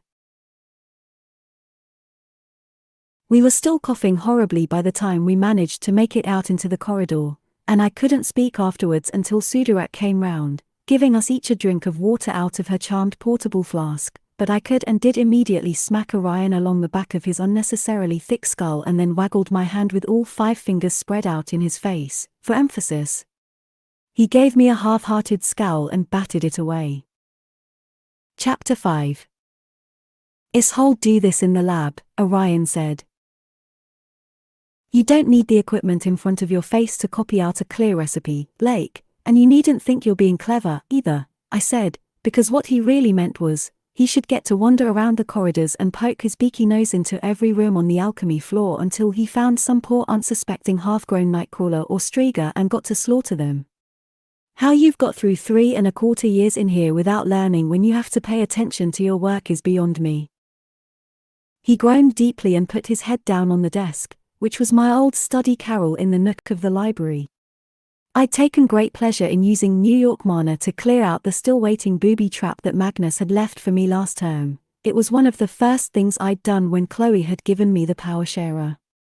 Hauling Orion up to the library and shoving him into a dark corner was my latest attempt to actually get him to do his remedial alchemy assignment, which was absolutely going to disintegrate him before the end of the month, along with several innocent bystanders and possibly me if he didn't actually buckle down to it. I'd started making him show me his progress every evening at dinner, and since there hadn't been any in the week and a half since the last time he'd nearly got me disintegrated, I dragged him out of bed at first bell this fine Saturday morning and marched him upstairs after breakfast. Even in here, with no distractions, he spent at least 10 minutes gazing woebegone at his lab instructions for every 1 minute he spent actually reading them. "What is wrong with you?" I asked after another hour and several more heaved sighs. "You weren't a complete incompetent before. Are you getting senioritis or something? That's a highly fatal condition in the Scholarments." "I'm just tired," he said. "The Mells keep hiding from me, there aren't enough of them, I'm low on mana all the time." "No, I don't want it," he added with a snap, when I reached for the power sharer on my wrist again. "If I could find any Mells to use mana on, I wouldn't need to suck it from the pool." "What you need to use mana on is your alchemy assignment, so stop being a numpty, take some, and get it done," I said. He ground his teeth and then said sulkily, "Fine, but just give me some, don't give me the sharer." That made less than no sense, since you lose some mana in each transfer. Not loads or anything, but even a little bit was a pointless waste of someone else's deeply annoying work. "Is this some sort of kinky thing you've got going?" I said suspiciously. "No. You know I can't have access to the pool." "Right, because you've got lousy mana discipline and you'll pull gobs when you're not paying attention," I said. I wasn't going to coddle him about it. "So what? Pay attention for 5 seconds. His alchemy assignment had suddenly developed a powerful fascination, judging by how hard he was staring down at it. It doesn't work that way." "What, if you get access you'll suck the whole thing dry involuntarily?" I said, sarcastically, except he flushed red as though that was really on the table. "Are you speaking from some kind of experience here, or?" "I got a power sharer to practice with 6 months before induction, like everybody else," Orion said in totally flat tones. "I sucked the entire Enclave's active reservoir dry in half an hour. Even my mom couldn't pull me off it." I gawked at him in disbelief. He didn't turn his head, just twitched his shoulders in a stiff, brief shrug. "She thinks it's got something to do with me being able to pull from Mells. That it's the same kind of channel, and I can't tell the difference." I was staring at him in fascination. "Why didn't you just pop?" It sounded like filling a water balloon from a fire hose. "I've got what anyone would call a reasonable mana capacity, namely 100 times the average, and even that couldn't be a noticeable fraction of the active mana reservoir of the entire New York enclave." He only shrugged impatiently, as if he'd never bothered to give it a thought. "And what on earth did you use it all for? That much mana, you should still be coasting along for the next 10 years even if you were doing major arcana every day." "I didn't want to take the mana. I put it back as soon as my dad made me the one-way sharer." He held up his wrist with his narrow band around it. He sounded a little frayed, and it occurred to me, of course those wankers at his enclave had probably made him feel like a malefica over it, or worse. One of the more common ways that enclaves get taken down is if one of their enemies gets a traitor on the inside to steal a batch of the enclave's mana pool and hand it over, and then the enemy enclave can destroy them using their own power. It's happened a handful of times, all of them a popular subject for wizard storytelling, at least among kids who don't live in enclaves. It might well be how Bangkok had been taken down, in fact. How long did it take your dad to make it? I asked, and Orion's shoulders hunched. A week, he muttered. I imagine all the grown wizards in New York had really enjoyed a 13-year-old walking around with the mana to wreck their entire enclave in his belly, and had made sure he enjoyed that week just as much as they did. I wanted to go throw rocks at them, and also possibly to put my arms round Orion and hug him, but obviously those were equally impossible, so instead I just gave him a bracing thump on the shoulder and said heartily, "Let's set you to rights, then." I pulled a substantial helping of mana through the power sharer. I'd only ever been taking mana out of the pool for crisis situations. It felt odd doing it deliberately, without anything threatening me. It wasn't like getting mana out of the crystals Mum gave me, the mana I stored myself. That mana had a different kind of feel to it, a bit rough around the edges, like I could still feel the work and pain that I'd put into it. Or maybe it was just that when I did it, I was always thinking of the work and pain I'd have to go through to replace anything I took. It was easier and smoother to pull mana back out of the shared pool, the pool I didn't have to fill up all by myself, and I was already hopelessly used to it. Orion wasn't the only greedy one. I could have gladly drunk of it until I filled up every empty corner of myself. But instead I took a carefully measured amount, the amount I usually put in on brewing an alchemy recipe myself, and I put my hand on his chest and nudged it at him. He gave a gasp and shut his eyes, covering my hand with his and pressing it there a moment, and I could feel his chest expanding and his heart beating thump and his skin warm through the thin worn fabric of his t-shirt. At least it was clean. I'd made him change it and shower this morning, but we'd climbed 4 flights of stairs and I could smell him a bit anyway, except it was a nice smell. And he opened his eyes and stared at me and kept his hand over mine, mana flowing between us, and I was almost certain something was going to happen and that I wasn't going to stop it happening, and while I was also almost certain that it was a bad idea, it felt like the sort of bad idea that's great fun at the time, and then Orion yanked his hand back squalling, "Ow!" His thumb was dripping blood. Precious had climbed out of her cup and down my arm without me even noticing and bit him. I glared at her incredulously while Orion whimpered his way through digging out a plaster from his backpack and covering up the mark of her deeply planted incisors. She sat on the edge of the desk washing her face and whiskers with an air of enormous satisfaction. "I don't need a chaperone, much less one who's a mouse," I hissed at her under my breath. "Aren't you lot having babies when you're a month old?" She only twitched her nose at me dismissively. Orion avoided looking at me at all the rest of the morning, which was quite a trick when we were sitting next to each other. Of course, I managed it myself, too. I wasn't at all tempted to do otherwise. Even in the moment, whatever we'd been about to do had seemed like a bad idea, and thankfully I wasn't in the moment anymore. I'd never been in a moment with anyone before and I didn't like it at all. What business did my brain have coming up with a patently stupid idea like kissing Orion Lake in the stacks instead of doing my classwork? It felt like nothing more than the symptoms of a mindworm infestation, per the description in the sophomore Maleficaria textbook, mysterious and uncharacteristic foreign thoughts inserting themselves at unwanted and unpredictable times. If only I had a mindworm infestation. All I had was Orion sitting next to me in his too small t-shirt from sophomore year that was the only clean one he had left this week and his arm about 4 inches away from mine. I spent those 3 hours staring at my latest poem from Merding class, which strangely refused to translate itself. At this rate, soon I'd start failing my own classes. To add insult to injury, when the bell for lunch rang, Orion sat back in his chair and sighed and said, "There, I got it," and he'd finished the entire worksheet. He'd still have to actually brew the potion, but that wasn't a horrible burden. It was a reflex-boosting concoction that would make him even more of a terror to Mel's everywhere. It was an outrageously good remedial assignment. My remedial alchemy assignments are always poisons that kill instantly, kill gruesomely, or sometimes kill instantly and gruesomely. Good, I said sourly, packing up. Do you need any more help with it, Blake, or do you think you can manage the measuring spoons after lunch without supervision? I'll be fine, he said, with a glare, and then he remembered that something had almost happened and apparently he didn't think it had been such a bad idea as all that, because he stopped glaring and blurted, "Unless you want to come," which was horribly absurd. Want to come help me with my remedial alchemy assignment down in the lab was possibly the worst date ever, and he had absolutely no business inviting anyone to do it, and I had absolutely no business even thinking about saying yes.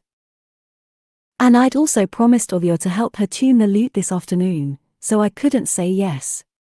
Just as well. Don't be ridiculous, I said coolly, as I snatched up my last 2 books. He went sheepish and curled in, and I swept away into the aisle back towards the reading room and the stairs, silently congratulating myself on having stomped on his aspirations, except as we started to clear our trays, Ovia said to me, "Are we still on for tuning the lute now?" And Orion shot a narrow-eyed look across the table at me like, "Oh, so you would have said yes otherwise, wouldn't you?" I avoided his eyes. He didn't need any more ideas than he already had, and neither did I. Instead I hurried off with Ovia to an empty classroom to work on the lute. Only the instant we got clear of other people she nudged me in the arm and raised her eyebrows and was all, "Well." "What?" I said. She gave me a shove. "Are you dating now?" "No." "Oh, come on, seriously, look me in the face and tell me you didn't kiss at least once up there," Ovia said. "We didn't," I said, in glad and perfect honesty, and at dinner I grudgingly gave Precious the 3 ripe red grapes out of the fruit cup-eyed bag that was otherwise only full of tired-looking honeydew and pale underripe pineapple chunks that stung in my mouth. "Don't take this as encouragement," I told her. She accepted them with smug graciousness and ate all 3 one after another and went to sleep in her cup with her tiny belly distended. There are almost no holidays in the Scholarmonths. They'd be a pointless fiction, but that's not why we don't have them. We don't have them because we and the school can't afford them. We need to be working, all the time, just to keep the lights on. So there's only graduation and induction day, on the 2nd of July, and the semesters are divided around the 1st of January, which is also when the senior class rankings get posted and the winter cleansing happens. But that leaves 1 extra day in the first semester, which the Americans decided was a terrible problem that obviously had to be addressed. So 1 day each fall, after the last of the remedial post-midterms work has been turned in or not, we have field day. It is a notable milestone in the year. It marks the start of the killing season. By then, all the males that go into hibernation or reproductive phases after graduation have woken up and are finding ways back upstairs, or their adorable new babies have squirmed their own way up, and the competition among them gets more aggressive. Roughly 1 in 7 freshmen die between field day and New Year's, as I'd loudly and repeatedly informed all of mine, whose names had all got into my head at this point despite my best efforts. It's never a good idea to get attached to freshmen, and doing it this early in the year was an invitation to misery, but after they'd saved me and Orion from blundering around almost choking ourselves to death, it had worn off enough of the cold aloof senior mystique I'd cultivated that they'd started talking to me. Even my most aggressive snappishness wasn't discouraging them sufficiently anymore.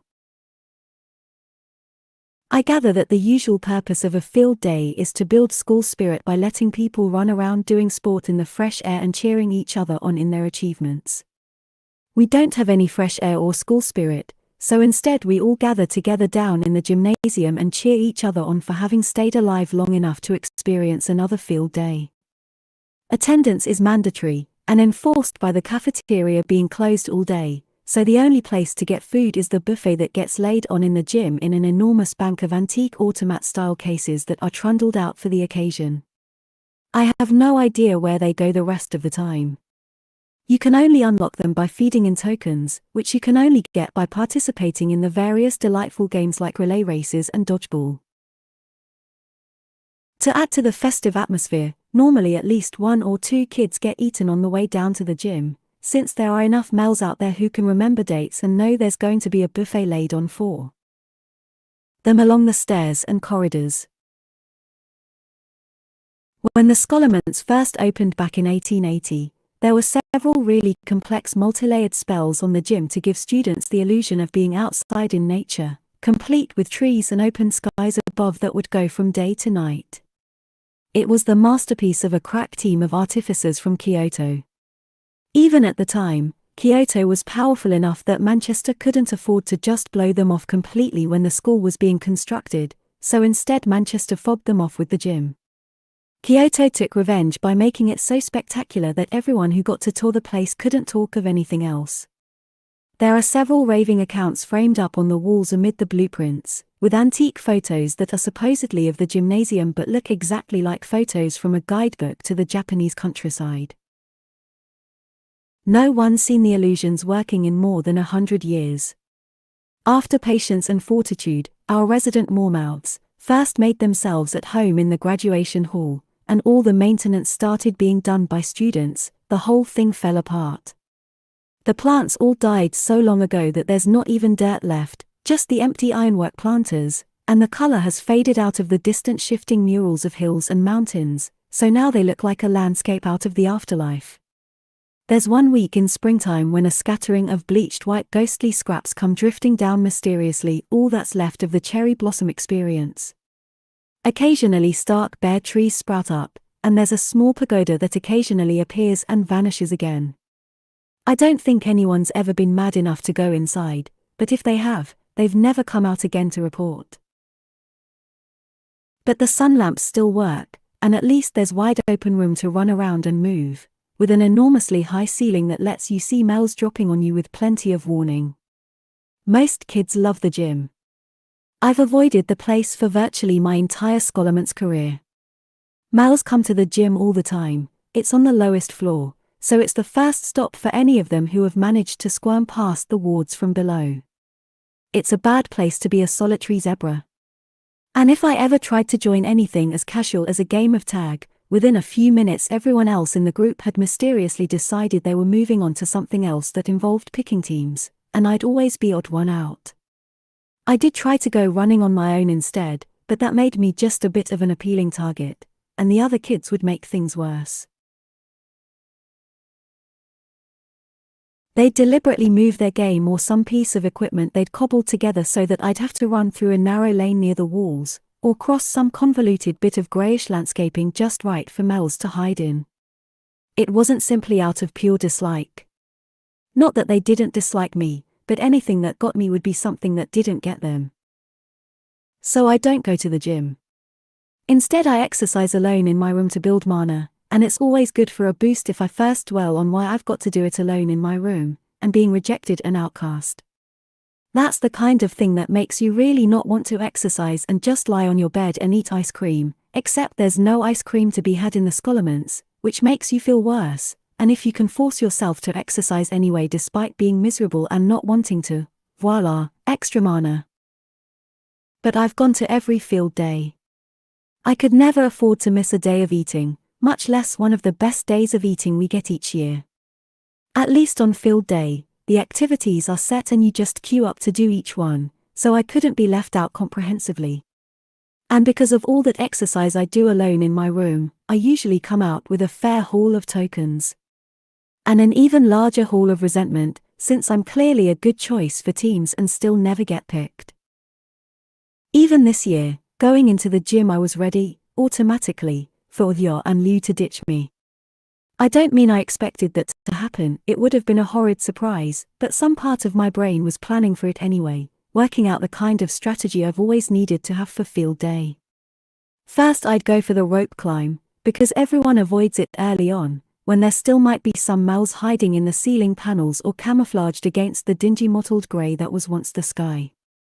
So the queue is short and you can get the tickets quick, and while you're up there, you take a look round and see which other activities have the short queues, because if you don't have allies watching your back, overall your best odds are to take a few risks up front and get enough tickets to spend the rest of the day eating and performing perfunctory cheers until people start to head back to their rooms. So I was primed and ready to be abandoned and left on the sidelines. What I wasn't ready for was Magnus. Oh, I'd have reacted at speed if he'd tried to slip me some kind of contact poison or if he'd sent some minor gnawing construct to chew through a rope while I was on it. I was, however, completely unprepared for what he actually did. A shoving match started while I was queued up with Odyo and Liu and Chloe for the relay race, and a bunch of big senior boys went tumbling across the queue, cutting me and Chloe off.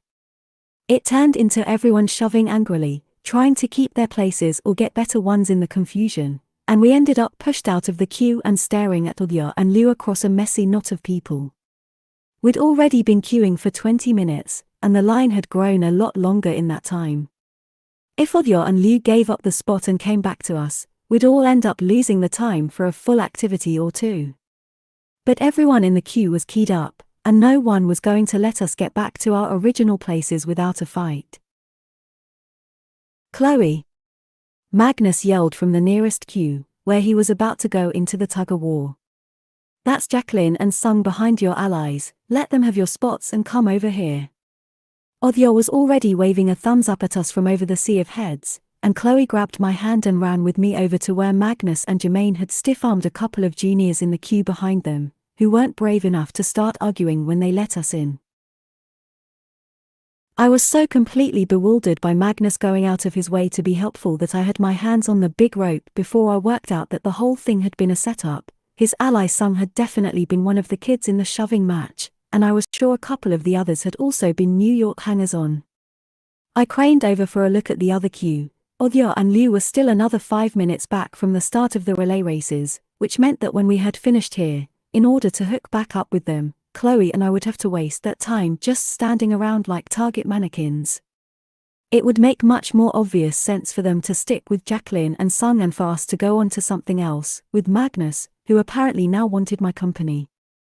Or rather wanted to cut me away from Odyo and Liu, and make sure I was firmly embedded in the New York crowd. Tebo, if no one's ever told you, you're a soggy dishcloth, I told Magnus when we got off the tug-of-war our side had won. I'd yanked with a lot of vengeful fury involved.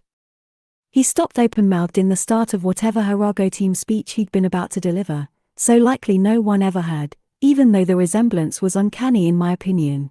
Cold, useless, clings when all you want is to shake it off. Sorry, Rasmussen, I'm not spending all day with this wanker, I told Chloe, and marched off towards the long line for the egg and spoon races. Those are always popular, despite being possibly the stupidest activity a human being could engage in, since even if a spoon turns out to be a mimic or an egg hatches something unpleasant halfway through the race, they usually can't be very terrible if they're only the size of a spoon. Chloe joined me on the line a moment later, with a beleaguered expression that annoyed me by reminding me of the similar look Mum occasionally gets when she's been trying to make peace between me and the most recently irritated commune dweller. At least Chloe didn't try to persuade me that I ought to try and see things from Magnus's side, and call forth his understanding by offering my own, etc. She was still trying to think of what she did want to say. I don't know why Americans won't just talk about the weather like reasonable people, when Mistopheles suddenly put his head out of the little cup on her chest and emitted a few alarmed squeaks, at which point I noticed that 8 kids from Shanghai Enclave had casually been drifting off the lines on either side of ours and were now very not casually closing in around us. And one of them was already muttering away at an incantation for something unpleasant that he was about to throw in our faces. Chloe darted a scared look over towards Odyo and Liu, deep in the relay race and not even glancing our way, and then looked around for anyone else from New York, except Orion wasn't anywhere to be seen. I presume too busy hunting the males in the stairways and corridors. And of course Magnus the Magnificent had flounced off with the rest of his pals to huddle on the other side of the gym and discuss what to do about my refusal to accept their wide-armed welcome. A filthy soggy dishcloth, I said, trying to vent enough of my fury to think through the situation. It wasn't the numbers. I can handle 1,000 enemies as easily as 7, as long as by handle you mean kill in a grisly fashion. I hadn't any idea what to do about them otherwise. I do have a top-notch spell to seize total control over the minds of a group of people, only there isn't a constraint on the size of the crowd, you have to cast it on a defined physical space isolated by things like walls, and then it grabs everyone in it. In this case, we were inside the gym that was holding literally every kid in the school. Also, the spell was quite vague on the after effects on the minds in question. I could just have waited until the other kid threw his spell, and then caught it and thrown it back at him. It's hard to describe how that works, and in fact it doesn't work for most people. The first year incantations textbook informed us firmly that you're much better off either doing a defensive spell or trying to get your own offensive spell out before the other wizard fires off theirs. But I'm brilliant at reflecting as long as the spell being thrown at me is malicious or destructive enough, and I had a strong presentiment that wasn't going to be a problem in this case. And then I would have the pleasure of watching up close while his skin flew off his body, or his intestines exploded out of his mouth, or his brains dribbled out his ears, or whatever horrible thing he meant to do to us, and it would just be the purest self-defense. No one would even criticize me for it. Not to my face, at any rate. I would really have liked to be angry at them right then. I often haven't any difficulty in contemplating extreme violence and even murder when I'm angry, and I can get angry at an enclaver at the drop of a hat. But I couldn't be angry at them. Not that way, not with that helpful burning righteous rage, because I'm really very good at knowing the right thing to do, the smart thing to do, and picking a fight to the death with a wizard who's capable of killing with a wave of her hand, isn't it? If I was dangerous enough to warrant killing, the smart selfish enclaver thing for them to do was to keep the bloody hell away from me, as far as possible. They ought to have kept their heads down, got out safely as they were all sure to do, and then gone home to tell their parents about me. They were teenagers, they had every right to let me be the grown-up's problem. Instead, here they were, all of them gambling with their safe, sheltered lives. They had to assume I'd take out at least one of them, and as far as I could tell, they didn't even have loser allies along with them to take that mortal blow. The boy in front getting ready to cast was an enclaver. His face was vaguely familiar from the language lab, round and spotty with a mustache he'd valiantly been trying to grow for the last 2 years. We'd never studied any of the same languages. I didn't know his name. But Lou might. Her mum and dad had worked for the enclave a few times. Their parents might know each other. And I did know the girl backing him up, Wang Yuan, because everyone in languages track knew her. She was doing 12 languages, which no enclave kid needed to do. Either she was ambitious or she loved languages madly, or maybe she was just a tremendous masochist. I had no idea. I didn't really know her, we'd never had a conversation or anything. But we'd been in the same Sanskrit section sophomore year, and one time I'd had a dictionary she needed. When you're trying to get the meaning of a more obscure word, you often need to chase it down through 3 or 4 dictionaries until you end up in a language you're fluent in, and she'd asked me to look the word up for her in a perfectly civil way, and offered to look one up for me in return. That might not sound like much, but for comparison's sake, in freshman year an enclave kid from Sydney glanced down at the really good French-English dictionary I'd found that week in the library and said, "Let's have that, there's a good girl," not even asking. And because I told him exactly where he could hop off, at the end of class he had 2 of his minion friends trip me going out of the room while another grabbed my entire bag and ran down the corridor shaking all my things out, yelling, "Free supplies," while everyone laughed and grabbed. I got up in the doorway with my lip bleeding and my forehead bruised. He was standing right there with 2 more of his pals to enjoy the show, all of them grinning, and then I turned and looked him in the face and thought in a red haze of all the things I could have done to him, so he stopped grinning and they fled the other way. Ever since, he's firmly ignored my existence. The advantages of being a monstrous dark sorceress in embryonic form. But he wouldn't have stopped on his own. That's what enclavers are like, most of them. Like Magnus, who was the reason we were exposed and also the reason the Shanghai kids were putting themselves on the line to take me out. Because they could imagine what someone like that would do with the kind of power I had. And probably, maybe, at least half of those enclaver kids closing in round us were like Magnus themselves, but Yuan wasn't. I knew that much about her, and I also knew what she was casting, because I'd overheard people talking about this fantastic spell she'd got in her languages seminar that allowed you to get behind someone else's spell and push, meaning that whatever spotty mustache boy was about to throw at us, she'd double it. That meant that when I flung it back, she'd get hit with the reflection, too. And maybe she deserved it, but I didn't want to give it to her, to any of those kids getting ready to kill us for no reason other than being absolutely terrified of me and what I might do. It felt like making them right to have come after me. But I even less wanted to let them kill me and Chloe, so I was just steeling my gut to go ahead and reflect the spell back anyway, when Chloe pulled a tiny plastic spray bottle filled with blue sparkling stuff from her pocket and spritzed it in the air all round us. On the other side of the glimmering, the whole room slowed down like everyone but the two of us was moving through mud, which meant of course she'd sped the two of us up, much easier. "Do you have enough for us to run for it?" I asked her, but she shook her head, holding it up for me to see. The reservoir was the size of an underfed caterpillar, and there was barely any of the blue stuff left in the bottom. "I just couldn't think of anything else to do that would be quick enough," she said. "I've got a blinding spray on me, but if I use it on those two incanters, whose Ishuan in the back is going to hit us, and I'm almost sure that thing he is a reviser. We've heard rumors about him working on one since he got here, and he'll have it powered up by the time they go down." She was pointing at a kid all the way in the back of the group on the other side. I hadn't paid much attention to him, because he was so shrimpy he looked like a sophomore at best. I'd assumed he was just helping to provide mana. But as soon as Chloe pointed him out, I realized it was the other way round. The 5 people fanned out in front of him were screening him and feeding mana back to him.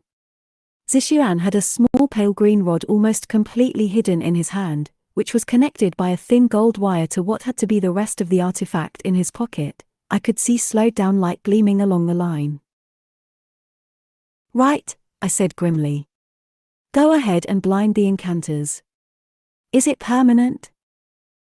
"You really want me to explain how it works now?" Chloe said. "It's a migraine inducer, and maybe they'll keep having them for the rest of their lives, and they're about to fry us." "Yes, all right," I said hastily. I was in fact perfectly all right with giving someone migraines in exchange for attempted murder. Go after the boy with the mustache. Yuyan's just doing an amplification. If you get him, her casting won't do anything. "But what about the reviser?" Chloe said. "That I can handle," I said, and I really hoped I wasn't lying, but anyway we were out of time. Chloe threw me one last desperate look that also hoped I wasn't lying as she got out the blinding spray, and then the blue haze was settling down and my throat was hurting as if I'd been shrieking at the top of my lungs. The people on either side of us in the line were cringing away, so probably that's about what our conversation had sounded like. Chloe was already lunging with a last bit of unnatural quickness across the empty space towards Mustache Boy, whose eyes went wide in alarm but stayed resolute. He'd known he was going to pull the first attack, brave bastard, although he screamed and crumpled when the spray hit him in the face just the same. I turned towards the other group just as they parted and Zishuan, owlish with his eyes magnified behind enormous far-sighted lenses, brought the jade rod up to mouth level and sang a single clear line at it. I couldn't understand his request, as he was casting in Shanghainese, but I could take a reasonable guess. It was probably something on the order of "please alter the floor so it no longer encloses this girl." I'd only seen a reviser in illustrations before. They're used all the time, but only in major enclave projects. It's a generic device that allows artificers to create vastly more complicated and difficult pieces of artifice, something that no one person could keep in their heads, by starting with a completed piece and then making it more complex, little by little. The first ones were used to help build the scollaments, in fact. It was quite a clever approach to take against me. Dropping me out into the void beneath the gym would certainly remove me as a problem, and I couldn't stop it with any kind of shield or even throwing the spell back, because he wasn't actually aiming a spell at me, he was aiming it at the skull itself.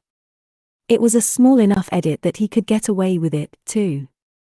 And I couldn't exactly destroy the piece of artifice he was using it on, at least not without dumping us all into the void. Fortunately, I knew what to do in this situation, because I'd had to spend 2 months in my freshman year translating a charming cautionary tale in French all about a truly horrible Malefica who maintained herself in gory evil for about a decade at the expense of many wizard children in her vicinity. Her shielding was so good that she was effectively invincible in a fight, so she killed all the wizards who attempted to end her reign and mounted their heads on the parapet of her elaborate and well-warded tower. She finally got taken out by a young artificer she'd snatched, a boy with an affinity for stoneworking. He didn't try to attack her. Instead he cast her working on the stone of her tower, and walled her up with all her 6 layers of shielding, so closely that she couldn't move, and left her entombed to suffocate. The school then assigned me a long essay in French explaining what I would do in the same situation. It even flat out failed my first half-assed attempt in which I suggested running away and not killing any more children, so I had to spend a week in the library doing research for the makeup. The answer I found was, when facing an artificer who's about to turn the environment against you, kill them first.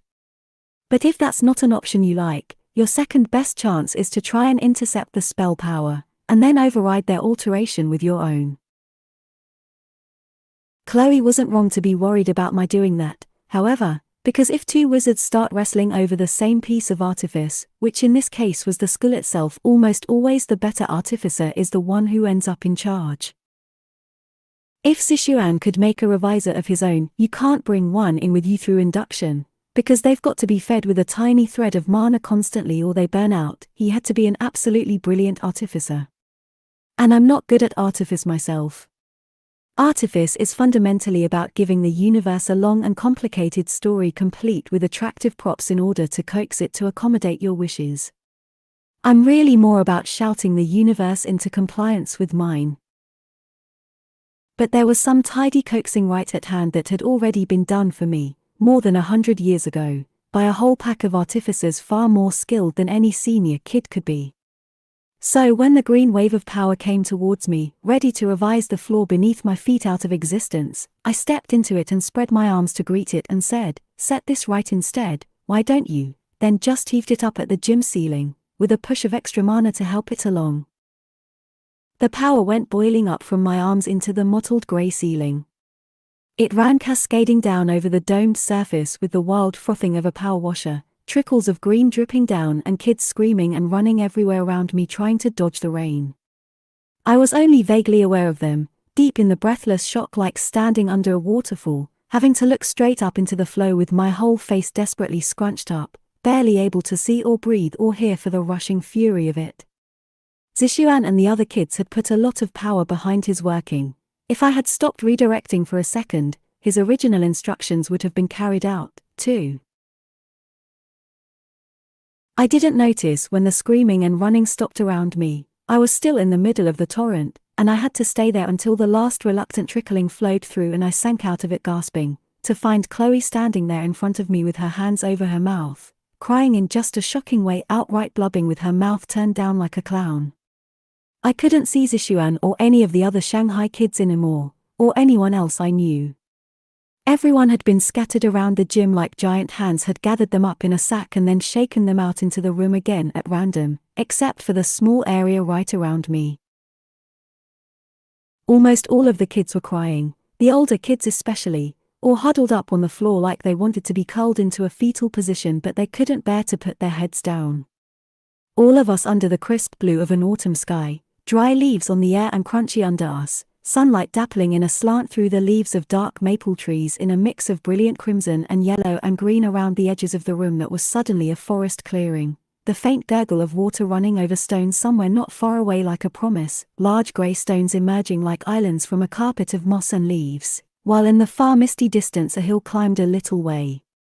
Above the tree line, with the wooden balcony and roof of a pavilion just peeking out from more cascading colours. I stood there stupid for a minute or two and then a bird called from somewhere and I started blubbing myself, too. It was horrible. It was almost the most horrible thing that had happened to me in here. It wasn't exactly as bad as the Moor Mouth, but it was hard to compare because it was horrible in such a completely different way. I have no idea what they were thinking when they'd made it, except of course I do. They wanted to make a room that would look charming on tours and impress other wizards, and make them all say how lovely it would be for the kids to have such a nice place to come to for exercise, how lovely to have this to make up for being trapped inside the school for 4 years without ever seeing the sun or feeling the wind or seeing a single green leaf, all the water you drink tasting faintly of sour metal, all the food the regurgitated slop of massive kettles filled with different vitamins and barely their enchantments to fool you into believing it's something else, knowing the whole time you're probably never coming out again, and it didn't make up for any of that at all. People started running out of the gym in droves. The only ones who didn't were the stupid freshmen, who were all wandering around burbling out nonsense like, "Wow, and look, there's a nest, and it's so pretty," and making everyone who'd been in here for more than 5 minutes during the safest year on record want to stab them with knives. I would have gone running out myself, only my legs were as mushy as if I'd just been born, and so I just sat down on one of the picturesque rocks sobbing until Orion was there grabbing me by the shoulders saying, Elle, what happened? What's wrong?" I waved my hand frantically and he looked around with his face only confused, and then he said, "I don't get it, you fixed the gym. But why are you crying over that?" I gave up hunting a quadria to come back here, in a faintly accusatory voice. It did help. I got a breath and told him flatly through my snot and tears, "Blake, I've just saved your life again."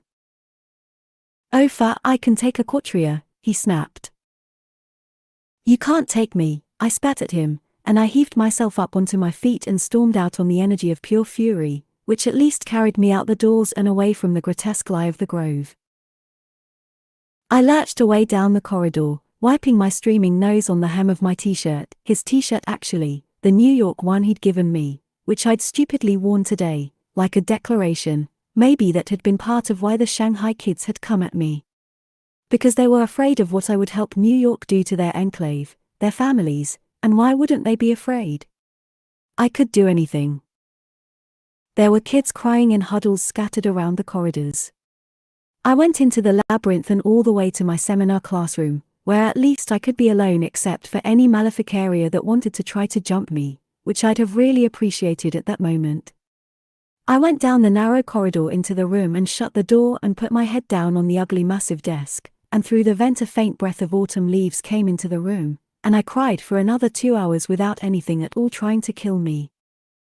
Chapter 6. Nobody bothered me the last few weeks of the semester, except by sort of sidling around me warily like I was a bomb that might go off unexpectedly. Faint wafts of fresh air scented with crisp leaves and early frost were now coming through the vents at occasional moments that emphasized how awful the air was all the rest of the time. My delightful classroom up in the library got them quite often. My freshmen all took deep breaths of it while I did my best not to vomit. I saw kids occasionally burst into tears in the cafeteria when one blew into their face. Every time, people would glance at me sideways, and then pretend really hard that they hadn't. The Shanghai kids had all backed a mile off, and for that matter so had the New York kids. During the previous month, people had briefly started doing things like asking me to trade books or passing me a jar in lab or loaning me a hammer in the shop. I'd been irritated at the time, since I'd understood very well it was because they'd decided I was an important person worth courting. But now they didn't ask me for anything, and if I did say, "Can I have the psyllium husks?" for kids would jump at the same time to shove whatever thing I needed at me, more often than not knocking it over and spilling it all over the floor, at which point they would collectively go into a frantic routine of apologies and babbling while cleaning it up. I did try saying things like, "I won't bite," only I said it while seething, so the message that actually got conveyed was that biting would be mild by comparison with whatever I would do instead. And of course they believed me. I'd already done something horrible beyond imagining. I'd made the scholarments worse. Top marks for inflicting mass trauma. It was even getting the freshmen, too. 3 of them had died in the gym during the last couple of weeks. I made clear to mine that none of them were to go near the place, but other, less well-advised ones, kept making excuses to go down there to play fun games of keep away from the surprise mail or get eaten in the doorway. the death toll would have been higher, except Orion had begun patrolling the place on a routine basis to hunt for the males that were using it as a hunting ground. I wasn't clear on whether it counted as him using the freshmen as bait if they were the ones staking themselves out. We're all wary of one another in here as a general rule. Budding maleficus are at the top of everyone's list of potential threats, followed by enclavus, older kids, the better students, the more popular ones. Any other kid could become a mortal enemy without so much as a moment's notice if the right conditions, usually a mal planning to eat at least one of us, came along. But we knew how to be afraid of one another. What we might do to one another had sensible limits. No one would ever in 10,000 years have imagined that if someone tried to kill me in the gym, I'd respond by rebuilding the gym Fantasia and creating a fresh torment for everyone in the school, including myself. I certainly wouldn't have imagined it. So now I wasn't just a dangerously powerful fellow student, to be flattered and watched and strategized over. I was an unpredictable and terrible force of nature that might do anything at all, and they were all shut up in here with me. Like I'd become part of the school myself. As if to confirm it, the males all suddenly stopped coming after me. I didn't know why. I spent a few weeks panicking until Odia worked it out. Right, here's what's going on, she said, sketching it out on paper for us to understand, on a stick figure diagram of the school's screw-top shape. It takes mana to run all the wards. Early in the year, when there's not a lot of males, the school does this neat trick. It opens a few of the wards, aimed right at you, and uses that mana to reinforce the other wards. The males take the path of least resistance, and voila, you're target number 1. But by now there's too many of them and they're squeezing through on their own as usual. And no Maleficaria are going to come at you if they have any other choice, Lou finished, as if that were obvious. Yeah, aces, I said. Even the males agree I'm poison. Ow! Get off me, you little. Precious had just bit my earlobe. I swatted at her, but she scampered handily across my hunched shoulder blades and grabbed the rim of my other ear meaningfully, a fairly potent threat given the stabbing pain in my first one. No treats for you, I told her coldly, after I took her off carefully and put her back into the carrying cup. But I did say, sorry, to Aad and Liu in a mutter. It really wasn't on for me to be whining about being unpalatable. I still remembered exactly how I'd felt about Orion telling me that males never came after him. Of course, even if the males had gone, my hair trigger hadn't. I was still jumping at every noise and nearly obliterating the occasional solitary fool who came bumbling across my path at unexpected moments. They were always the kind of pathetic friendless loser no one else would warn off from going into the library corridor where I was lurking or taking a seat too close to me. Just like I'd been. I'd almost have appreciated the distraction of actually being attacked. Orion would have appreciated it even more. He was still grumpy about having passed up a full-grown Quatria to race to my rescue. It seemed to grow in size each time he complained about having missed it. No one had seen the thing since, or rather, no one who'd made it out of field day alive. There were 4 kids who'd gone missing during the mass exodus from the gym, so almost certainly the Quatria had successfully scored itself for separate meals of sobbing kid in flight, one for each mouth, and had hidden away somewhere in the depths for the next 4 years to digest until it split up into 4 separate littler Quatria. I suppose I traded those 4 kids for the ones from Shanghai who'd actually attacked me. Was that better because I hadn't meant to do it? Or was I just being a stupid wanker who thought she was too good to look people in the face while I killed them? I knew what Mum would say. It hadn't been me killing them, it had been a Quatria, or better yet the alchemist who'd taken 4 innocent baby animals and squashed them together. Alchemists make Quatria because if you starve them of solid food for a month or so, then feed each one of the mouths a different reactant, you get highly useful alchemical fusions out the other end, some of which you can't get any other way. But the Quatria don't like being starved, as you might imagine, so they break out fairly often, and then they start eating other creatures with mana because that's the most efficient way to get enough mana to keep themselves going. It's always convenient to be able to blame things on people who aren't in the room, but I wasn't sure it made me feel any better. Fine, some vicious alchemist had bashed together a couturier a century ago and it was his fault really, but he was long dead and the couturier had eaten 4 people just last week. Meanwhile Orion was scrounging around in corners for scrawny and pathetic mouths that even a freshman could have taken out. He did catch a nice fat polyphonic shrieker in one of the sophomore girls' bathrooms a couple weeks after field day. I understand there was a lot of non-maleficaria shrieking while he chased it through the communal showers during the evening rush, although no one really objected to him barging in on them, given the alternative had a lot more tentacles and smelled even worse than Unwashed Boy, which he wasn't anymore by the time that fight ended. The week after that, a gelodite quietly grew itself over the doors to the big alchemy lab during work period, froze them completely shut, and then started creeping steadily onwards into the room. Happily for all concerned, namely the 30-odd kids in the room, Orion was sulkily doing his already late homework in one of the smaller labs at the time, and he instantly abandoned it to be of service. Normally you can only kill a gelodite by piercing its solid core with a specially enchanted fire arrow, but Orion just started whacking big chunks off it with a metal chair and incinerating those with fire blasts before they could merge back into the rest. Eventually he took off enough mass that he could jam the remaining chair leg down onto the core, and then he heated the leg until the metal melted and ran down all over the core. Well, Blake, it's not getting added to the recommended means of destruction in the textbook, is it? I said coldly at dinner that day, when he displayed the metal globe that was all that was left of the gelodite, ostensibly because he wanted opinions on whether the thing was really dead or not. I wasn't fooled. He was just trying to excuse himself for having left a week's worth of lab work to dissolve on his own bench, when he could have spent 30 seconds to suspend the reaction before he'd charged heroically to the rescue. What business of mine, you might say, and then I'd explain at length how I'd had to rescue him yet again just 2 days before. He'd got to his lesson and started straight in on an overdue batch of spelled dye without paying any attention to the fact that the 4 other members of his senior lab section had all skived off that day.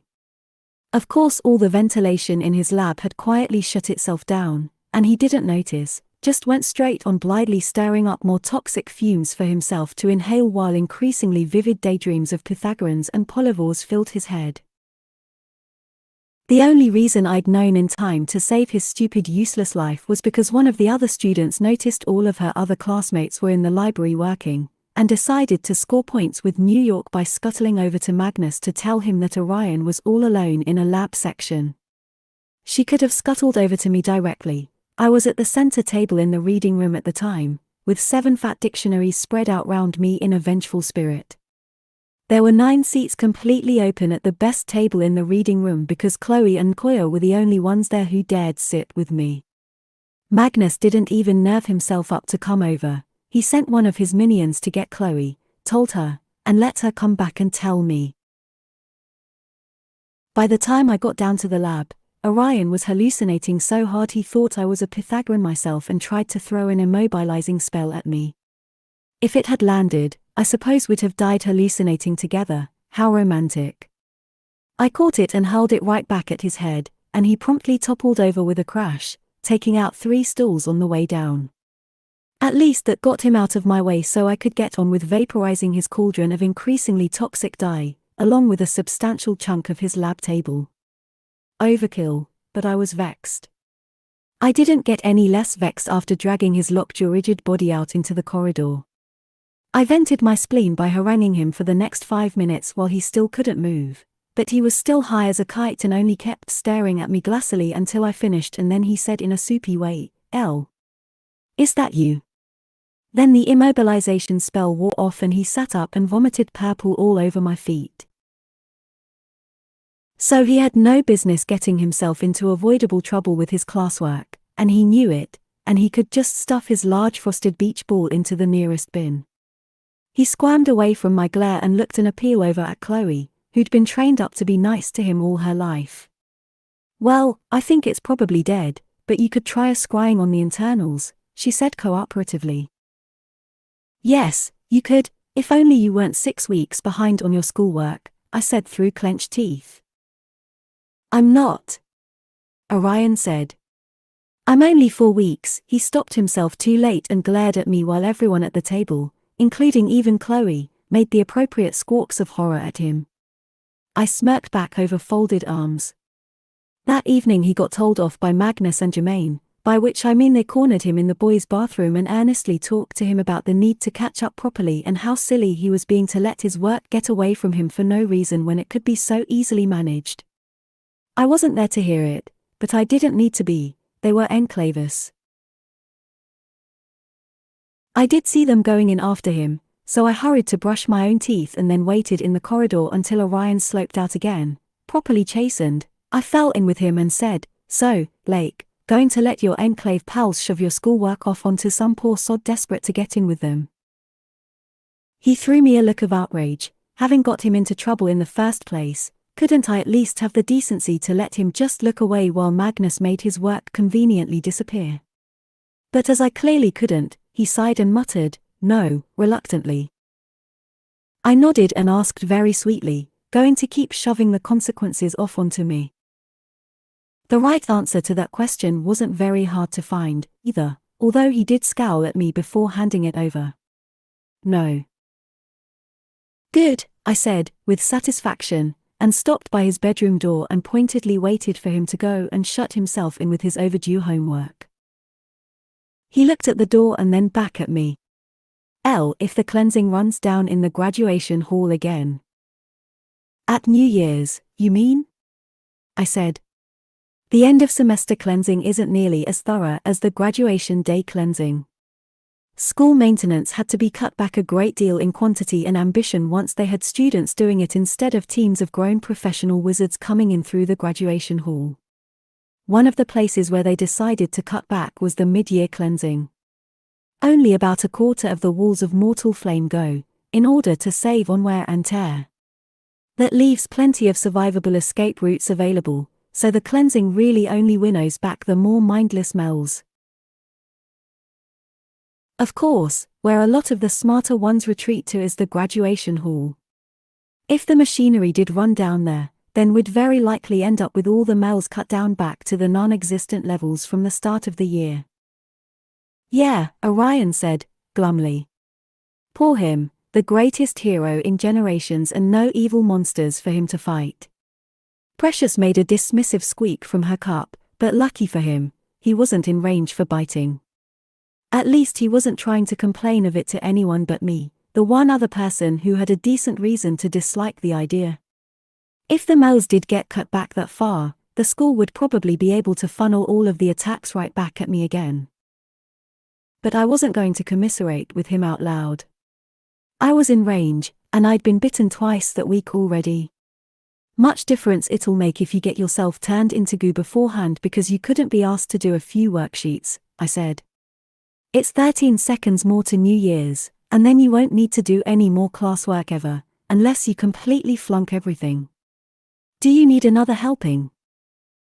No, I'm okay, he said, although he had to drag his eyes away from the power sharer when I waved my wrist at him. I've got enough, I just got used to it, I guess. He shrugged away the misery of his lot with one shoulder, but he was still staring at the floor, and after a moment he brought out the real problem. It's not like there are loads of mells in New York. In the enclave, I mean, he added. Not much gets through. I couldn't help myself. I blurted out, no one's chaining you down in New York. That was a nice and sympathetic thing to say to a boy who wanted his mum and dad and his own bed as much as I did.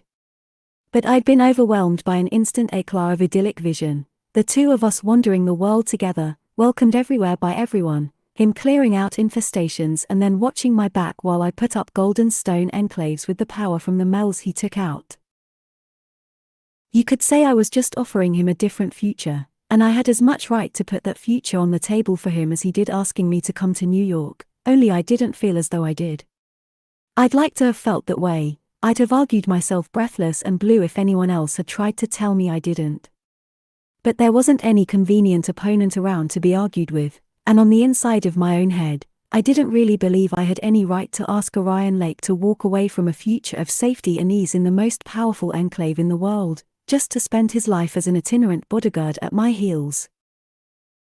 And even if I could squash that particular squidgy feeling, my vision would still mean asking him to walk away from his family and everyone he knew. He wasn't saying he didn't want to go home. He was saying he didn't like the idea of spending the rest of his life having to go begging to Magnus Tebo every time he wanted a cup of mana. I wouldn't have liked asking Magnus Tebo for pocket lint. I felt like a selfish beast as soon as the words came out of my mouth. If you just set up shop, you'll get booked to come out and kill the worst males the world over, I added, as if that was all I'd meant. Orion Lake, Maleficaria hunter for hire, no mal too large, some too small. He huffed a noise that aimed for laughter and stopped at a sigh. Am I a jerk? He asked abruptly. Everyone always acts like. He made a frustrated wave of his hand in the direction of the legions of his fan club. But I know that's just. He was being about as articulate as, well, the average 17-year-old boy, but I understood him perfectly. He'd been trained to think he was only good if he ran around being a hero all the time. Naturally, as soon as he dared think about what he might want, surely that made him a monster. But as someone who's been told she's a monster from almost all corners from quite early on, I know perfectly well the only sensible thing to do when self-doubt creeps into your own head is to repress it with great violence. What do I look like, your confessor? I said bracingly. Go and do your homework so I don't have to cobble you back together out of spare parts, and have your existential crisis another time.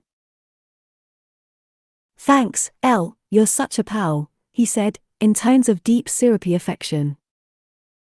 I am, aren't I said, and left him to it. And then I went to my room and didn't do any of my own homework. Instead, I spent the entire time reading the Golden Stone Sutras and translating more bits of it and doodling stick pictures of tidy little enclaves in my notes. Precious scampered around the desk messing my pens about and cracking sunflower seeds out of her food bowl and occasionally coming to inspect my work. She didn't approve of the bit where I scribbled in a little stick figure with a sword killing Mel's. When I looked away, she slipped under my arm and deposited a dropping in exactly the right spot, so I put my hand right down on it when I started writing again and squished it over my own artwork. It's not like he's any use in an enclave, I muttered while I poured half my jug out over my besmirched hand, scrubbing it clean over the room drain. I expect he'd rather come round the world hunting Mel's with me. But of course she was right, it was an unbelievably stupid thing to be thinking about. There were very good odds that at least one of the small handful of people in the world that I loved only had months left to live, and that one might well be me if I let myself get distracted. I'd lectured Orion about neglecting his work, but at least his hunting was to some reasonable immediate end. He actually got mana out of it, and every mal he killed in the corridors would be one less jumping at our heads at graduation time. But I wasn't going to be building any enclaves until after I got myself and everyone I cared about through the doors, so I could stop wasting my time on the idea right now. Go on, ask me how much time I wasted on it before the end of the semester. Or don't, I don't really want to do the gruesome tally of the hours I poured down that drain. The school rubbed it in for me well enough on New Year's Day. The whole day was screwed on the wrong way from the very beginning. The night before I fell asleep still reading the sutras, I was starting to be able to get a vague general understanding of a new page just by sounding it out a few times, and when I woke up, they were still open on my bed. I made the mistake of looking at the page again and started sounding it out from the beginning. It felt as though it had become easier overnight. It was amazing. Half an hour and 2 paragraphs later, I noticed what I was doing, and had to run unwashed to catch up the last few stragglers and get into the very tail end of the senior queue for the cafeteria line. All I got for breakfast was a scanty bowl of the dried-out scrapings from the sides of the porridge vat. You could have bitten me usefully for once, I told Precious as I came out with my unpleasantly light tray. She ignored me to keep gnawing on the dry heel of the loaf I'd scrounged for her, and only squeaked a complaint when I jumped a mile because the food service door slammed shut behind me. I had literally been the last senior to get breakfast. That wasn't nearly the end of it. Sudarat was queuing up along the wall with the other freshmen waiting for their turn to come, and as I passed her, she said to me, "Congratulations, Elle," like she meant it. What? I said. She pointed at the class standings, which had been posted up in gold letters under our class year on the big placard on the wall. I hadn't bothered to look at them yet, since I didn't really care which one of the 20 snarling beasts who'd been fighting it down to the wire had actually made valedictorian, and I knew I wasn't anywhere near the top 100 myself. Well, I was right about that bit. I wasn't near the top 100. My name was listed well above everyone else, next to Algernon Dandridge's Net Prize for Special Achievement in Sanskrit Incantation. I didn't even know there were prizes to be awarded. I've never seen anyone get one before. And before you ask, yes, there was an actual prize. I slunk over to the table with my allies, who could now all see in bright gilt letters just how much time I'd been frittering stupidly away, and when I put down my tray, it didn't lie flat. Obviously I said, "Look out, Klinger," on my tray, and jumped back from the table along with everyone else except Orion. He promptly reached out a finger and zapped my entire tray with one of his stupid but highly effective lightning bolt spells, charring the already inedible porridge into a solid cinder, and then he frowned and said, "No there isn't," and tipped the still smoking tray up to reveal that what was making it lie askew was my award, a small round medal stamped out of some dull grey metal, hanging from a blue and green striped ribbon with a top bar pin, apparently designed to be worn on a lapel along with my other military honors. It was only lightly singed. "Oh, that's really cool, Elle, congrats," Chloe said, in all apparent seriousness. She wasn't even a freshman. I dangled the thing out to Othio without dignifying that with a response. "Is it worth melting down?" Othio picked it up with both hands and rubbed her thumbs over the front surface, murmuring a quick artificer's testing charm. The little relief carving, possibly meant to be Ganesh, the nose looked vaguely elephantine, glowed pink for a moment, and she shook her head, handing it back. "It's just pewter." "Congratulations, Galadriel," Liesl said to me a little coldly. She had in fact bagged valedictorian when she went by the table a few minutes later. But what she meant was "fuck you." At least that was fair enough. If I'd spent all that time cooing at Enclave boys and doing their homework, I'd have wanted to stab anyone who'd got their name jumped up over mine for a single seminar. But I wasn't going to be sorry for her. She was walking away from breakfast with Magnus, and she'd scored her first points with him by carrying tales of me. I suppose she'd decided to make New York her target. I wouldn't have gone for it at the price of courting Magnus, but she obviously had a higher tolerance for soggy dishcloths than I did. A lot higher, in fact. I came down from the cafeteria late, because Zheng ran over to me while Minute held his place in the freshman queue, and told me that he and the other kids from the library seminar would try and get me something when their turn came. You rarely manage to get much more than you want as a freshman, the opposite, in fact, and that was even before the survival rate in the Scholarmonts rose to Orion Lake levels. But across the 8 of them, they were able to rustle up a bread roll and a carton of milk, so at least I wouldn't lose our whole free morning lightheaded as well as irritated.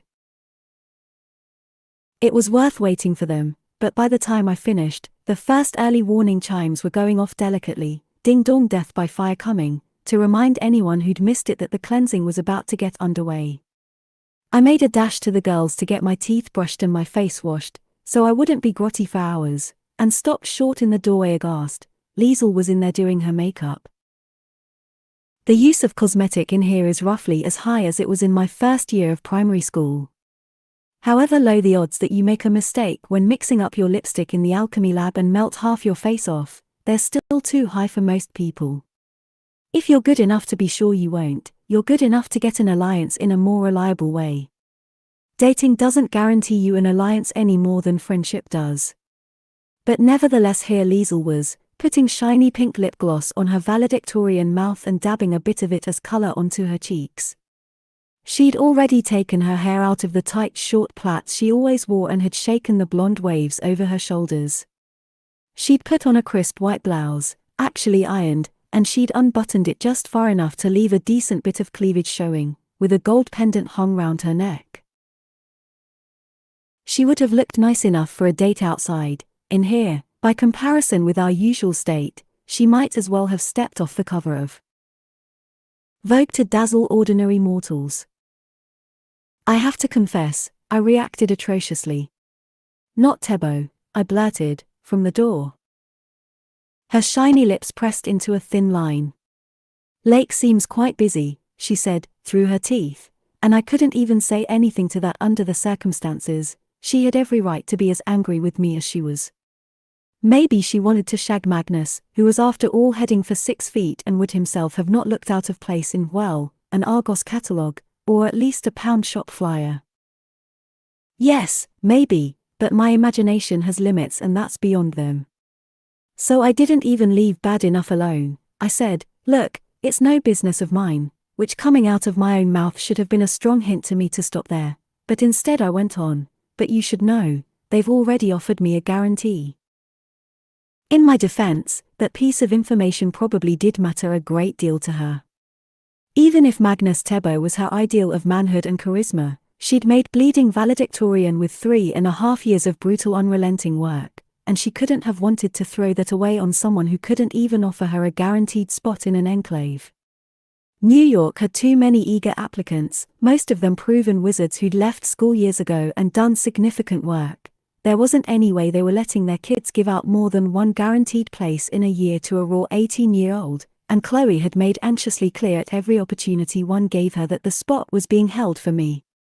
Even if I didn't ever take it up, that didn't mean that Liesl would get invited after the fact.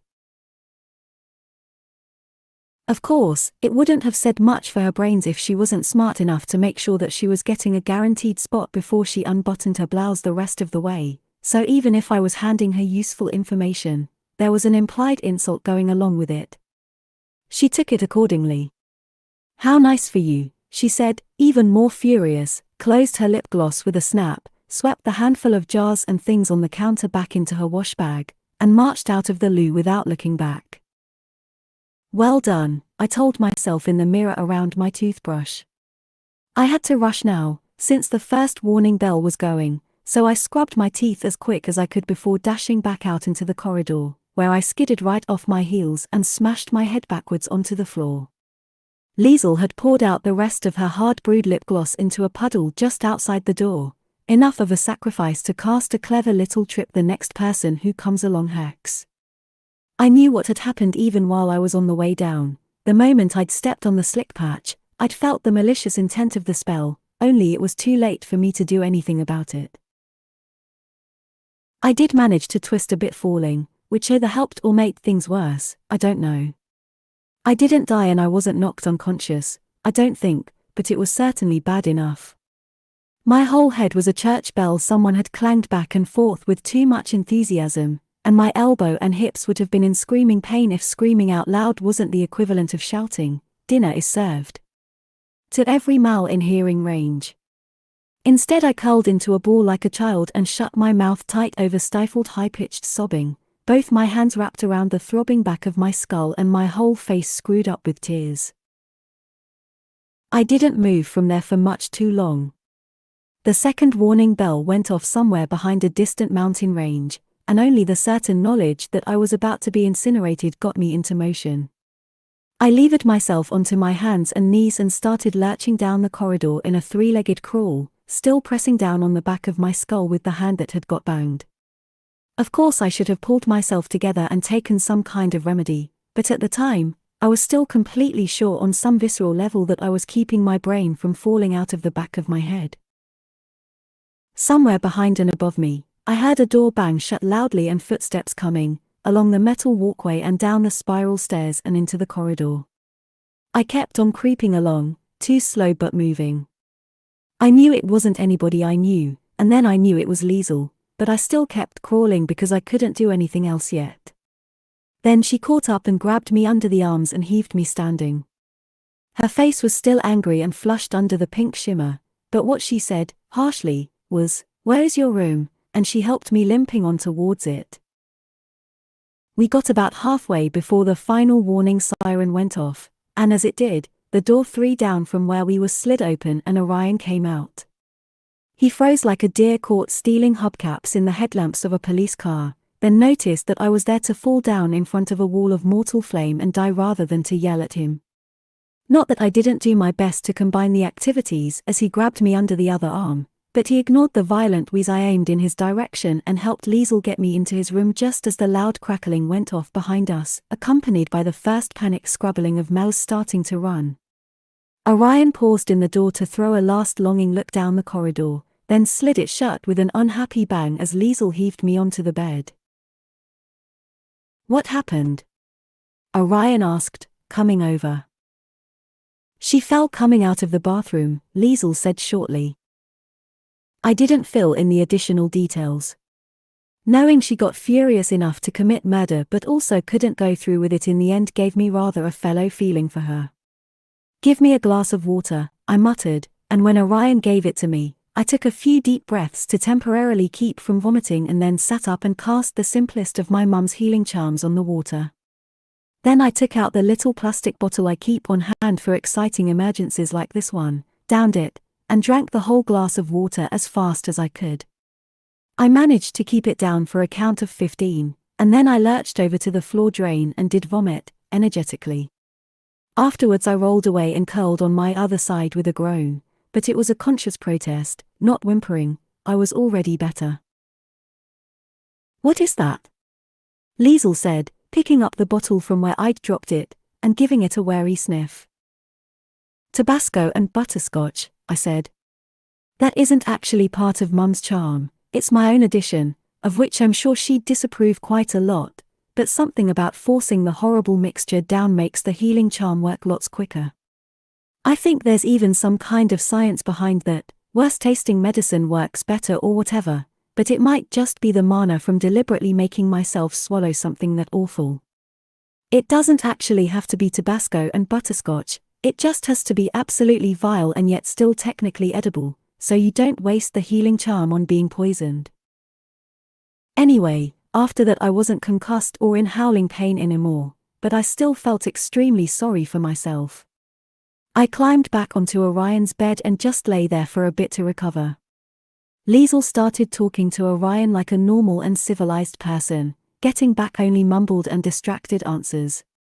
"If he tries to open the door, brain him with the chair," I muttered after the third time. "I'm not going to open the door," Orion said sulkily. "Shut up, you lunatic, you'd absolutely open the door," I said. "What if the wall down by yours had gone this time?" "I'd just have come back here," Orion said, as if it were that simple to deal with being caught between two walls of mortal flame sweeping towards each other, each with a leading wave of frenzied mouths, and no exit anywhere in between. Nobody would open the door in a cleansing, not even if they heard Orion Lake or for that matter their own mum calling on the other side. Anybody stupid enough to do that died during freshman year when they did open the door and got eaten by the minor grabber on the other side. I wasn't planning to go anywhere. I opened my eyes to glare at him. "That just means you didn't have a plan, not that you weren't going." He scowled at me and stomped off to his desk and pretended he was working on something in a notebook. Liesel made a faint snort and sat down on the bed in an open spot near my midsection. I eyed her. "What?"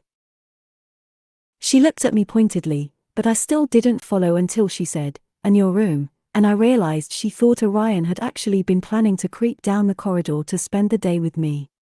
I was about to explain that Orion wasn't enough of a moron to risk going out in a cleansing to spend the day sitting in my room getting yelled at for having gone out in a cleansing. He was in fact much more of a moron, only then it occurred to me that she was half right. If he had got caught between two walls of flame before reaching the main stairs, he would indeed have come and banged on my door for safety. And yes, I'm stupid enough that I would have opened it when he banged, even if I'd have kept a jar of leftover etching acid handy. Which meant spending the day with me had been his backup plan. I even got confirmation. He was sitting with his back to us, but he'd got his hair buzzed lately at my insistence. Let's not talk about the state it had got into, and the tops of his ears were visible and bright red. Lake, if you've ever for a second entertained a lurid fantasy that you might possibly have it off on some occasion and that I might in any way be involved, I want you to erase even the memory of having the thought from your brain, I said deeply and earnestly. He squalled in protest, turning to dart a mortified look at Liesel. But it was nothing more than he deserved. Anyway, so that was loads of fun, spending the day in Orion's room with him and the girl who tried to kill me. Actually, Liesl was all right. She and I ended up playing card games. She had a deck of tarot cards she'd made herself that she carried around with her, and she taught me canasta using all the major arcana as jokers.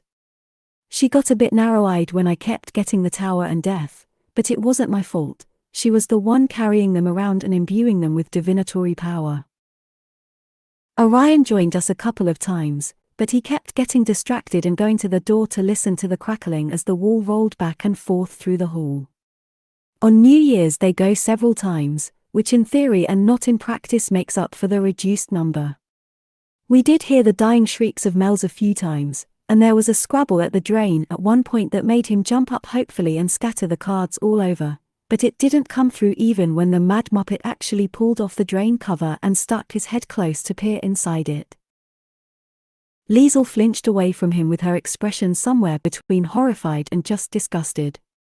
I took the chance to scoop all the cards back into a face-down pile before she noticed that the Tower and Death had both landed face-up in my lap that time, along with the Eight of Swords, which in Liesl's illustration was a woman sitting cross-legged and blindfolded half-caught in a thicket of 8 massive silver thorns in a circle pointing in at her. How encouraging. "Why don't you try putting out milk?" I said to Orion snidely. That technique did actually work in the olden days, when there were more minor Mels that don't need much mana to survive, and more mundanes who sincerely believed in them and were therefore vulnerable to them. If you deliberately put out a bowl of milk for the little people, or whatever equivalent gesture, they'd come and suck up the tiny bit of mana that came from your intent, and then they'd leave your house alone in order to preserve the regular supply. But most of those Mels are gone now. They got eaten up by more powerful Mels who consider a mundane person the equivalent of an already open packet left on the side of the road with suspicious stains and 2 stale crisps in it. Orion didn't bother looking abashed. He just sighed and put the drain cover back on and slunk back to the game, for lack of anything better to kill than time, but he didn't even notice that I didn't deal him in for the new round. Liesl and I played several more games, until the 6th time I turned over the Tower, and she grabbed it out of my hand and shook it in my face. "You are cheating." "Why would I?" I snapped at her. "Just take it out of play if you're going to be so fussed about it." "I did," she snapped back, and grabbed her case and opened it up in front of me to display its entirely empty innards to us both, and after staring into it for a moment, she collected up all the other cards and put them into the case and stashed it away in her pocket without saying another word. After that it was awkward silence all round. I shoved aside enough of Orion's dirty laundry to clear a rectangle of floor and did push-ups for mana, spiced up by the faint throbbing still going in my head. I was tired and sore and hungry enough that the exercise was highly productive as long as I could do it, but I ran out of steam sooner than I ran out of time, and then I just flopped myself back onto Orion's bed and lay there even more tired and sore and hungry and now sweaty, too. Liesl was sitting at Orion's desk working on something, which I only realized was his work when he did and said, "Hey, you don't have to." In the most half-hearted way those words had been spoken ever. "I have nothing else to do now," Liesl said. "Later you can pay me back." "He's guarding the room, isn't he?" I said. Liesl shrugged. "He's here, too." "It doesn't count." I rather thought it did, since he didn't want to be in here and would have gone like a shot if we hadn't been here, but I was the only one arguing his case. She added to him, "I will need amphispina scales." "Oh, sure, no problem," Orion said, very enthusiastically. I scowled at him across the room, but I didn't have a leg to stand on even metaphorically. That was a completely reasonable trade for someone doing your homework, and even if you thought it was in some way his duty to go hunt down amphispina for nothing, which I didn't, that still wouldn't mean he wasn't entitled to get something back for taking the trouble to collect the scales. Anyway, he probably wouldn't hunt amphispina for nothing. They're only slightly more dangerous to us than the aglos, which they eat. Their worst quality is every decade or so enough of their predators get wiped out in a cleansing, And then the amphispina lay a bumper crop of tiny rubbery eggs in nice warm damp spots, like for instance around the hot water pipes, and when they hatch shortly after New Year's, the babies pour out of the taps and the shower heads in droves, both heads hissing and biting. Which you'd justifiably say is in fact nightmarishly bad, but the poison isn't strong enough to do more than sting at that stage, and it doesn't get stronger until they're big enough that they don't fit through anymore. You just hear them stuck in there and hissing as you wash and hope very hard that the showerhead doesn't break off today. There almost certainly would be an infestation this year, now I thought about it. I'd have to pass the word, and also spend some of my crochet time making mesh bags to put on the showerheads.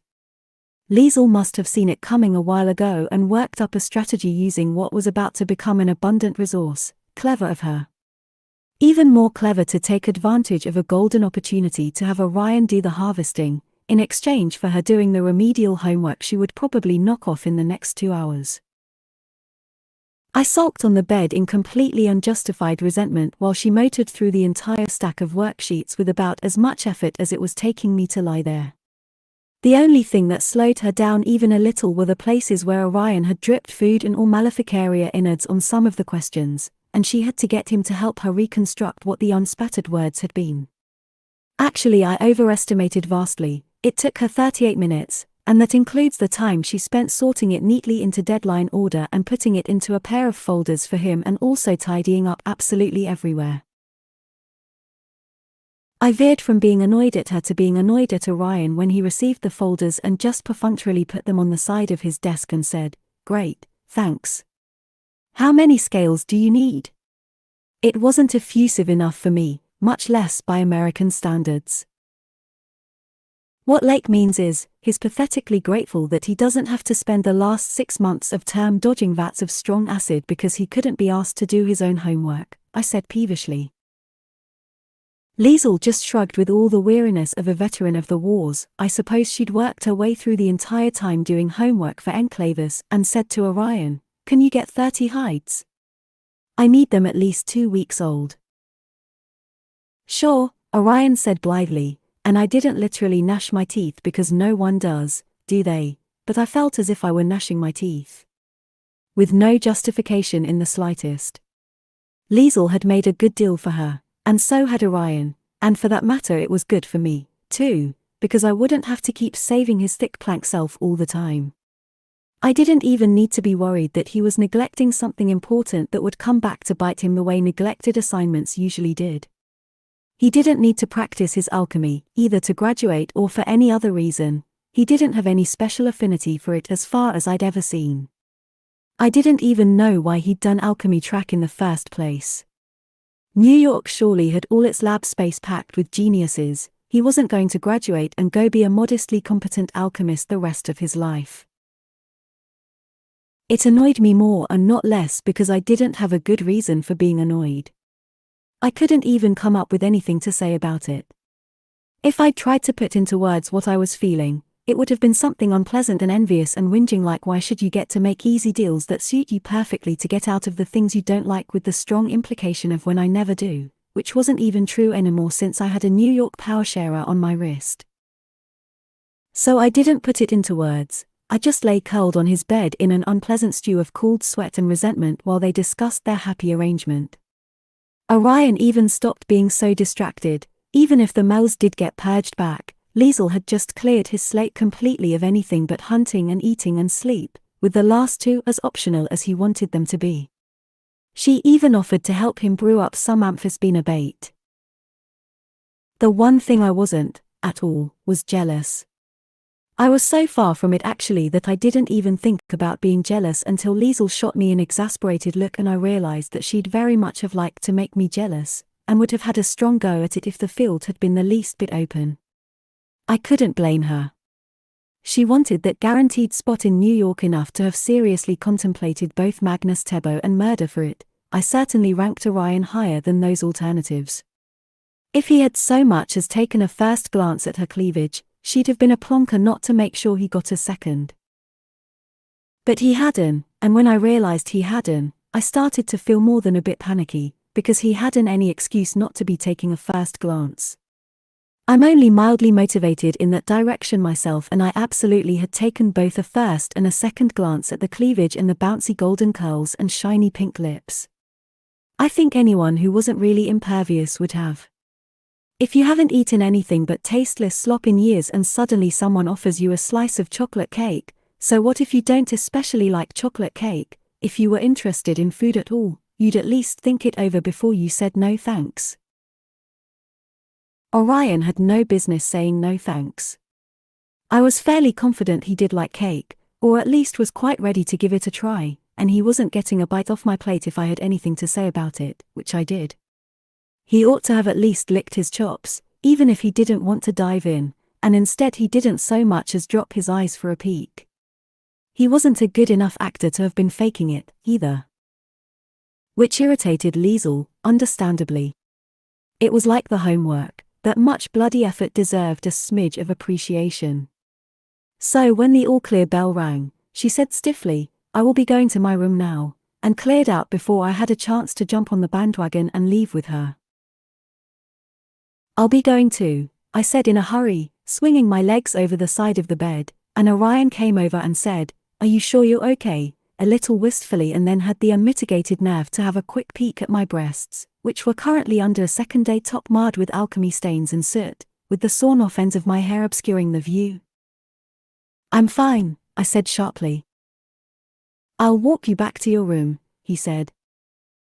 I should just have let him. Precious was in my room. Instead I said, "I don't need help going 9 doors down, Blake," and then my stomach growled and he said, "And you threw up your whole breakfast, you need to eat something," and jumped to grab me a sealed muesli bar only 8 years past its best that he must have been gifted by some adoring fan. It wasn't cake maybe, but by Scholomant's standards it still qualified as haute cuisine. I stupidly took it and stupidly sat there on the bed eating it, so stupidly that I have the bad feeling I did it on purpose, and obviously he sat down on the bed next to me. He tentatively crept his arm round my shoulders when he thought I wasn't paying attention, and I pretended I wasn't paying attention, and then he said in a faintly hopeful voice, "Elle," and I told myself to shove him off the bed. I didn't. In fact, mortifyingly I kissed him first, and then it was all up, because I'm starving, and I do like cake, and after I'd taken the first bite I wanted another, and another after that, and I put my hands under his shirt to press them flat against his warm bare back, and it was so good to be this close to someone, only it wasn't just someone. It was Orion, and he shivered all over and put his arms around me and I could feel how strong he was, the muscles moving under his skin that he'd built over years of fighting all the very worst things that come out of the dark. His mouth was all warm and wonderful, and I can't even describe how good it felt and how much better it made everything. I was one of those poor stupid freshmen longing inside the gymnasium fantasia I'd made, only this was real and I could really have it, inside and after we graduated and forever. And the rest of my dream along with it, a life of building and creation and good work, and every prophecy of evil and destruction could go fuck right off and I could start the rest of my life right now, and I wanted to, so much I couldn't want to stop. So I didn't. I just kept kissing him and running my hands all over him and breathing in time with him, our foreheads pressed together making a warm private space between us to catch our breath in, full of gasps. Orion had a hand all tangled up in my hair, moving around like he wanted to feel the strands running over his fingers, tightening his grip and relaxing in small bursts, his own breath coming out in hard panting raspy gulps, and it felt so good I laughed a little into that open space between us and reached down to grab the bottom of his shirt. He gave a convulsive shudder and jerked back, pushing me to arm's length, and crackled out, "No, we can't," in a rawly agonized way. I've been mortified in all sorts of awful ways in the course of my life, but I think that might possibly have been the worst. It wasn't because he didn't want to, that would have been all right. But he wanted to just as much as I did, and he'd nevertheless managed to stop himself, and I hadn't, like some undisciplined yahoo grabbing at the shiny treat that I knew perfectly well would lead to complete disaster. He even heaved himself off the bed in the next moment, all but levitating to the other side of the room. "Right you are," I said, and fired myself out the door and into the still lightly toasted corridor at once. Precious was right on the other side of my door when I shot it open, so frantic she was leaping almost as high as my waist. I caught her right out of the air and said furiously, "Will you stop?" Nothing happened, no thanks to you. I slammed the door hard behind me and slumped onto my bed. Precious crept up my arm to my shoulder and sat there silently until I finally admitted, "No thanks to me, either," as bitter as rotten squash. She crept closer to my ear and rubbed the lobe with the tip of her little nose and made a few comforting squeaks as I put up my hands to rub away a few leaking tears. Chapter 7. Orion didn't even have the bare decency to avoid me the rest of the day. In fact, he spent all of lunchtime casting pathetic looks of desperation and longing in my direction, exactly as though I'd been the one who'd fired him up only to cruelly leave him hanging. Nobody made a peep about it in my direction, but I could tell they all assumed that I had done just that. When I complained to Odio about it that afternoon, she told me, with a total lack of sympathy, that no one was spending that much time thinking about my love life. But what did she know? "You should just be grateful he saved you from yourself, anyway," she added. I glared at her. And who was just asking me for all the salacious details? That doesn't mean I wouldn't have thrown a bucket of cold water on your head if I'd been in range. What were you thinking? Do you even know when your last period was?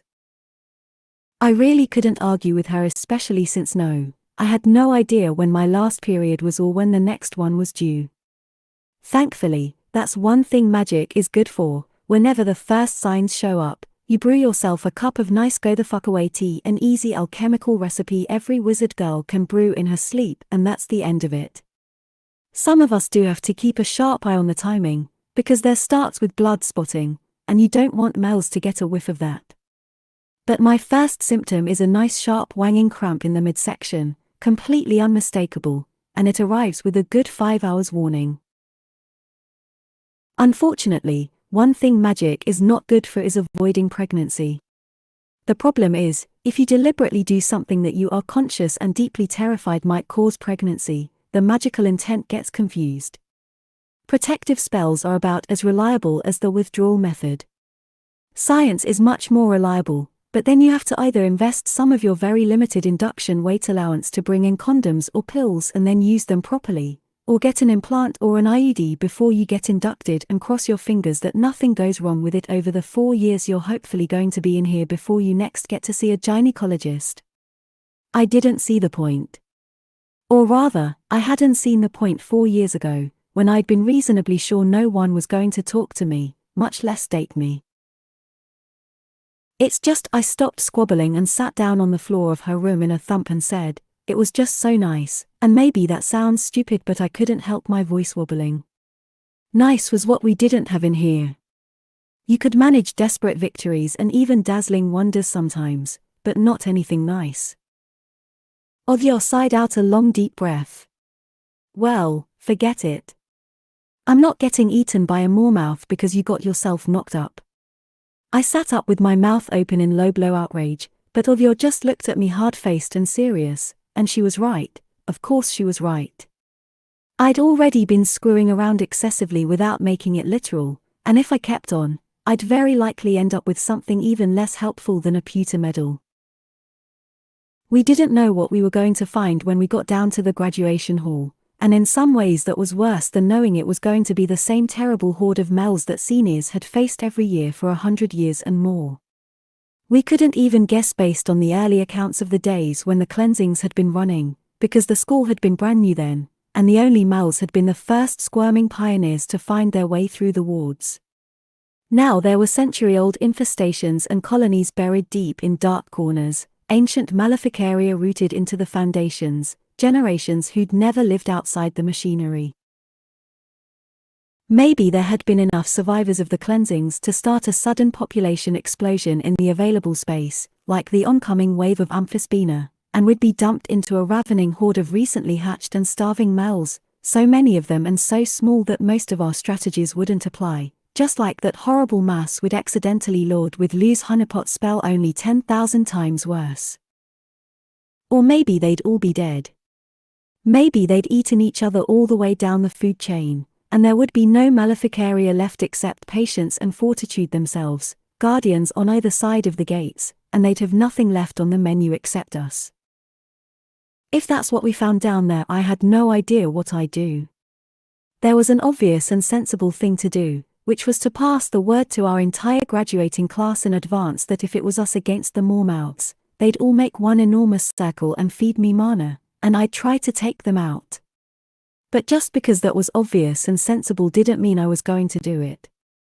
I had killed a Mormouth the only way you could, from the inside out, and if I tried to think even in a very vague distant way about doing it again, a faint incoherent screaming started up inside me that took up all the room there was in my brain, like standing next to a fire truck with siren wailing while someone tried to talk to you, their mouth moving with no sound at all coming through because the whole world was full of noise. Maybe I'd get over it if I saw the Mormouths coming and there wasn't any other choice. Maybe. I wasn't at all confident, for all I was about to have 6 months of honing my reflexes to razor sharpness. It wasn't the same. It wasn't remotely the same. Having to choose to go inside again, I don't know if it's a choice anyone could make more than once. There certainly haven't been many people who've had the chance to consider it. If I do make it out of here, I should look up the Dominus of Shanghai. He's the only other living person who's ever done it. We could compare notes. Or we could look each other in the face and just start screaming together, which feels more appropriate to me. Of course, it was extremely likely that it wouldn't work anyway. The Mormouth I'd killed had been a small one, maybe budded off one of the big ones or however they spawn. No one's spent much time studying the reproduction of Mormouths as far as I know. It had managed to squeeze through the wards and make it upstairs. I don't know how many people had been inside it, how many lives. I'd been far beyond keeping count of the deaths I'd dealt out. But I did know that it hadn't been anywhere near as big as Fortitude, much less Patience, who's been lording it over the killing grounds almost since the hall first opened. I don't think even I can do that much killing. The only way they're going is if the whole school goes. The point being that we still needed a better strategy for graduation than wait and see if Elle can keep her big girl pants on, and here I was whinging on about how nice it would be for me to do something unbelievably stupid instead, like Orion. Othio had every right to cram my face in it.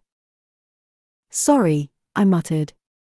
She just nodded, which was kinder than I deserved, really, and then said, businesslike, so I think I've figured out a good gym schedule, and rolled out a timetable for me to look at.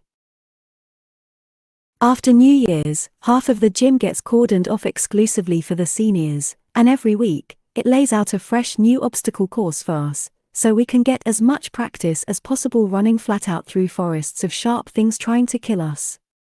It's excellently realistic, full of artificial constructs pretending to be Mel's, and also the many real Mel's who show up helpfully to populate it.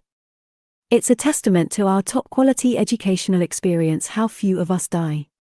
Please envision me saying this with my hand held piously over my heart. But really, we were all hitting our stride by now. There isn't anything much more dangerous in the world than a fully grown wizard. That's why the Mel's have to hunt us when we're young. We're the real apex predators, not the Mormouths that after all just sit by the doors mumbling to themselves and occasionally groping around for some supper. Once through the gates, we'll be carving our dreams into the world like gleeful vandals scratching graffiti on the pyramids, and we won't look behind us. But only once we're out. Ordinarily, the reserved gym is a useful and highly valued privilege. No one was very enthusiastic about it this year, but there wasn't any other option for practice. The fundamental goal of graduation is to get from the nearest stairwell to the gates as fast as possible without getting stopped along the way. It's roughly a distance of 150 meters, about the same distance as from one end of the gym and back, and aside from throwing spells left and right, you also have to run. Mornings? I said, in protest, because Othio had us meeting 3 times a week at 8, which meant hauling ourselves out of bed at the first quiet chiming to get breakfast and make it downstairs. We'd be first through all the corridors, not to mention, very important to mention, first into the obstacle course every week, without any warning how bad it was going to be. I talked to Ibrahim and Koyo today, during the cleansing, Othio said. We made a deal. They'll go right behind us with their teams, on either side. We take the heat up front, and they keep us from getting flanked. We'll practice together each morning. That kind of arrangement is normally a supremely terrible strategy for the lead group, to the point that you're explicitly warned against it in the pre-graduation handbook we'll all be getting in about 3 months, much too late to be of real use. We're all using copies we bought in our sophomore years off that year's seniors, who'd bought their own copies 2 years before, etc. The advice changes a little from year to year, but one of the most consistent points is that taking the lead is absolutely not worth whatever advantage you might get from the groups covering you. As soon as you're in any danger of being overwhelmed, they'll hop to one side and let whatever they're holding off come at you, meaning that you won't even have a chance to recover, while they take the opening created by the pylon and go sailing onwards with a substantial improvement to their odds, taken out of yours. It's not great to be the one taking the lead even within an alliance, but at least in an alliance, you've been practicing together and integrating your skills tightly, so it's not actually a good idea for your allies to cut and run. Unless you're close enough to the doors, at which point loads of alliances do fall apart. And that, boys and girls, is why enclavists never take the lead. Odio wasn't making a mistake, though. There's one situation where having someone covering you does in fact make excellent sense, if it's never going to be a good idea for them to ditch you. For instance, if all they've got is knives and your team's got a flame-throwing machine gun. So she was confirming that yes, our entire strategy was going to rest on my keeping my big girl pants on. Right, I said, grimly, because what else was I going to say? No, don't rely on me? No, I won't do my best to get you to the gates, the way you've done for me. Of course she was going to build the strategy around me. And of course I had to let her. Odio said, you know we'd take Orion, and you might think that was a hilariously absurd thing to say, yes, out of the generous goodness of our hearts we'd take the invincible hero along with us, but I knew what she really meant. She was saying Orion's not on our team, and if I was, that meant I couldn't ditch them to go help him, even if, for instance, I looked over and saw him being dragged into the guts of a moormouth, screaming the way that Dad's been screaming in Mum's head since the day she crawled out through the gates with me in her belly. If that was the monstrous fate Mum had been trying to warn me away from, she'd know the way no one else in the world would know just how horrible it would be to live with someone you love screaming in your head forever. I'll ask him, I said without lifting my head, pretending I could still see anything when actually I had my eyes shut to keep from dripping on Odio's carefully written timetable. She put her hand on my shoulder, warm, and then she half put her arm around me, and I leaned into her a moment and then shook my head wildly and sucked in a big gulping breath, because I didn't want to get started. What was the point? I couldn't do anything about that, either. I did ask him that night as we walked up to dinner, because I had to, just in case. He had the nerve to say, you're going to be fine, in reassuring tones. There's plenty of mana in the pool, I'll get more in now that there are more Mels around, you've got Chloe Ann. Shut up, you cartwheeling donkey, I snarled at him, and he recoiled and wobbled between baffled and offended for a moment, then said, sounding confused, wait, are you worried about, and just stopped to gawk at me as though the shadow of the idea that any living being might at any point entertain a fraction of concern for his health and well-being had never crept across the windowsill of his muscular brain, and I ran up the rest of the flight of stairs away from him because it was that. Or punch him in his beaky nose, which I'd caught myself idly thinking just that morning across the table at breakfast had a hint of young Marlon Brando, which might convey to you the depths to which I was sinking if your mum thinks, like mine does, that the height of appropriate children's entertainment is antique movie musicals. Odio and Liu and Chloe had gone on ahead, but I caught up to them before they actually went into the food line. Thanks for holding a spot, I said, grabbing a tray, without saying how it had gone, and Chloe bit her lip and Liu looked sorry and thank goodness Odio just said, what do you guys think of asking Giovanni, and got us discussing the merits. I could list them out for you. He had a really top-notch perimeter warning spell, the kind you cast once and then it lingers for half an hour. His was notable because it worked off intent rather than physical presence, which meant it would warn you about incorporeal Mels. He'd give us a solid personal connection across our little trio of alliances, because Cora had teamed up with Ibrahim and Nadia and Yakov. And boys are undeniably useful for heavy lifting. I was the closest thing to brawn on our team at the moment. The discrepancy hadn't seemed as significant at the start of the year, but lately it felt like all the senior boys were expanding up and out when we weren't looking, and they were suddenly doing things like toting an entire crate full of iron all the way across the shop under one arm. You might think those all sound like minor advantages, and they were, relatively speaking. Everyone in the school could make themselves somewhat useful. That's what all of us have been doing all 4 years of this, finding ways to make ourselves useful. And now that everyone knew I was very useful, we could have cherry-picked ourselves one of the top kids. In fact, I suspected that at least 2 of the near-miss valedictorian candidates had made overtures of their own to Audio. I'd seen them stopping by her room. None of us raised those objections. We all agreed that Giovanni would be helpful and a good strategic addition to round out our team. But we didn't talk about why. We didn't say that we didn't want him to get left behind. Ever since Cora's arm, we'd all been eating together as a group almost every day, and each day at the start of breakfast, he would bring out a tiny book full of incredibly thin pages, one for each day of 4 years, I realized after the first few times, and he'd softly recite out loud a short poem or an excerpt of one that his dad had copied out by hand into the book, in one of a dozen languages, each one a piece full of love and hope. Have courage. His voice reading them smoothed out even my most snarling mornings. Before then, I'd never heard him emit more than a monosyllable. I'd always assumed that was dislike on his part, but actually it hadn't anything to do with me in the slightest. He had a stammer, which didn't trip him up when he recited poetry, and luckily also not when he was casting spells, but made it almost impossible for him to get out a word in conversation unless he really knew you. And that was why he'd held on to Nkoyo's social coattails past when that had stopped being a good idea, and why he was now having a lousy time of finding himself an alliance. And if he didn't get an alliance, he wasn't going to make it out. We didn't say any of that to one another. You didn't, ever. Ibrahim and Yakov and Nadia hadn't taken Cora because they remembered making the circle around her, mana flowing through us all like a river to heal her arm, a gift that hadn't cost anything but caring to give. They'd taken her because she and Nadia both knew how to dance spells. There's quite a lot of spells that get more powerful if you dance them along with the incantation, and were now working out a magical sword dancing routine using blades that Yakov was making. Ibrahim had scored a major metaphasing spell to put on them from one of his other Enclaver friends, who traded it to him on the cheap after putting together his own alliance, as apology for not asking him.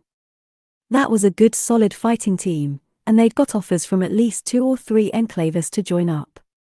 That was why. You couldn't choose people because you liked them, or because you wanted them to live. But we did scrape together good enough reasons to say yes to Giovanni, and when we got to our table, Odio pulled him aside and asked him, and after that all 3 of our alliances were firmed up, and everyone agreed we'd go for the first run the very next morning. Even Orion. He was clearly not even bothering to think up any kind of plan for getting to the doors beyond kill things until there aren't any more, but he overheard us discussing the merits or lack thereof for going first thing, and how we'd have to keep a sharp eye out for any real malefic area that had crept into the gym overnight and hidden in the course. At which he perked up and said, "Oh hey, do you mind if I come down with you? It will shock you to hear that nobody minded." So we all trooped down after breakfast the next morning. I hadn't been back to the gym myself since field day. I was braced, but not enough. The place had got even worse. Some bird-witted freshmen, it could only have been freshmen, had replanted the big planters along the walls with seeds out of the alchemy supplies, and the spell machinery had worked them in, currently as hedges, so now you couldn't even tell where the walls met the floor, and it was an even more perfect illusion of being outdoors. The big trees in the distance had let their leaves fall, and there was a feathery dusting of snow on their wet dark branches, broken by the occasional red huddle of a tiny bird, and every delicate blade of the grass underfoot was crisp with frost. Our breath fogged. "What?" Giovanni said, and stopped there, which actually did pretty well to encapsulate all our feelings, I think. Well, not all our feelings. It's so nice, Orion said to me, almost dreamily, arms outstretched and his face turned up to the artful flurry that the sky allowed to fall to greet us. I can't even tell we're not outside. I think he meant to be complimentary. You could pick out the boundaries of the obstacle course with a good squint. There was a low wooden fence running down the halfway mark dividing the obstacle course area off from the rest of the gym. But apart from that, the illusion artifice had integrated the obstacles fully into the environment: bristling thornbushes, trees with grabby-looking limbs, a steep hill covered with snow, a thin grey fog lying over a wide black slick of icy river ready to break into jagged shards, and an ominous handful of ways to cross, a thin rickety board, a scattering of slippery rocks poking up above the ice, a healthier-looking narrow stone bridge that was undoubtedly the most dangerous option. If you looked up at the inside of the gym doors, they seemed to be two enormous iron gates set in the wall of a mysterious and alluring stone tower. We'd already started wrong. The best way to use the obstacle course is to just throw yourself at it instantly, the first time you see it, without taking time to look it over. After you come out bruised and limping, assuming you do come out, that's when you go over all the things you did wrong, and try new things the rest of the week, and then the new course comes out on Monday and you do it all over again. And if you're lucky, every week you get better at doing it the first time, with no planning. You don't get any planning time at graduation. But in our defense, what? Let's get going before the next teams show up, I said.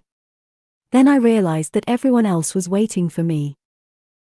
Which was both obvious and terrifying.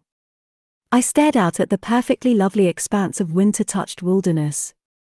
Any males out there were in hiding, except for the faint dancing lights visible on the other side of the river, glowing in colors through the fog, exactly as if will-o-wisps had moved in to take up residence, only those are largely decorative constructs and not much use for the purposes of practice. They might have been some variety of soul-eater, but real soul-eaters that close to one another would have merged into one very hungry soul-eater, so a pack of them wasn't much use for practice either. But that would be useless in a more dangerous and unpleasant direction, and therefore more likely. The fake males the course produces are very much like the ones that get put on display in maleficaria studies. Just because they're not real doesn't mean they can't kill you, and sometimes the real ones sneak in and pretend to be fake just long enough to get hold of you. But we weren't doing ourselves any favors by waiting to find out which these were. I took a deep breath, nodded to Liu, who started playing the lute, and I sang out the mana amplification spell in a slightly squeaky voice and ran straight in. The snow burst open all around us before we were more than a stride away from the doors, jagged scything blades curving out with the tips lunging for our guts, and after that I couldn't tell you what order any of it came in. We had to cross the river both ways, both going and coming, but I don't remember whether I turned it to lava on the way out or the way back.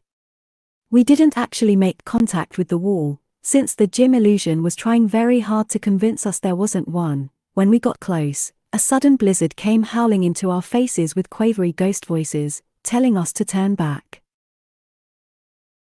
Actually, the lava was definitely on the way in, because on our way back out, the obstacle course was still trying to reset around the lava spell, so instead the river fired geysers of superheated steam at us through cracks in the ice.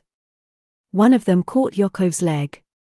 He fervently yelled out what I'm absolutely sure were wild curses with every step the rest of the way back to the doors. He was usually such a nice, proper boy, carefully polite. It would have been funny under any other circumstances.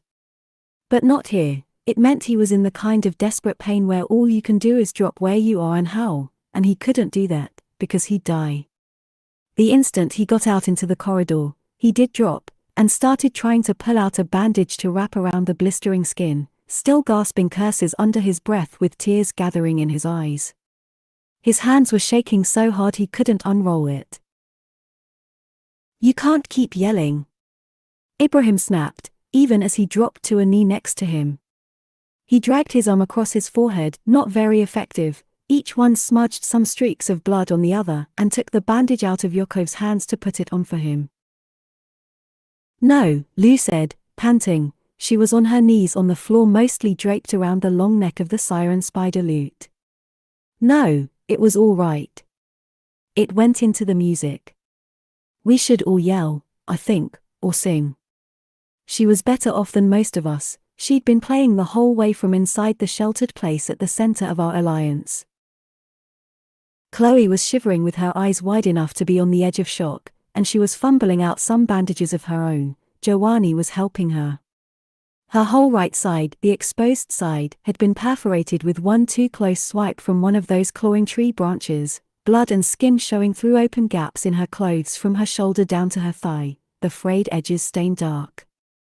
Othio had been bringing up the rear. She was standing with her arms wrapped around herself, her hands still clenched tight on the fighting sticks she'd made for the run. I didn't see any wounds, but she looked pretty sick.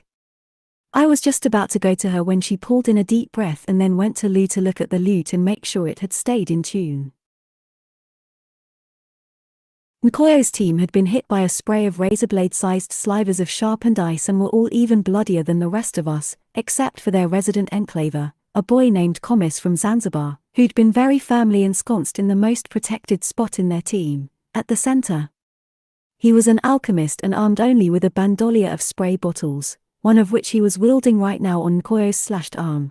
The wound underneath was disappearing along with the blood as she wiped tears from her face. All of us were freaked out and shaking, from a dozen near-death experiences crammed into the span of 5 minutes and also from the even worse knowledge that this was nothing, absolutely nothing. It was the first obstacle course on the first day after New Year's. It was warm-up material, and there was nowhere to go from here but a long steep road uphill all the way. Most of us were used to being jumped by mels, but there's a substantial difference between one attack and an unending stream of them. About half of us were crying, and the other half wanted to cry. When I say us, what I mean is them. I felt fine. No, I felt like I'd woken up after a long sleep and had a good workout in the fresh air and a really nice stretch and was now contemplating with interest the idea of a hearty lunch. Sitting on edge in a classroom for hours surrounded by fluffy peeping freshmen waiting for one mal to pop out at me, nightmarish. Summoning a river of magma to instantly vaporize 27 carefully designed attacks at once, nothing to it. Hey, that looked pretty good, Orion said encouragingly, coming to join us with a bounce in his step and the mangled corpse of something spiky dangling from his hand. He'd somehow managed to sniff out the one real mal hiding amidst the fakes. Normally every word out of his mouth automatically produces a burst of adulation, but everyone in our group had spent enough time sitting at meals with him for the shine to wear off a bit, and under the circumstances, they all glared at him with pure hatred. I'm fairly certain I saved him from bodily harm when I interrupted his attempt to dig himself a deeper grave. I mean, you all made it okay, and said, Lake, what is that dead thing and why are you carrying it around?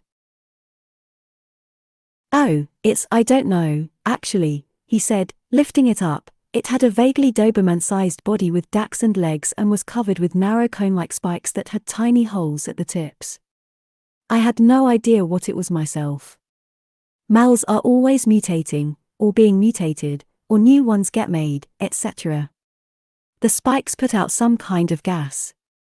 I didn't want to leave it out there. It was covered with snow and the gas blended into the fog. I thought somebody might step on it. Very thoughtful of him. Other seniors were beginning to cautiously trickle down from breakfast by then. As we dragged ourselves off to lick our wounds, both metaphorical and literal, I overheard someone asking Othio, "Hey, you're taking first run," and she shrugged and said, "We're thinking about it," meaning that we were open to offers. At least 1 or 2 teams would be glad to bribe us to be the very first ones through the doors, so they could come down bright and early themselves and still know that someone else had already cleared the way. If we were going to do it anyway, we might as well get paid for it. She negotiated the arrangement at lunchtime, with 3 alliances who wanted to share the time slot after us, and got us a promise of clean-up help from them, meaning we wouldn't have to waste our own healing and mending supplies. That was a good deal for us. Helping us right after we slogged out meant they had to wait instead of starting their own runs before anyone else showed. They agreed because they had to wait anyway, the obstacle course took a good long while to finish resetting itself after we'd gone through. Normally that process takes place in the time it takes for the doors to close on your heels and open up again. The runs aren't actually real. 1,000 wizards all hurling their most powerful spells around 3 times a week would wreck the place almost instantly, and also if we were actually casting our most powerful spells, we wouldn't have enough mana for graduation, our works of artifice would get worn out, our potions would get used up, etc. So instead the obstacle course magic fades everything out. When you cast spells inside, it feels the same, but you're only casting half of 1% of a spell, and the course fakes the reaction so it's as if you've cast the full thing. You think you're taking a big swallow of potion, but it's being diluted down. You think you're using a piece of artifice, but it's wrapped in a traveling protection spell. And when you come out, swish, everything goes back to normal except for any injuries you've picked up. Those are entirely persistent, the better to encourage rapid improvement, and the next round of eager seniors gets to go in. And all of that works because we voluntarily enter the course. Consent is the only way for someone else's magic to get at your mana and your brain on that level. Well, except for violence.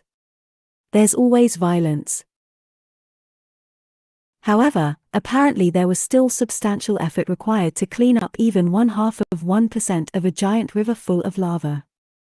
The particular spell I'd used on the river this morning had come from an over-ambitious Malefica from the Avanti Kingdom who decided his evil fortress would be much more impressive if only it was surrounded by a moat of lava. How right he'd been. The teams behind us had been forced to twiddle their thumbs on the threshold for 10 minutes until the doors opened up again on the charming wintry landscape of murder. We spent the rest of the day the way we'd be spending all our days from now on, gathered around a table in the library, going over every move we'd made and trying to decide what we'd done wrong. As noted, I had almost no idea what moves I'd made, and no one else did, either, which made our first post-mortem difficult.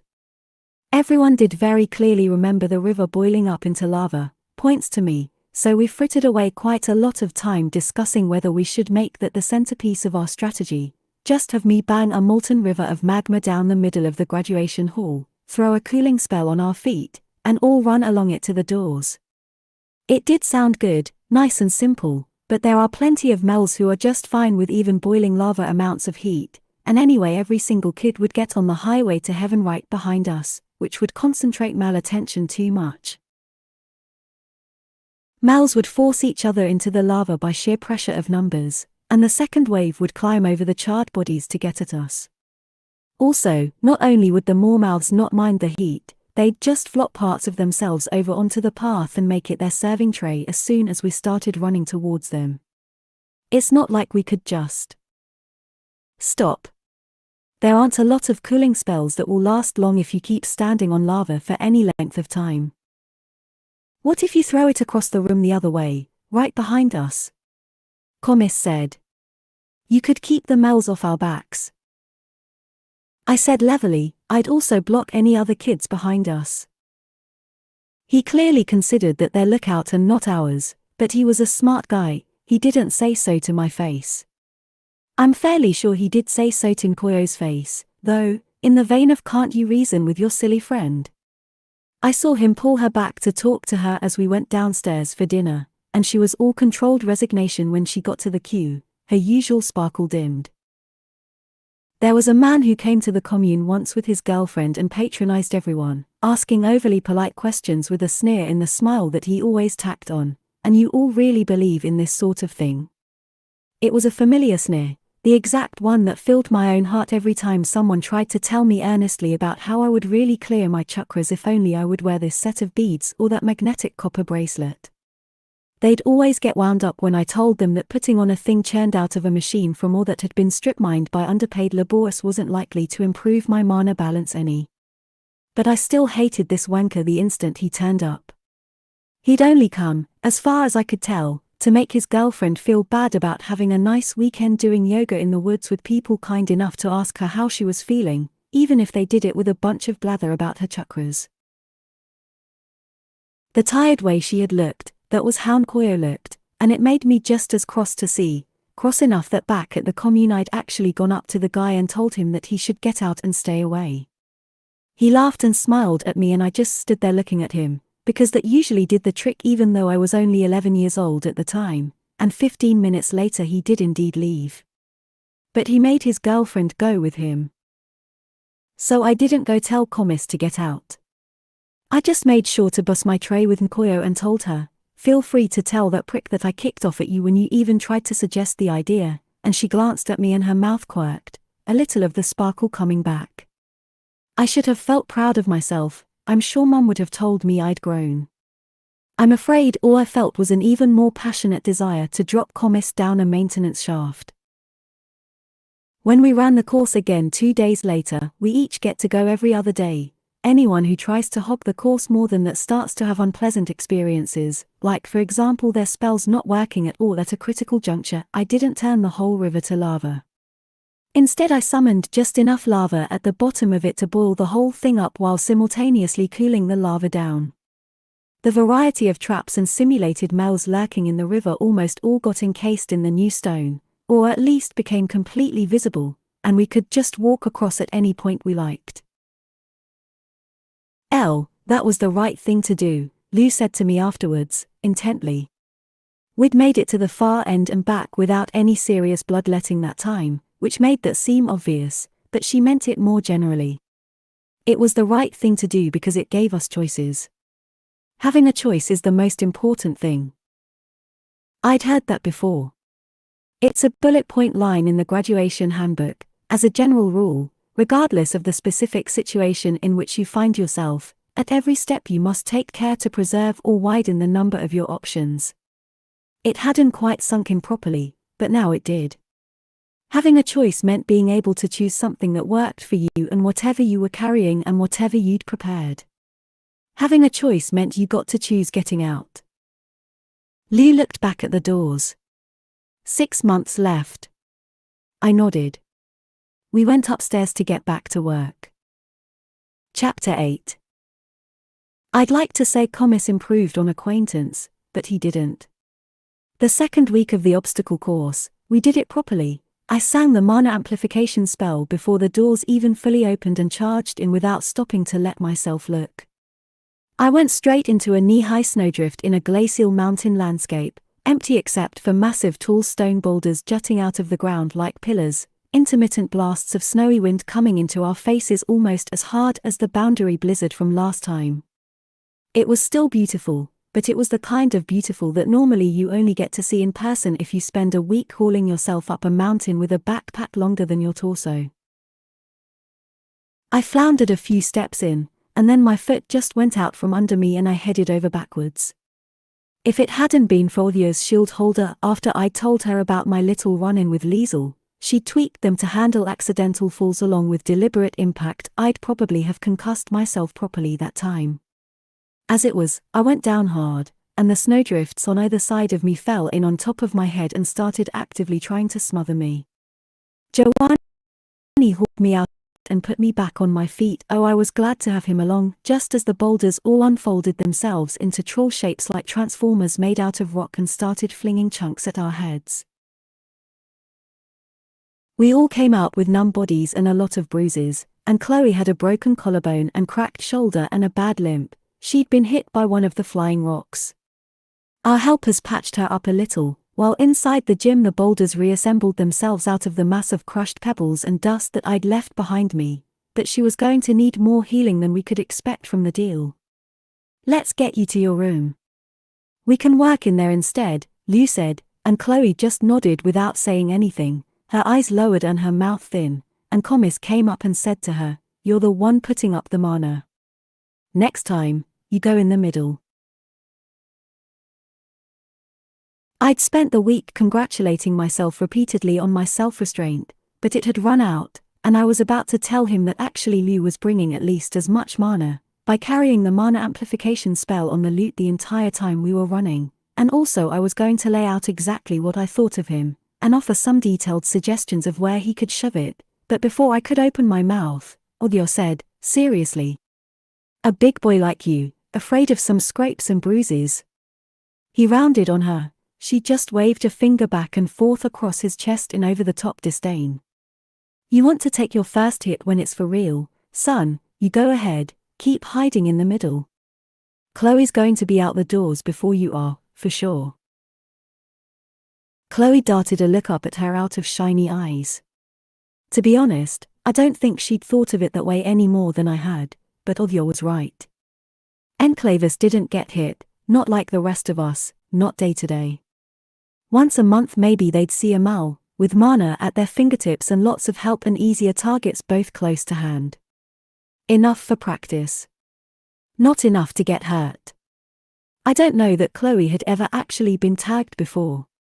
Definitely not the way I had, but not even the way Liu or Odhya or Joanni or any average loser kid had, at least half a dozen times. It didn't matter sometimes if you had all the mana in the world, all the equipment in the world. All it took was getting unlucky once. If you got hit hard enough, you went down, and if you didn't get back on your feet fast enough, you stayed down forever. And you couldn't learn how to get back on your feet until after you'd been knocked down. Chloe swallowed and said to Comis, "Thanks for looking out for me. I'm good with my team." He didn't like it, especially since he probably couldn't help seeing that Odhya had an alarmingly good point that he was now going to have to worry about, but he took it, although he gave a snort and looked at Odhya as if he'd have liked to have a minion push her over in a corridor sometime before he turned around and walked away back to his team. That said, good point or not, I'd never seen Odhya have a go at an enclaver before. She wasn't a committed suck-up like Ibrahim, just too sensible to do anything that's stupid. Unlike certain other people who will remain me. Wow, I said to her just under my breath as we went downstairs. Yeah, like I had a choice, she said, with a huff, and gave me a pointed look. I would like to say I felt ashamed of myself for putting her in the position of having to snap someone back just so I wouldn't try to disembowel them, but I was too unrepentantly happy that someone had told Comis off. Odhya sighed. Just do me a favor, keep a lid on it until the end of the month. Then what? I said. Then he can't walk away anymore with Nkoyo, hello. My turn to sigh. Yeah, all right. Sometimes when your friends are right, you're pleased, and sometimes it's unbearably annoying. But she was right, so I bit my tongue repeatedly over the next weeks while the last alliances got locked down and we invested enough mana and time in our collaboration that he really couldn't just flounce off and find himself another arrangement, dragging Nkoyo and her friends with him. The jerk even started taking a partially exposed position on our second runs, trying to arrange himself just the right amount of pain. I was counting down the minutes until I'd get to slag him off properly when we started our 5th week. All the runs so far had been varied winter wonderlands of death, a thick forest, deep and hushed, a wide frozen lake stretching so far we couldn't see the other bank. Today it was a wide snowy meadow scattered with placid ordinary shrubs and tiny blue flowers peeking out from the snow, and absolutely nothing came at us. We ran to the wall of trees at the far end and back like we were doing an ordinary sprint, and then just as I'd made it to the doors, there was a deep rumbling noise and the snowfield split open maybe 10 meters behind us and what seemed like 1,000 spiked thornbush vines burst lashing up out of it.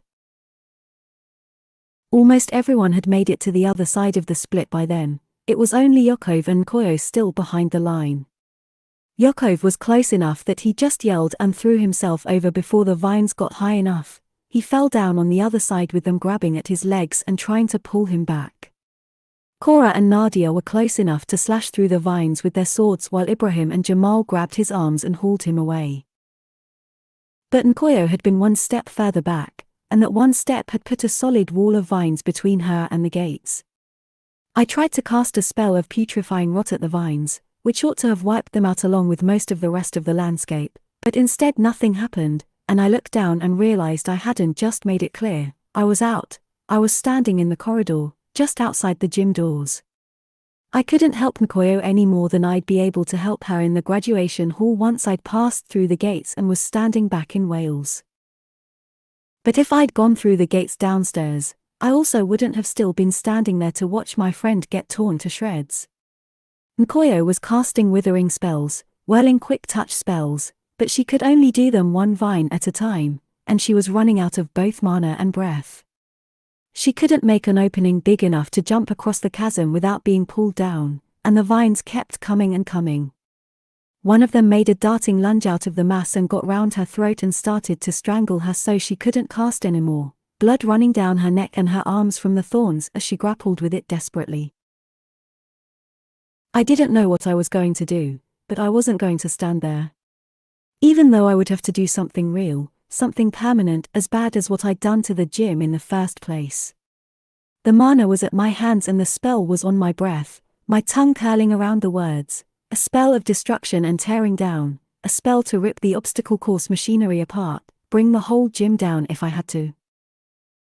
And then that absolute wankstain Comis went back for her.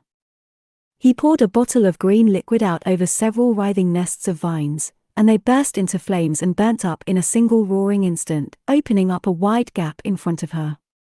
He jumped through, grabbed Nkoyo under her armpits and knees, and more or less threw her bodily through the opening. He was a big boy before he jumped after her and shoved her along the rest of the way ahead of him through the doors, staggering as the last vines grabbed and clawed at his own legs, leaving a trail of fresh blood drips on the churned snow before the doors slammed shut on his heels.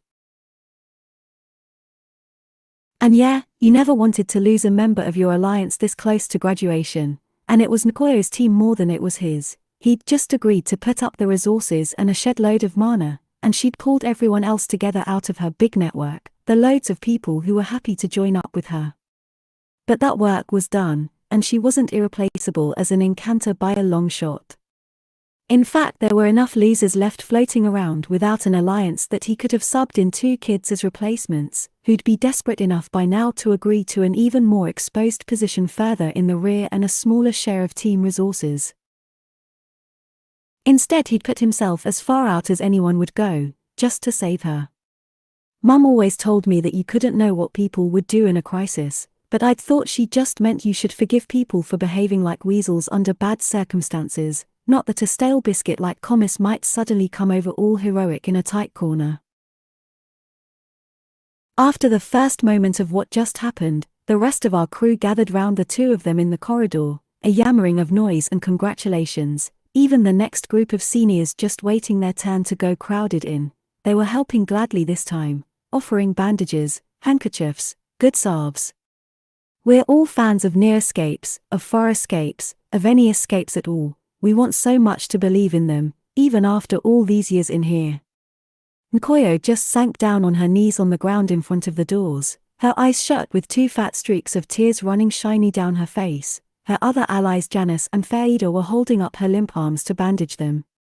Comis was sitting next to her staring at the blood-stained gashes in his trousers and shoes.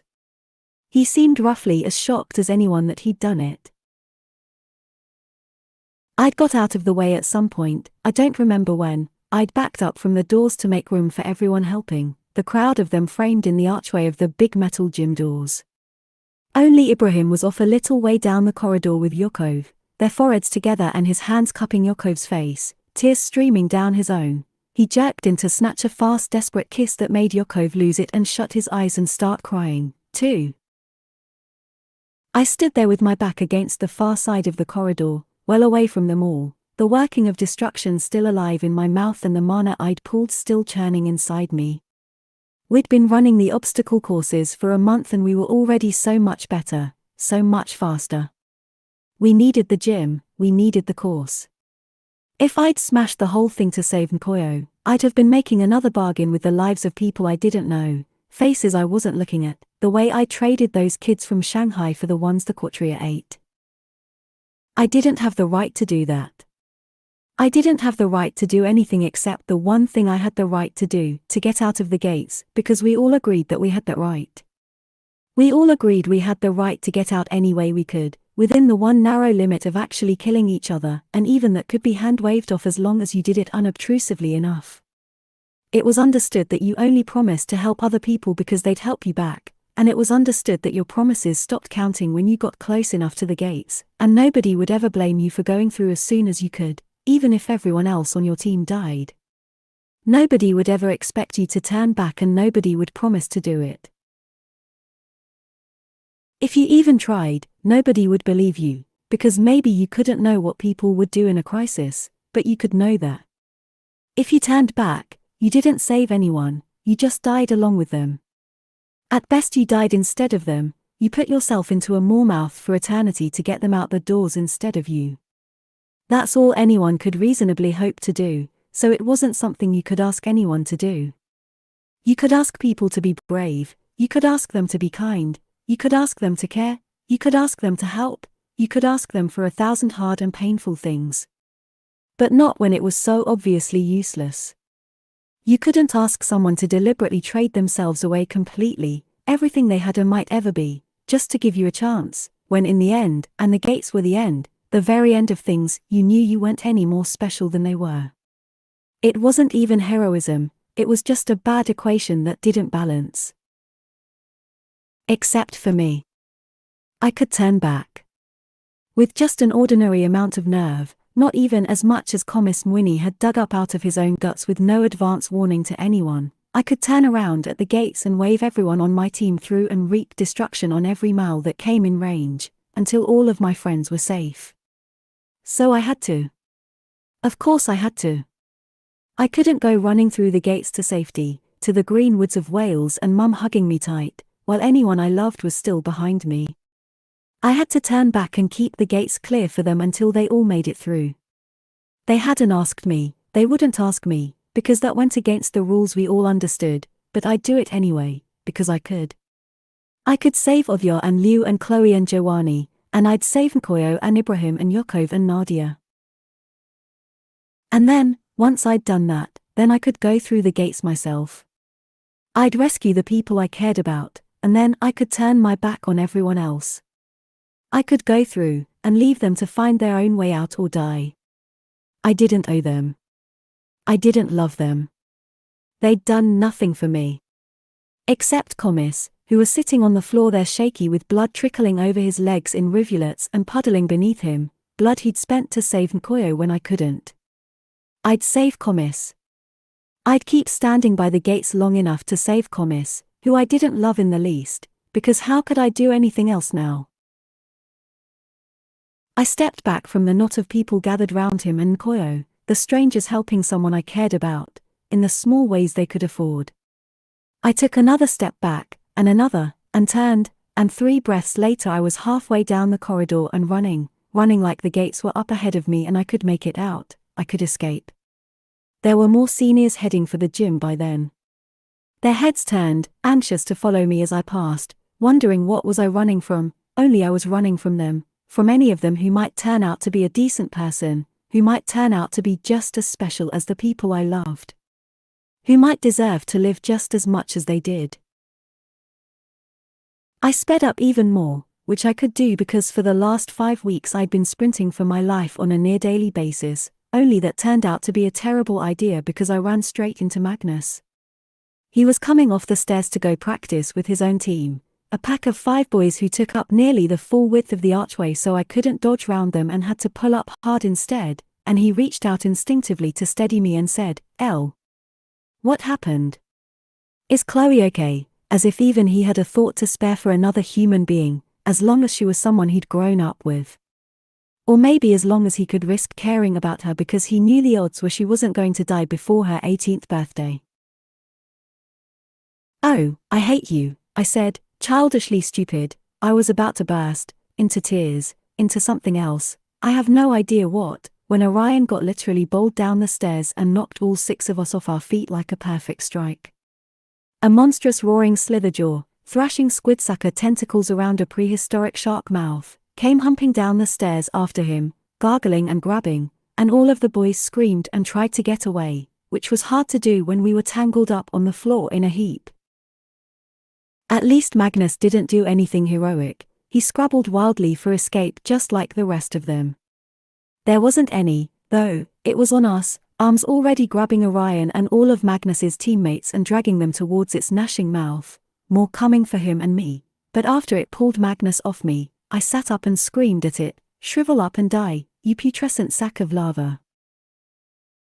Those weren't actually the right words of the rotting spell that I had been trying to cast on the vines, but apparently that didn't matter, because the slitherjaw obeyed me without the slightest hesitation, its skin shrinking down until it popped along seams that unleashed a writhing mass of tiny horrible maggot-like grubs all over the floor, half burying the boys as it dropped them, still screaming, possibly even louder, in its disintegration. They all flung themselves out of it and went wildly careening into the corridor, frenziedly shaking off grubs in every direction and crushing them underfoot as they went grape-stomping around. Except for Orion, who just surfaced out of the sea of maggot things, shook himself off without an iota of decent horror. They were in his hair. And looked around at the rapidly disappearing remains of the mole. The larvae were fleeing down the drains en masse, leaving behind nothing but the two enormous bony jaws full of serrated teeth, hanging still wide open on the floor like something out of a natural history museum. He didn't have the nerve to reproach me, but he did heave a faintly disappointed sigh. "Don't even start, Lake," I said.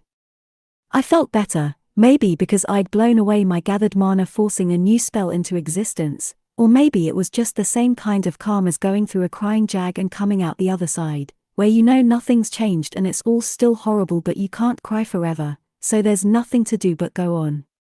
"Tell me something, what's the plan? Is there one, or were you just going to improvise the whole thing?" "The plan?" Orion said. "Graduation," I said, making sure to enunciate every syllable in case he missed one. "Taking out the moles. Before they eat everyone." He glared at me. "I don't need a plan." "In other words, you can't be asked to think of one besides run in and start killing moles until one of them gets you." "Well, too bad for you," I said, making a condescending wave to take in the still writhing mess of the stairs. "If I let you clear the hall on your own, you'll trip over your own feet and get yourself eaten by a grue in 5 minutes, it'll just be embarrassing." He wasn't sure whether he wanted to be offended more than he wanted to be pleased, and he obviously also had a brief thought about making a chivalric protest of the "no, you mustn't do something so dangerous" variety, but he thought better of that and shut his mouth before it escaped him. Instead he folded his arms over his chest and said, coolly, "So what's your plan? Turn all the moles into maggots? That would be fun for everyone. They'd take it and say thanks if they knew what was good for them," I said. I hadn't any better plan to offer, in fact, than run in and start killing moles until one of them gets you. I didn't know what I was going to do. I only knew what I wasn't going to do. I wasn't going through. I wasn't going through until everyone was out. Chapter 9.